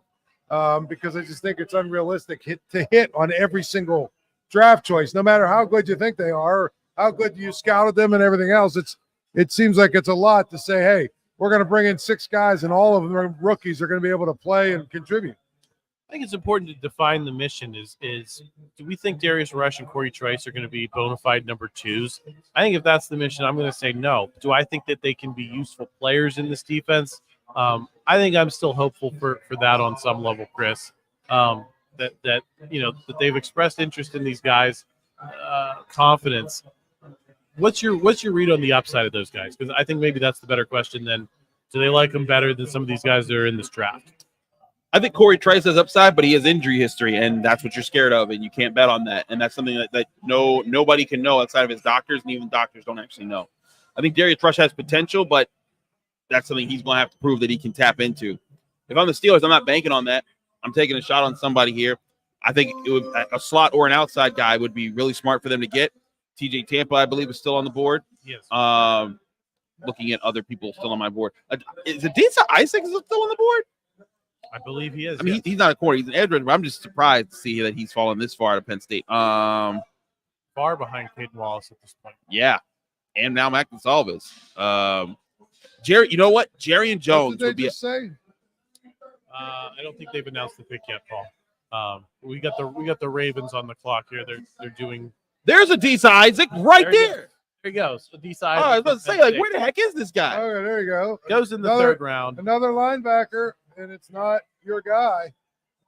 Yeah, well, he's more of an edge rusher than like an off-ball linebacker. But still, I mean, Peyton Wilson's still falling. That's pretty crazy. Another guy I really like is Jerry and Jones. I had him as my 60th best player in this class. A great relative athletic score of 9.61 out of Florida State. Can play the slot, aggressive. Jerry Has the Jones kind of just got mentioned in the chat by Billy. Yeah, Jerry and Jones, heck of a player. I had him ranked. He's one of my best players available right now. Not too far right after TJ Tampa. Yeah, a lot of people talking about TJ Tampa in the chat. Man, I'd like him too. I think we're in the range now. So what, 94? So you got 4, 5, 6, 7. You got 4 picks to the Steelers. Man, they're going to get a good player, I think. I really do think they're going to get I think there's enough guys on the board that they're going to get one of the guys that we're talking about that could help them. Yeah. Immediately. Yeah. Guys that we've talked about as sometimes as high as the second round. Or I think in Troy Franklin's case, but we talked about as a potential first round pick. I think if you hit on 4 guys, you're picking guys that were projected to go higher. And we talk about value. I just think that's what they're noticing, and that's the end. It seems like the Andy White way is like, what's the value? Find the value and the need, and that's why I love this draft class so far. I love it too. I think the value's certainly been there. All the players they've gotten have been ranked on my big board. Personally, it's just my big board of studying players and comparing and contrasting. But every guy they've gotten, they've picked at a spot below where I ranked them. Like they got them at a better value than what I thought they could get them at. Chris, how much is your board, just to go through your process for people so they understand what you value and what you look like? How much is your board influenced by the Steelers' needs, and how much of it is influenced by these are the 100 best players, I think, regardless of any need, of any outside, influence in terms of the teams involved and all that? What is your process like and how you arrive at that conclusion? First thing I look at is overall talent and what I think they bring to the NFL and how they'll translate to the NFL and how good or great they can be in the NFL. Then I look at position of value, regardless of the Steelers, and then I evaluate position of need for the Steelers, and that's where I kind of go from there. So it's kind of doing that, and then I also compare and contrast because then I like guys for different reasons. Let me pull up a guy who had a low relative athletic score here. Let's say Darius Robinson didn't have a great one. Oh, Tyler Newbin out of Minnesota. Terrible relative athletic score. Tested terribly at safety. But you know what? He was a heck of a safety in college, and he knew how to hit, he knew how to run, he knew how to cover several different positions. I'll take that problem on my team despite the relative athletic score. But you know what? There's some guys with great relative athletic scores, like I'll scroll down to the bottom of my top 100. Tanner Bortolini, the center guard out of Wisconsin. He has a 9.77. But him compared to a lot of people, I ranked him lower. So it just depends on where our team's strengths and where do they go, and balancing that against other players. It's all a process. And look, nobody's going to end up being right until these players prove themselves, well, right? That's the point, Chris. Yes. But Buffalo just took a defensive tackle. Dwayne Carter. And so there's two players left, which means all of these guys we've been talking about for like 45 minutes, they're still here, are probably still going to be on the board when the Steelers select. Troy Franklin still on the board. Peyton Wilson still on the board. TJ Tampa still on the board. And who was the other corner I mentioned? Jerry and Jones still on the board. Any of those four, I think, are great hits for the Steelers. I wanted to throw out a couple other corners, Chris. Paul and I talked about Chris Abrams, Drain earlier, and Kyrie Jackson. That was Darren in the chat, brought both of them up. Do you have any interest in either of those two? Not just, I guess, here at 98, but potentially tomorrow. Say those names again. Chris Abrams, Drain, and Kyrie Jackson. And Cam Hart. I'll throw Cam Hart in there too. I'll say this. I love Kyrie Jackson. I love Cam Hart. Either one of those guys are potential future starters on the outside. They're especially in Cam Hart's case, they're tall. They're big. Kyrie Jackson's also tall. Yeah, that's the thing. They fit the prototype of what the Steelers want at cornerback right now. Kyrie Jackson didn't test as well, and that's kind of why Kyrie Jackson was a guy I initially looked at as a second, maybe early third round pick, but then he didn't test as great, and so he kind of fell back a little bit. I'm looking for where I placed him on my big board. I know he's on my top 100 somewhere. Kyrie Jackson was 70th with a relative athletic score of 7.86. And then the guy right after him I had was that the guy I like, the kid from Mississippi State, DeCamerion Richardson. Was he the Cameron Richardson? Yes, yeah. He's decent. He wasn't on my top 100, but he's a guy that I had slotted like right after that. Yeah. Paul, we had this conversation probably an hour ago. You were talking about, you like these big corners, go out and get them. You got Roman Wilson. I think we got the pick here. It's going to be Peyton Wilson. Peyton Wilson. Sources the Steelers? For the Steelers. So we're already free ahead. That's what social media works fast, Paul. Well, what I mean is I'm looking at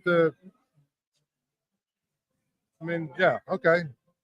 So let's react. Peyton Wilson being the guy. Man, that's the name we did get it. We've been talking about these names. That's a hell of a value. I agree. He was my best linebacker. We brought up the injury concerns. I think that's probably going to be the first thing we got to talk about in terms of the possible negatives here. We've been talking about the positives for a while. I think he has a chance to fill a lot of needs. Talk to me about the injuries and how much they concern you guys. So he had knee injuries. He had also he has a lot of issues. Like I talked to people that covered him at Penn, NC State, and they told me listen, we think that if he didn't have injuries, he would be like a top 15 pick because he's that athletic, he's that talented, he's that big, he's that fast, and he's also that technical. He's a great cover man. He could take away slot receivers. He could take away linebacker. He could take away, tight ends.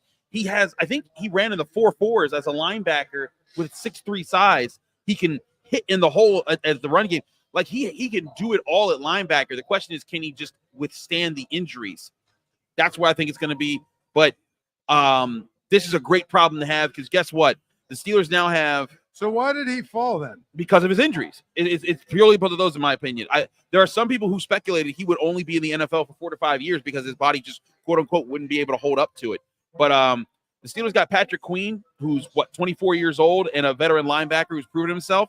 They've got a Landon Roberts. They're wondering if Cole Holcomb will return.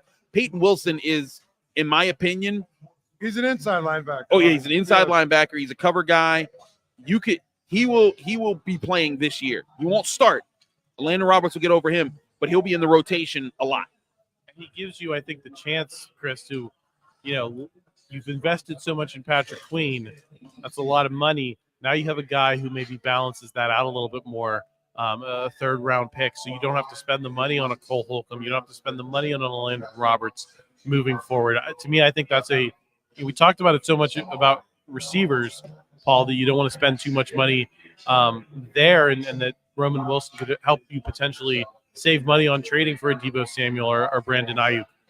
I think now you've done the same thing at linebacker, brought in a guy behind the guy who doesn't have to be Batman, Chris. He can kind of be the Robin. He can find his way in the NFL. He can save you money in the process in terms of where you've been allocating your dollars defensively over the past, year and a half, 2 years. I like the pick a lot. I can't believe really that we've had our sights on a lot of these guys for 3-4 months, and the Steelers went 1, 2, 3, 4 guys who've been on our radar. I'm not surprised by any of what they've done. I think really, honestly, it makes sense. The only thing I would have said maybe different is they take a corner instead of a linebacker with this fourth pick. So, and we all thought they might go linebacker. Jerry and Jones going off the board at 96. I wonder if that influenced this at all, because he was a slot corner guy who was great on the ball, could help against the run. I thought he would be a great fit for their need. And I wonder if that influenced this at all. But, again, Peyton Wilson solves a lot of those issues too. Yeah, I love the pick. And let's just talk about the trade-off, though, in terms of corner. Corner now falls out of the first 2 days of the draft. What does that say? Let's, build on the question before. What does that say about their belief in not just the guys they have in that room, but the ability to bring people in here potentially? Joe Hayden was a guy who came in here very late and became the answer to, what you do at corner for several years. You think there's a situation where maybe they make a move like that at that position? Because, I think that's I'm not going to say they're going to get a Joe Hayden level, but a solid guy who can maybe, fill needs for years to come. Sorry, say that again. I'm processing a lot. That's why it's like I'm making sure that I am right. No, I'm just saying the corner spot. It's falling out of the first 2 days, Chris. Was that say A, about the confidence in what they have, and B, about their confidence that if they need to, they can find someone other than, at the top of the draft? Well, another thing, slot corner wasn't a terrible weakness last year. And guess who's still available in free agency right now? Shannon Sullivan. So if all else fails, they can just sign that guy. But I think there's other options still on the board right now that they could get tomorrow in the 4th round. If Peyton Wilson, they're about to announce right now. But not now. The Bengals just announced, but the Steelers will be next.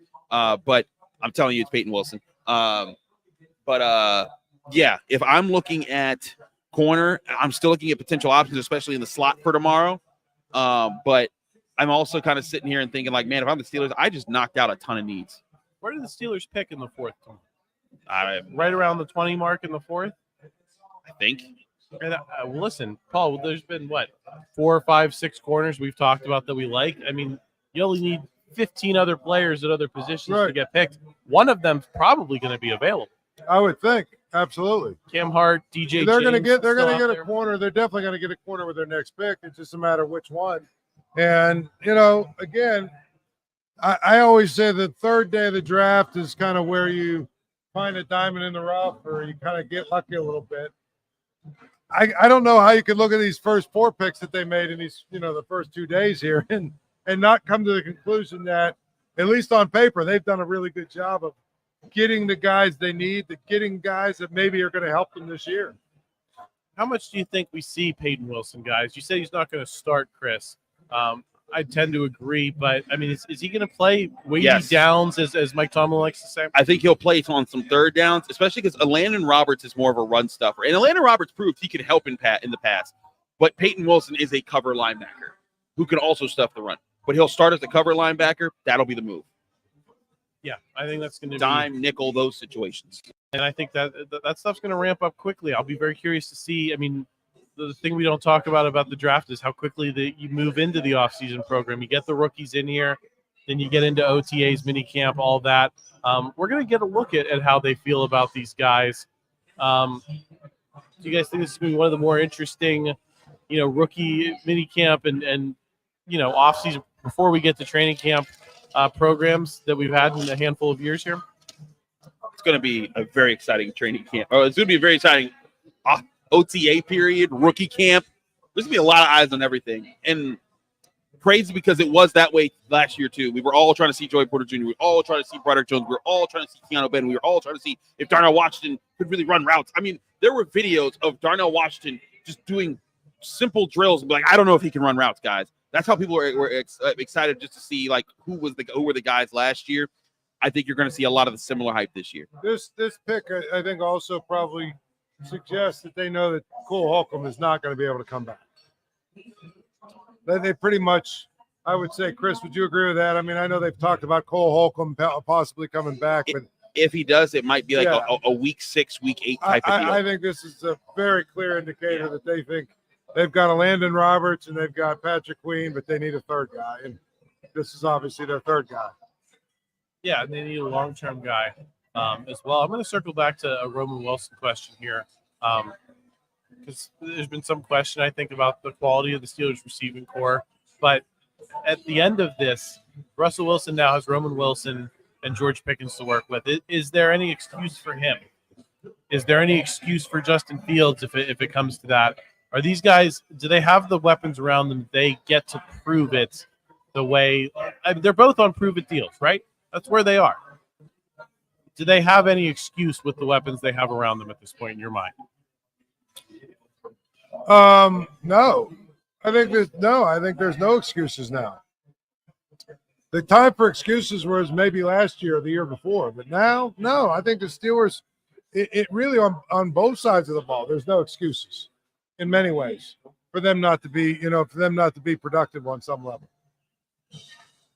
They better get it done. They're announcing the Steelers pick now, so if you're watching I'm on telling TV, you, it's Peyton Wilson. Just telling Chris is telling us it's Peyton Wilson. He's telling us, is it right? The Pittsburgh Steelers select. There it is. You heard it first here on the Pittsburgh Post-Gazette's live stream, all 2,494 of you. We told you first. We had it before Jordan Schultz, Adam Schefter, Ian Rappaport, right here at the Pittsburgh Post-Gazette. Holla at your boy. How about that?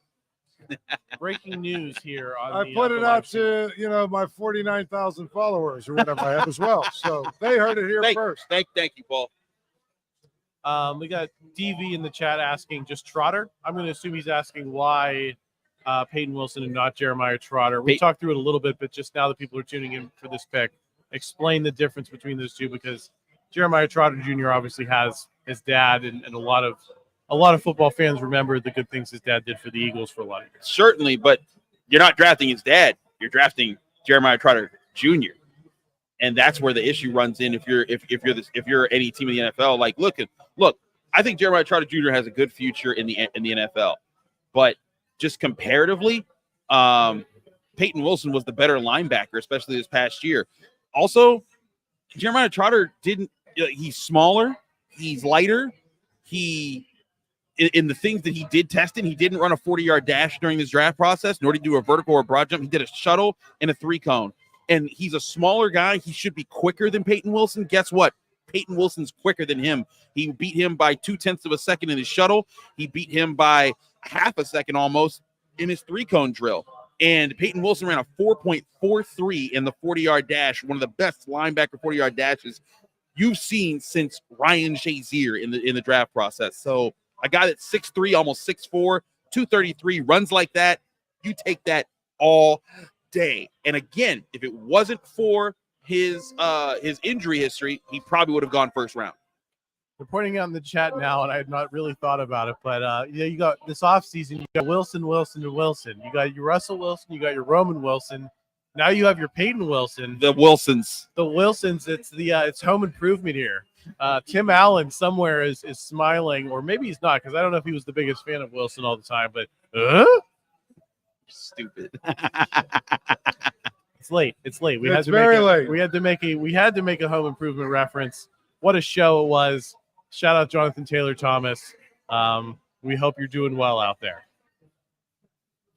Gentlemen, I think we're pretty close to having this thing kicked here. Do you guys have any final thoughts before we wrap up? We're going to have more reaction tomorrow on the Post-Gazette Sports Now YouTube channel.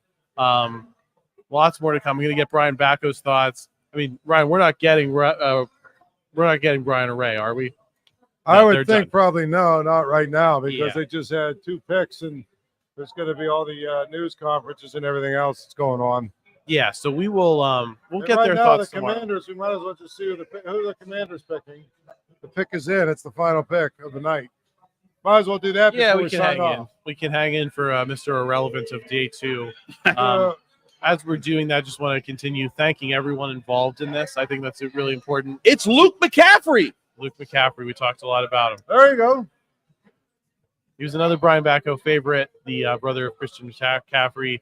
Listen, I'm not crying any tears. I think the Steelers, I like what the Steelers got, but he was a Brian Batko favorite. So we'll get Brian's thoughts tomorrow. I just want to send out some thank yous. Logan Robinson, our guy in the marketing department, was instrumental in setting this up here at Mike's Beer Bar, working out all the logistics and everything. So we want to shout out Logan. We want to shout out Andrew Rush in the corner. He's been working hard to make all of this work. Listen, we're just a bunch of print guys here. We don't have the technical expertise of a television station or a radio station, so we kind of had to figure these things out on the fly.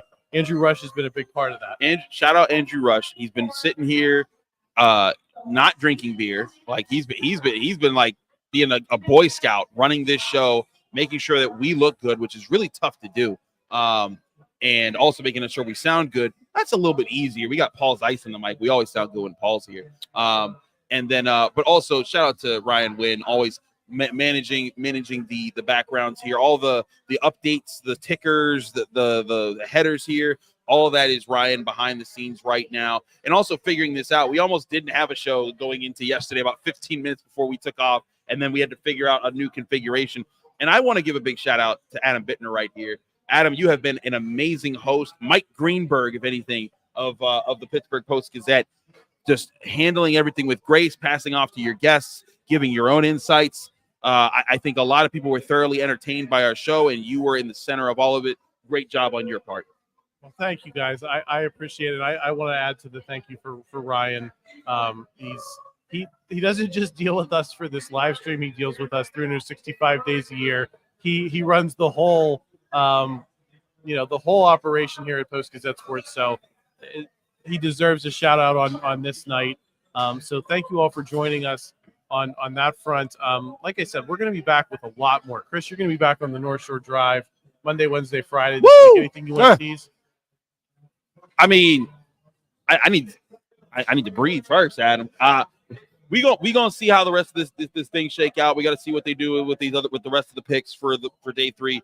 But to me, the story is going to be the Steelers got a ton of great players in the first, second, and third rounds again. Last year, all their first, second, and third round picks ranked in the top 33 for me. I think the lowest player on my big board that they got in the first 3 rounds, because Peyton Wilson was ranked up pretty high too. I had him 34th.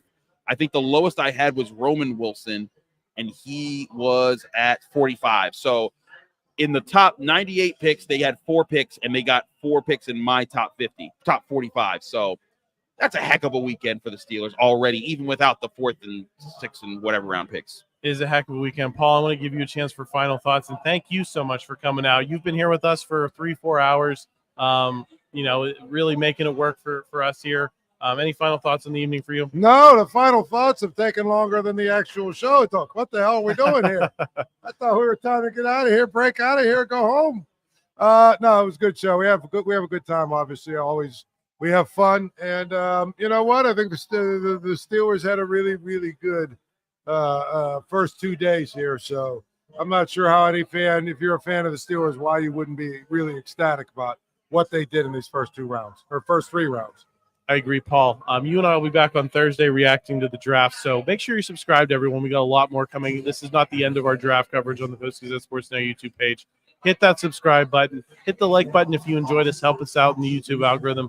We always appreciate that. Until tomorrow, when I'll be back with Brian Batko and I think possibly Jason Mackey, we're signing off from Mike's Beer Bar. Also, shout out to them. Thanks for putting on a great show here. The best bar in all of Pittsburgh. 80 local beers on tap. Get your steak on the stone. We'll talk to you again on the other side.